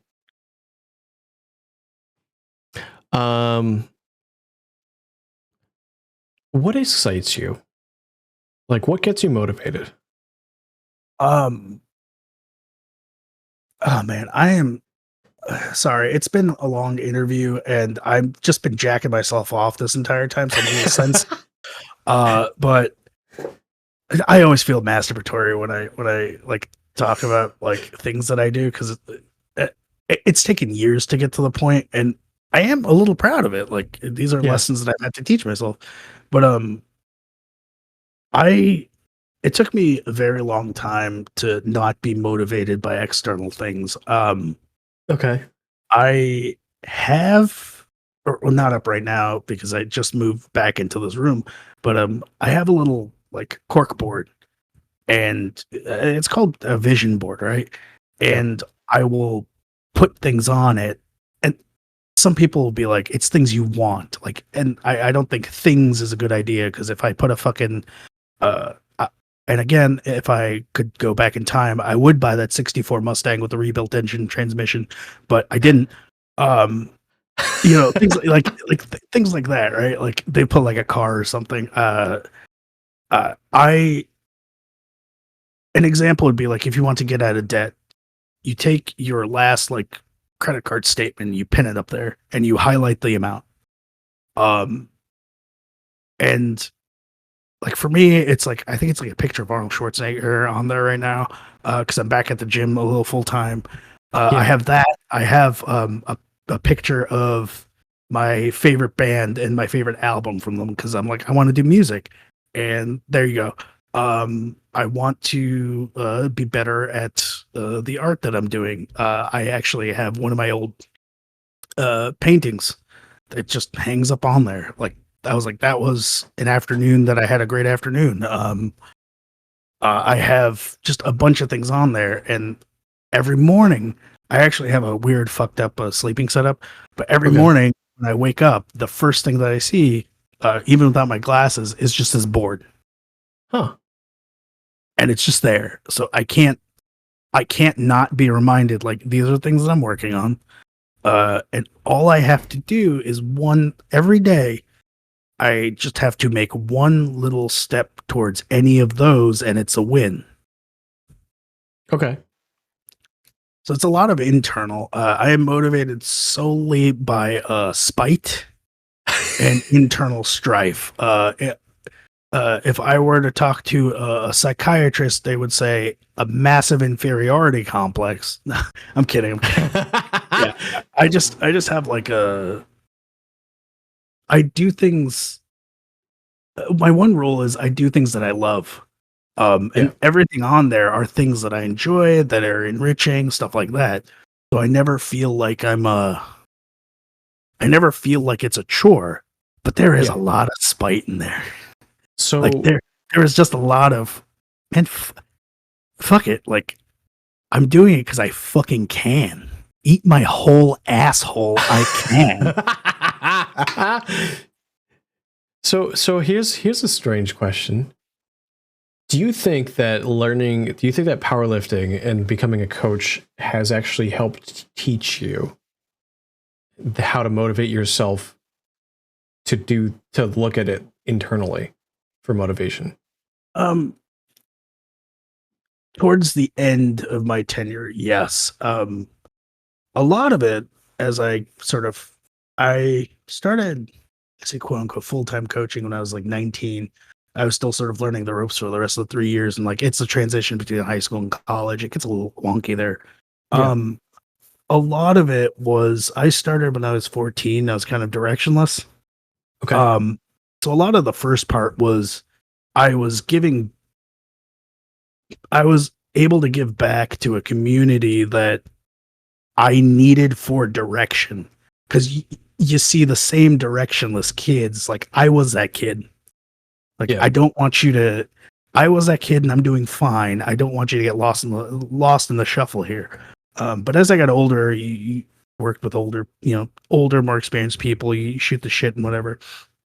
A lot of what I had learned and what they were still saying was, dude, it doesn't fucking matter. Like, it's a very solo thing. So the only person you're competing against is yourself.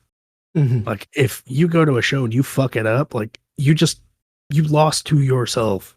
Yeah. The way forward is you just slowly keep beating previous you. And I think that's a lot of where older me gets it from, but definitely Okay. younger me wasn't thinking like that at all. Okay.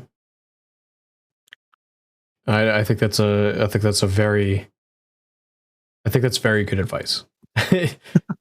It takes small steps to beat your previous self. Yeah. I mean, that can apply across anything. If you, for instance, like if you want to be a speedrunner, you're literally competing against yourself to get faster and faster and faster. You can say that say that with art. You can say that with anything creative. I mean, anything physical, anything creative, anything mental. It applies across everything. Oh yeah. I like that a lot. Yeah. I do have a couple closing questions for you, but I was going to ask before we get there. I'm going to ask chat to see if they have any questions for you or me while I'm asking you this. So chat, if you guys have any questions for either me or Tank, just go ahead and throw them in the chat. We can read them off and answer them as they come in. But I know, Tank, do you have any questions for me? Anything that you want to get to know about me better? Because you were talking a long interview and very self-masturbatory. Yeah. I'm gonna go flashbang an orphanage and talk too much about myself. Jesus Christ. I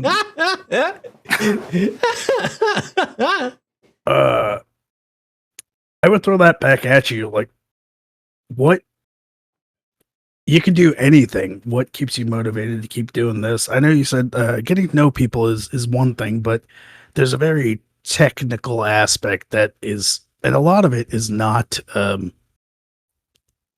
A lot of it's solo. So what keeps you ticking? Like, sort of when you creatively, or in life. Yes. Also, Benita, welcome on in. Thank you for signing for flight lessons. Hello, Benita. So creatively, so one of the things that I have a very unique perspective on creatively, because if we're being honest, streaming is my creative outlet.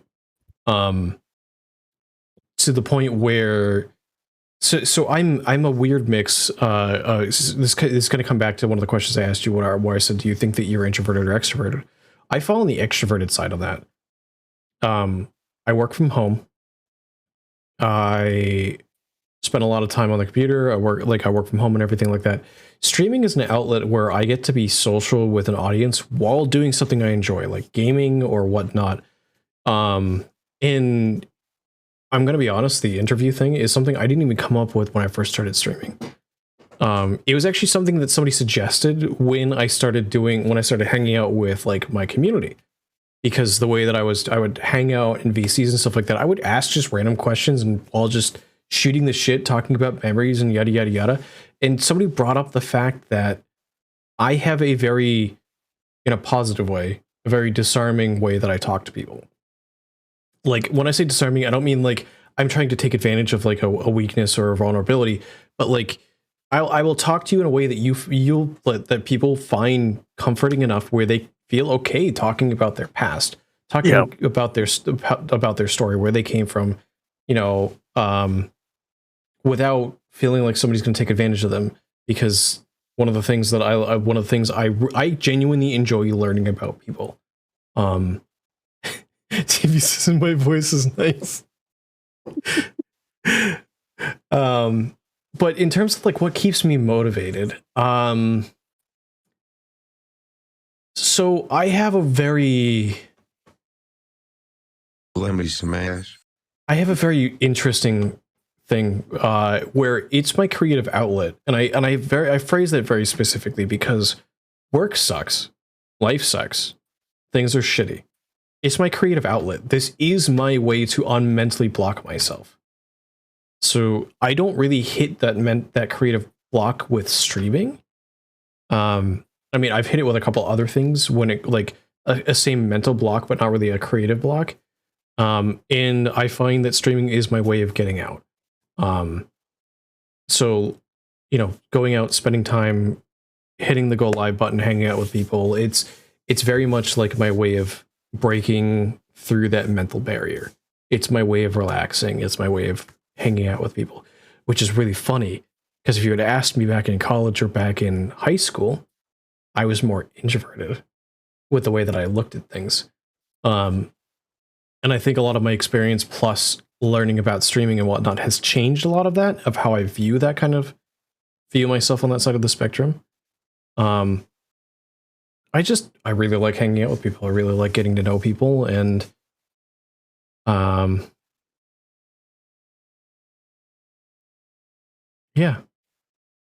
All right.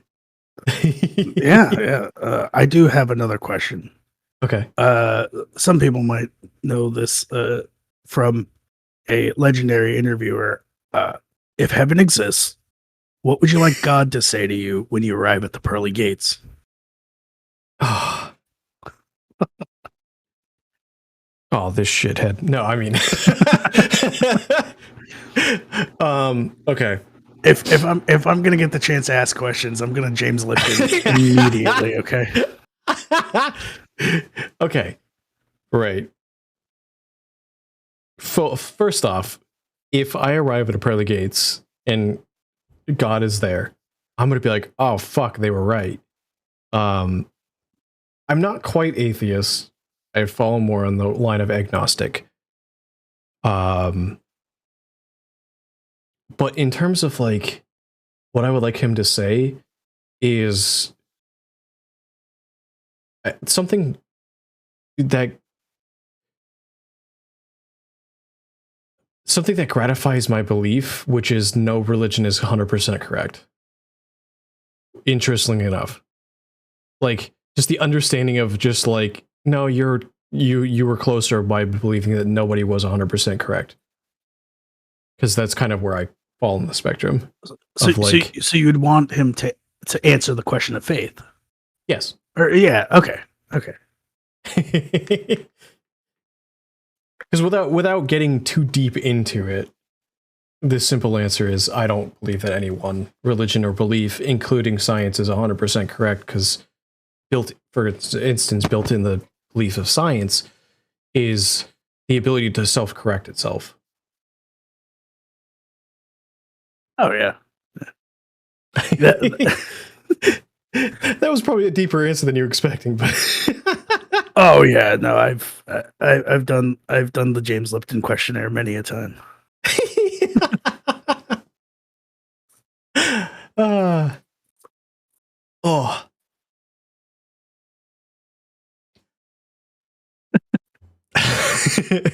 Just so you know, my answer the last time was, "Hey, Lemmy's here, and there's an open bar." That's great. Starting to get into the closing, starting to wrap up questions, because we're getting up to about 4.5 hours now. Oh yeah. Do you have a motto that you live by?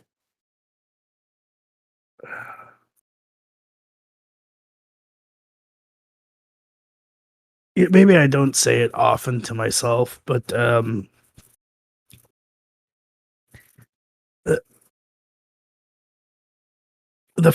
honestly, the phrase like "just send it," like just fucking send it. Like, Just send it. It's perfect, because that's how I often approach things. Like, all right, problem, solution. Well, just fucking send it. I like that a lot. Yeah. My motto is I know I've said this a few times. It's kind of like a boiled down version of what I had said one of the first times. It's be unapologetically yourself. Oh yeah. What do you want to be remembered for? Huh. Or how do you want to be remembered? Either one. I mean, the get out of jail free card on this question is like, I guess fondly, but no. I, as weird as it sounds, I would rather be remembered for something I did, whether it's good or bad. Because something good can be, someone's worst nightmare, right? Like, Yeah. if I made a new car battery, some fucking oil dude's just gonna be like, "That's terrible."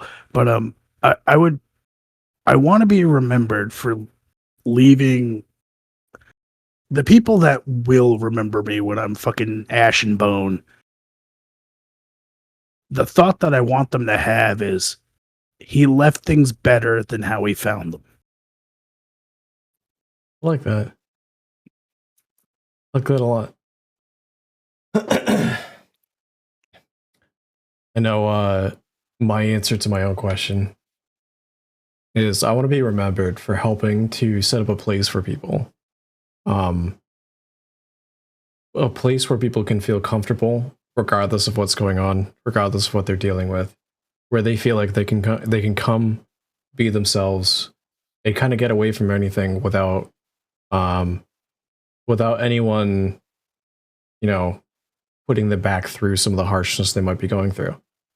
I know I've mentioned a few times on here, there's a reason why this flag is draped across the bar. It doesn't just apply to, the spectrum. It applies to any problem that you might be having, anything you might be going through.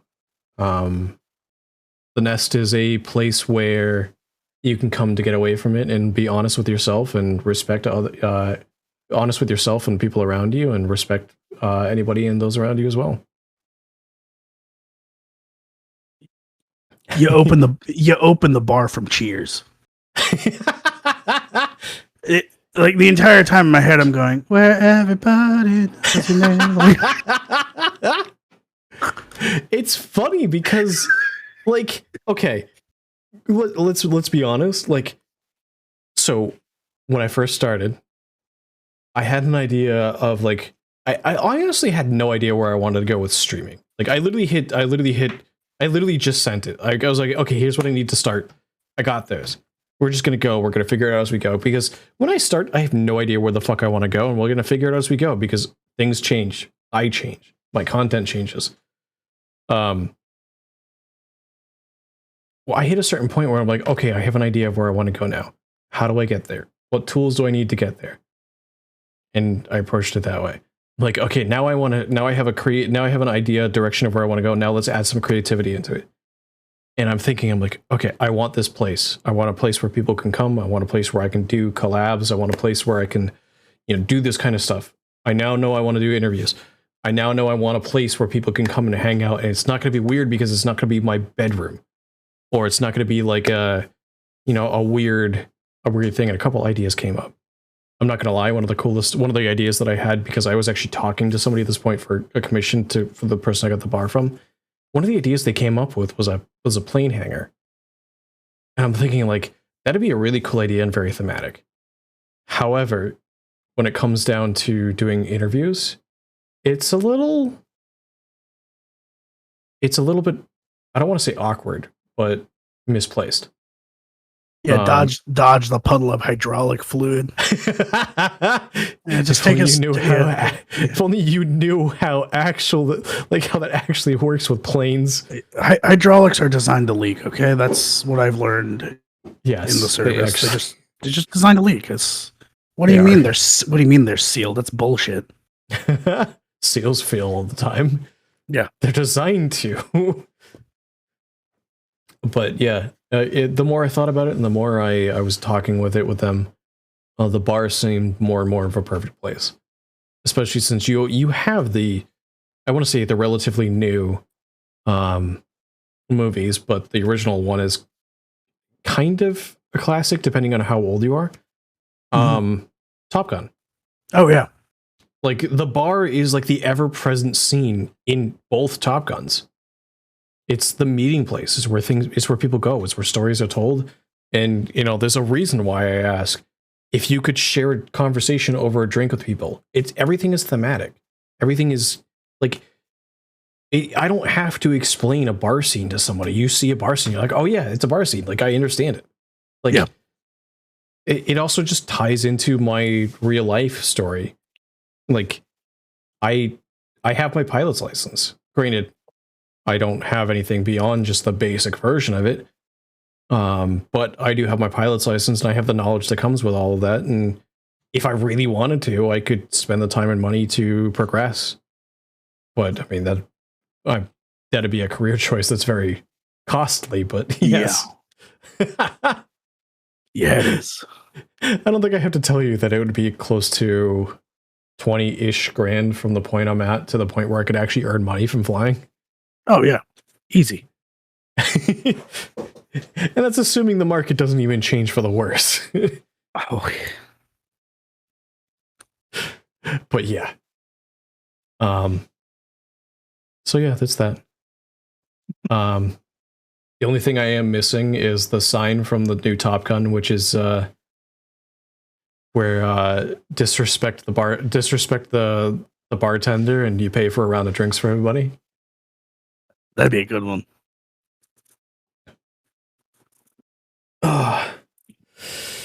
You got any more questions, or does chat have any questions for us before we start actually wrapping up? I'm curious to see if chat has any questions. I won't dodge them. I will tell you when the joke answer is coming. And then he'll answer truthfully. Yeah.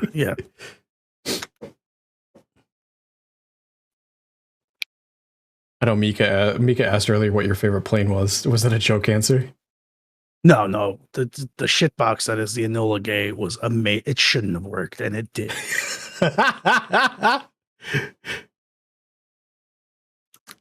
Funny enough, was it the B-17? The really, really fucking big one? I'm a C guy. Oh, the Flying Fortress. Yes. Yeah. The B-17 is my favorite because they designed that plane with more lift than the plane could ever fucking need. Oh yeah, that thing was a beast. I want to say I heard a story where the plane came back with one wing, one engine, and and like a third of the wingspan on that one wing, and it landed, got fuel, and took back off.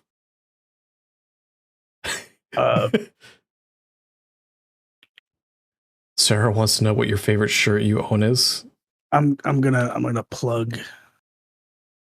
I'm gonna plug my one that I had gotten recently that I absolutely adore. Because the lady at the gym asked me if I was okay. There it is. I'll put it in. Put it in chat. But that is my favorite shirt that I own. Call me a pervert, call me a freak. Yeah. Pluto's so great. That's amazing. I love them so much. Fantastic artist. Koro says, when you're gonna play a game, even if it's one you've already played 1,000 times, how do you just get past the no one will want to watch this because I already know everything there is to know about said game. So I'll let you go first. If you are a virtuoso at piano, do you ever worry that people aren't going to like you playing Mozart for the 15,000th time, even though you could do it upside down backwards? No. you're putting on a performance. You're they're watching you do something. If you played it 1,000 times, you like it, and that you liking something or enjoying yourself, even if you could be speaking in a monotone and it's palpable. Also, the people watching might not know shit about the game, so you being like, hey, just so you know that if I go like on a 45-degree angle to this door, I can pop this guy in the nuts. They would like, they don't know what's broken. They don't know what exists. You might be like, hey, I am comfortable with this. I wouldn't watch myself play it, but I also wouldn't watch myself perform music. Every month I get together with a band and we do covers, and I don't watch the performance because I am actively, I did the performance. I don't need to watch it back. It's not for me. And we do the same songs. They've been around since the 70s, the 80s, and the 90s, right? But you enjoy them. I've done them hundreds of times. Like the thought should be I'm doing something that I enjoy and I can present and I can bring something to the table that you can't assume that the people you are performing for or streaming to know anything about it. And if they do, they're just going to commiserate with you in the joy of it. So, yeah. To answer that question with a example, one of the things that people have told me is they really, really like me talking. And one of the things that helps me talk is if I know what I'm talking about. Now, oh yeah, I will ramble about random mass bullshit about like this one thing, this game reminds me about this and blah, blah, blah, blah, blah. And I will come up with shit to ramble about if it's a game I don't know about. And I will spatter off random facts that the game makes me think about, but are kind of tangential to what's going on in the game. However, in a game like Dark Souls, to put things in perspective, I think I'm getting close to 1,100 hours across all of the Dark Souls. Like all the Dark Souls games, like 1, 2, and 3.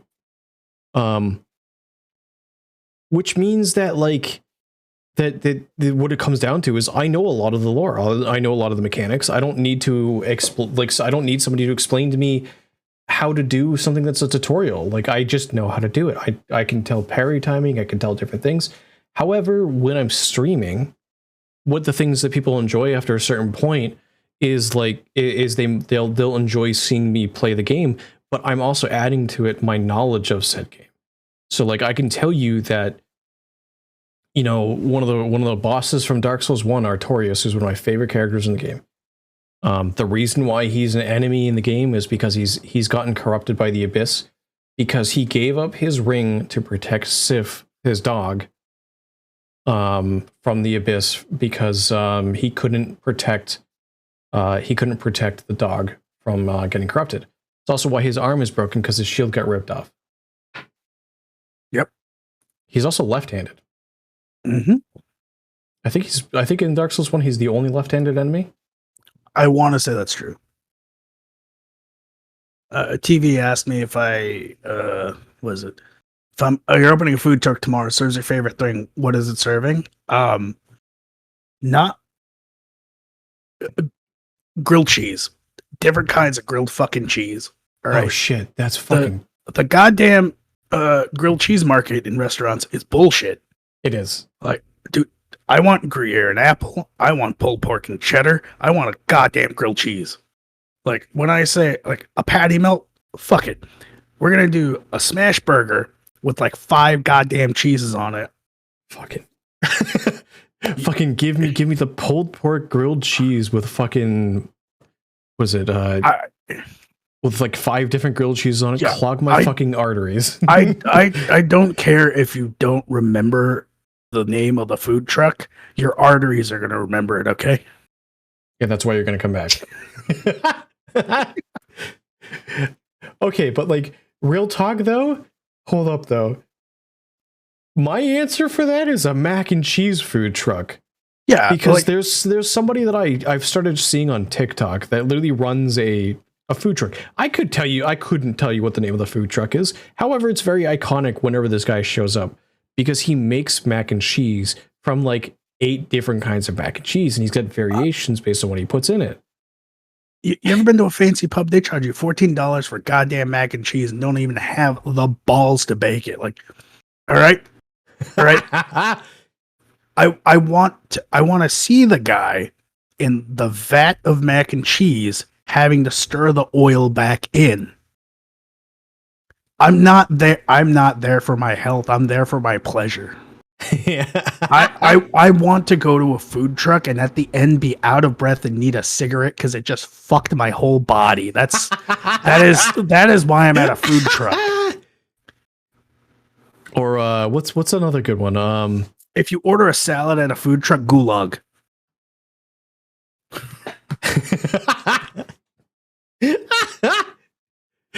What's the name of oh shit, I'm blanking on the name of it. Oh shit.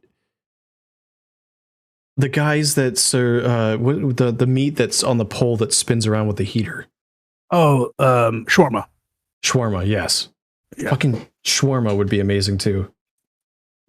It's just one of those things where I'm actually probably gonna make a grilled cheese before I go to bed tonight. And you know what? You don't have to get a fancy grilled cheese. Like I want fucking. You can pay $2 for government cheese. I will buy bulk cheese in Wonder Bread, and you will get that straight up USDA government cheese.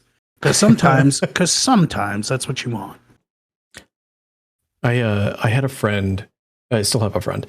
They sent me a 5 cheese mac and cheese recipe, and I kid you not, every time I make it, it's like, oh yeah, it calls for these 5 different cheeses, and I'm just like, I just want to put in these other kinds of 5 cheese, and it still fucking works. Same amounts, same cheese, same recipe, same cook time. And it still tastes amazing. Sometimes we do potlucks on weekend work days. We have a guy from Wisconsin, and usually we plan it about a week in advance, and he pays his mother to overnight him 9 pounds of cheese every time. Oh, and it costs way too much. Like this man it's for him, okay? And he brings in what I can only describe as mac cheese and enough oil to run a diesel engine, and it's the best fucking shit ever. He's also a big boy. Like this is he? Like this man is built like an auntie. Like just a big dude, and it's amazing. He's like, oh, oh, hey there, I made some mac and cheese. My mom sent me some from her house, but I smoked a brisket too. That's I gotta leave in like 2 hours and get it. And it's like, Sam, what the fuck? He cooks for himself, and he's like, oh yeah, I'm just gonna take the leftovers. That's 14 pounds of brisket. There's 12 of us. We're not gonna eat all of it, and we end up just fucking eating all of it. And the next morning, it's like, dude, I'm sweating grease. Oh my god! When you have to like sleep in the bathtub for fear of not ruining your bed. Oh, like just like 3 spoons in, you're like, I'm gonna shit halfway through this meal. That grease is going right through me. Like, I'm fucked. You need a break to run to the bathroom just to come back to finish because you're like, there's so much grease in it. Well, then don't eat as much of it. Have you seen how much there is? You fucking get out of here.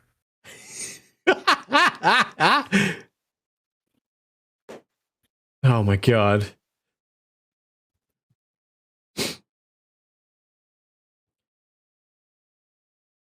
I think that was it for what questions were in chat. Did I miss any? No, I don't think so. Oh man, it is getting late. This has actually been a lot of fun. Oh, it's been a blast. I was nervous. I was like, man, I do really nervous. Bad. I do shitty in interviews. Dude, this was a lot of fun. You were great interviewing.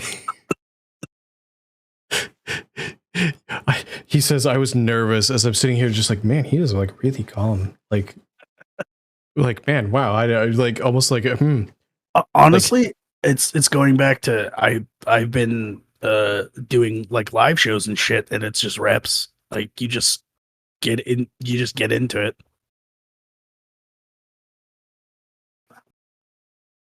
Kisa was nervous. I couldn't tell.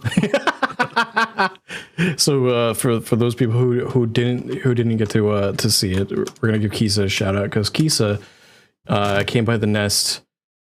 Oh god, was it last week? Hold on.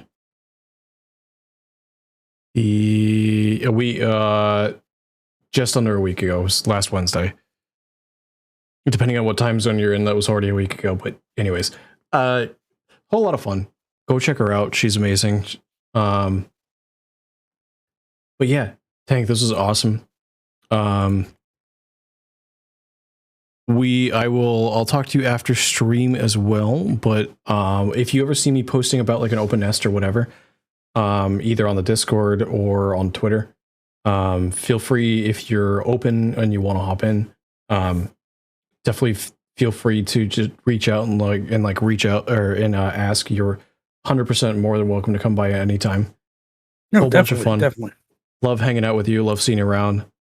We're gonna do the guest command for people in chat. If you're not already following Tank, go check him out. Go drop a follow. Go spend some time with him. It's a whole lot of fun. Yeah, I am returning to stream on Saturday. We're gonna say Saturday. Oh, tentatively Saturday. Well, I think I got to check my calendar, but I think I made plans. I write everything down. I am very organized in my old age, but yeah, I took some time off to work on some things and whatnot. But yeah, coming March, you'll see a completely new look. I will have an assistant, so look for her. Oh. She's going to, if you check Twitter, I quote unquote have been tweeting, but it was I'm playing with the idea of having an assistant because I'm old and I need help. But she'll have her own Twitter profile. I made it a while ago, just plans fell apart. She'll be handling clips, she'll be handling that's where you'll find like artwork posted and whatnot. So because I don't have like a personal account, so I kind of just use my normal Twitter as it. But yeah, it can kind of like your artwork and commissions can get lost in there. So just letting my automated assistant handle it.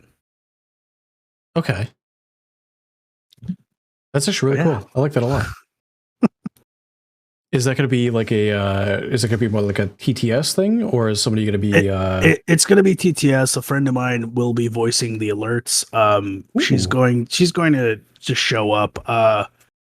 The idea is that she calls herself just a Bearclaw babe, and I don't know why the fuck she does that. She just shows up and starts working, but yeah, she'll come with her own live 2D item you guys can wear. So, ooh, yeah, that's actually really really cool. Yeah. Want to hold that close to the chest, but yeah, let him remember something of this. Yeah, just give him a little bit. Just give him a little bit.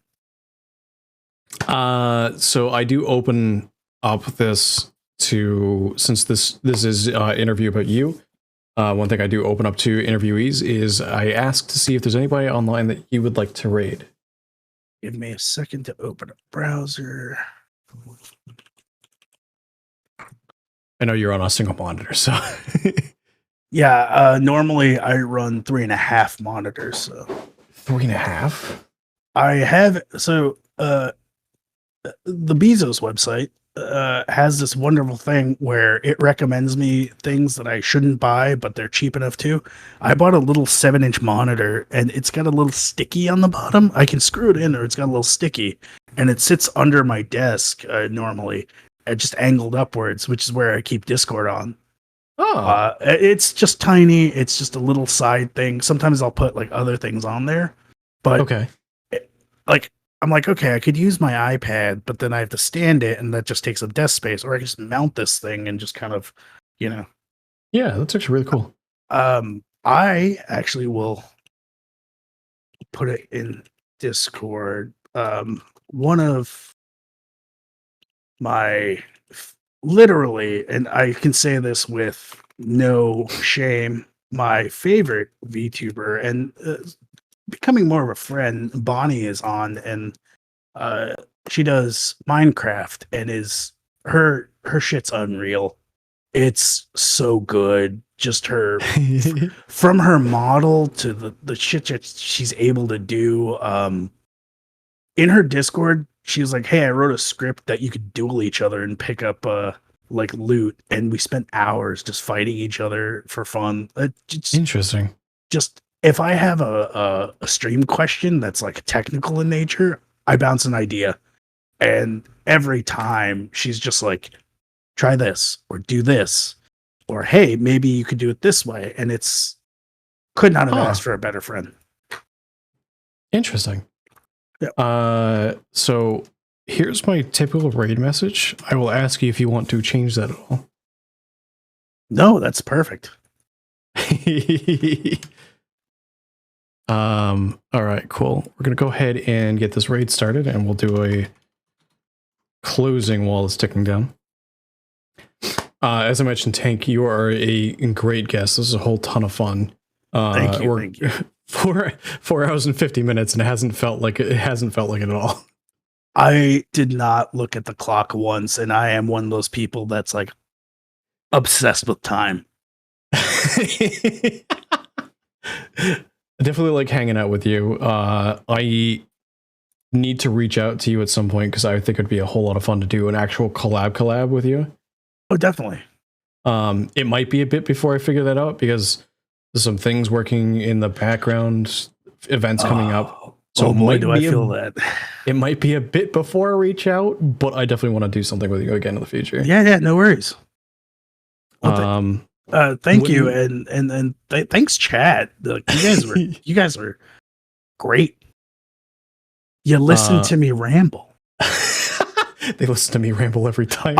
I called their bar Cheers, and not one person was like, "That's offensive." They were like, "No, this makes sense."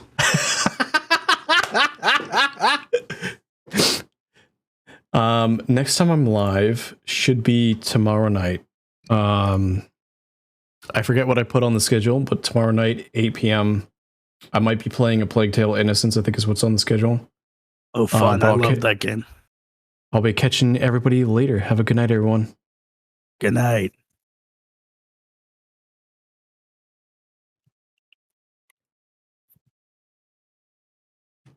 And there we go. Thank you so much. This was a lot of fun. Yeah. I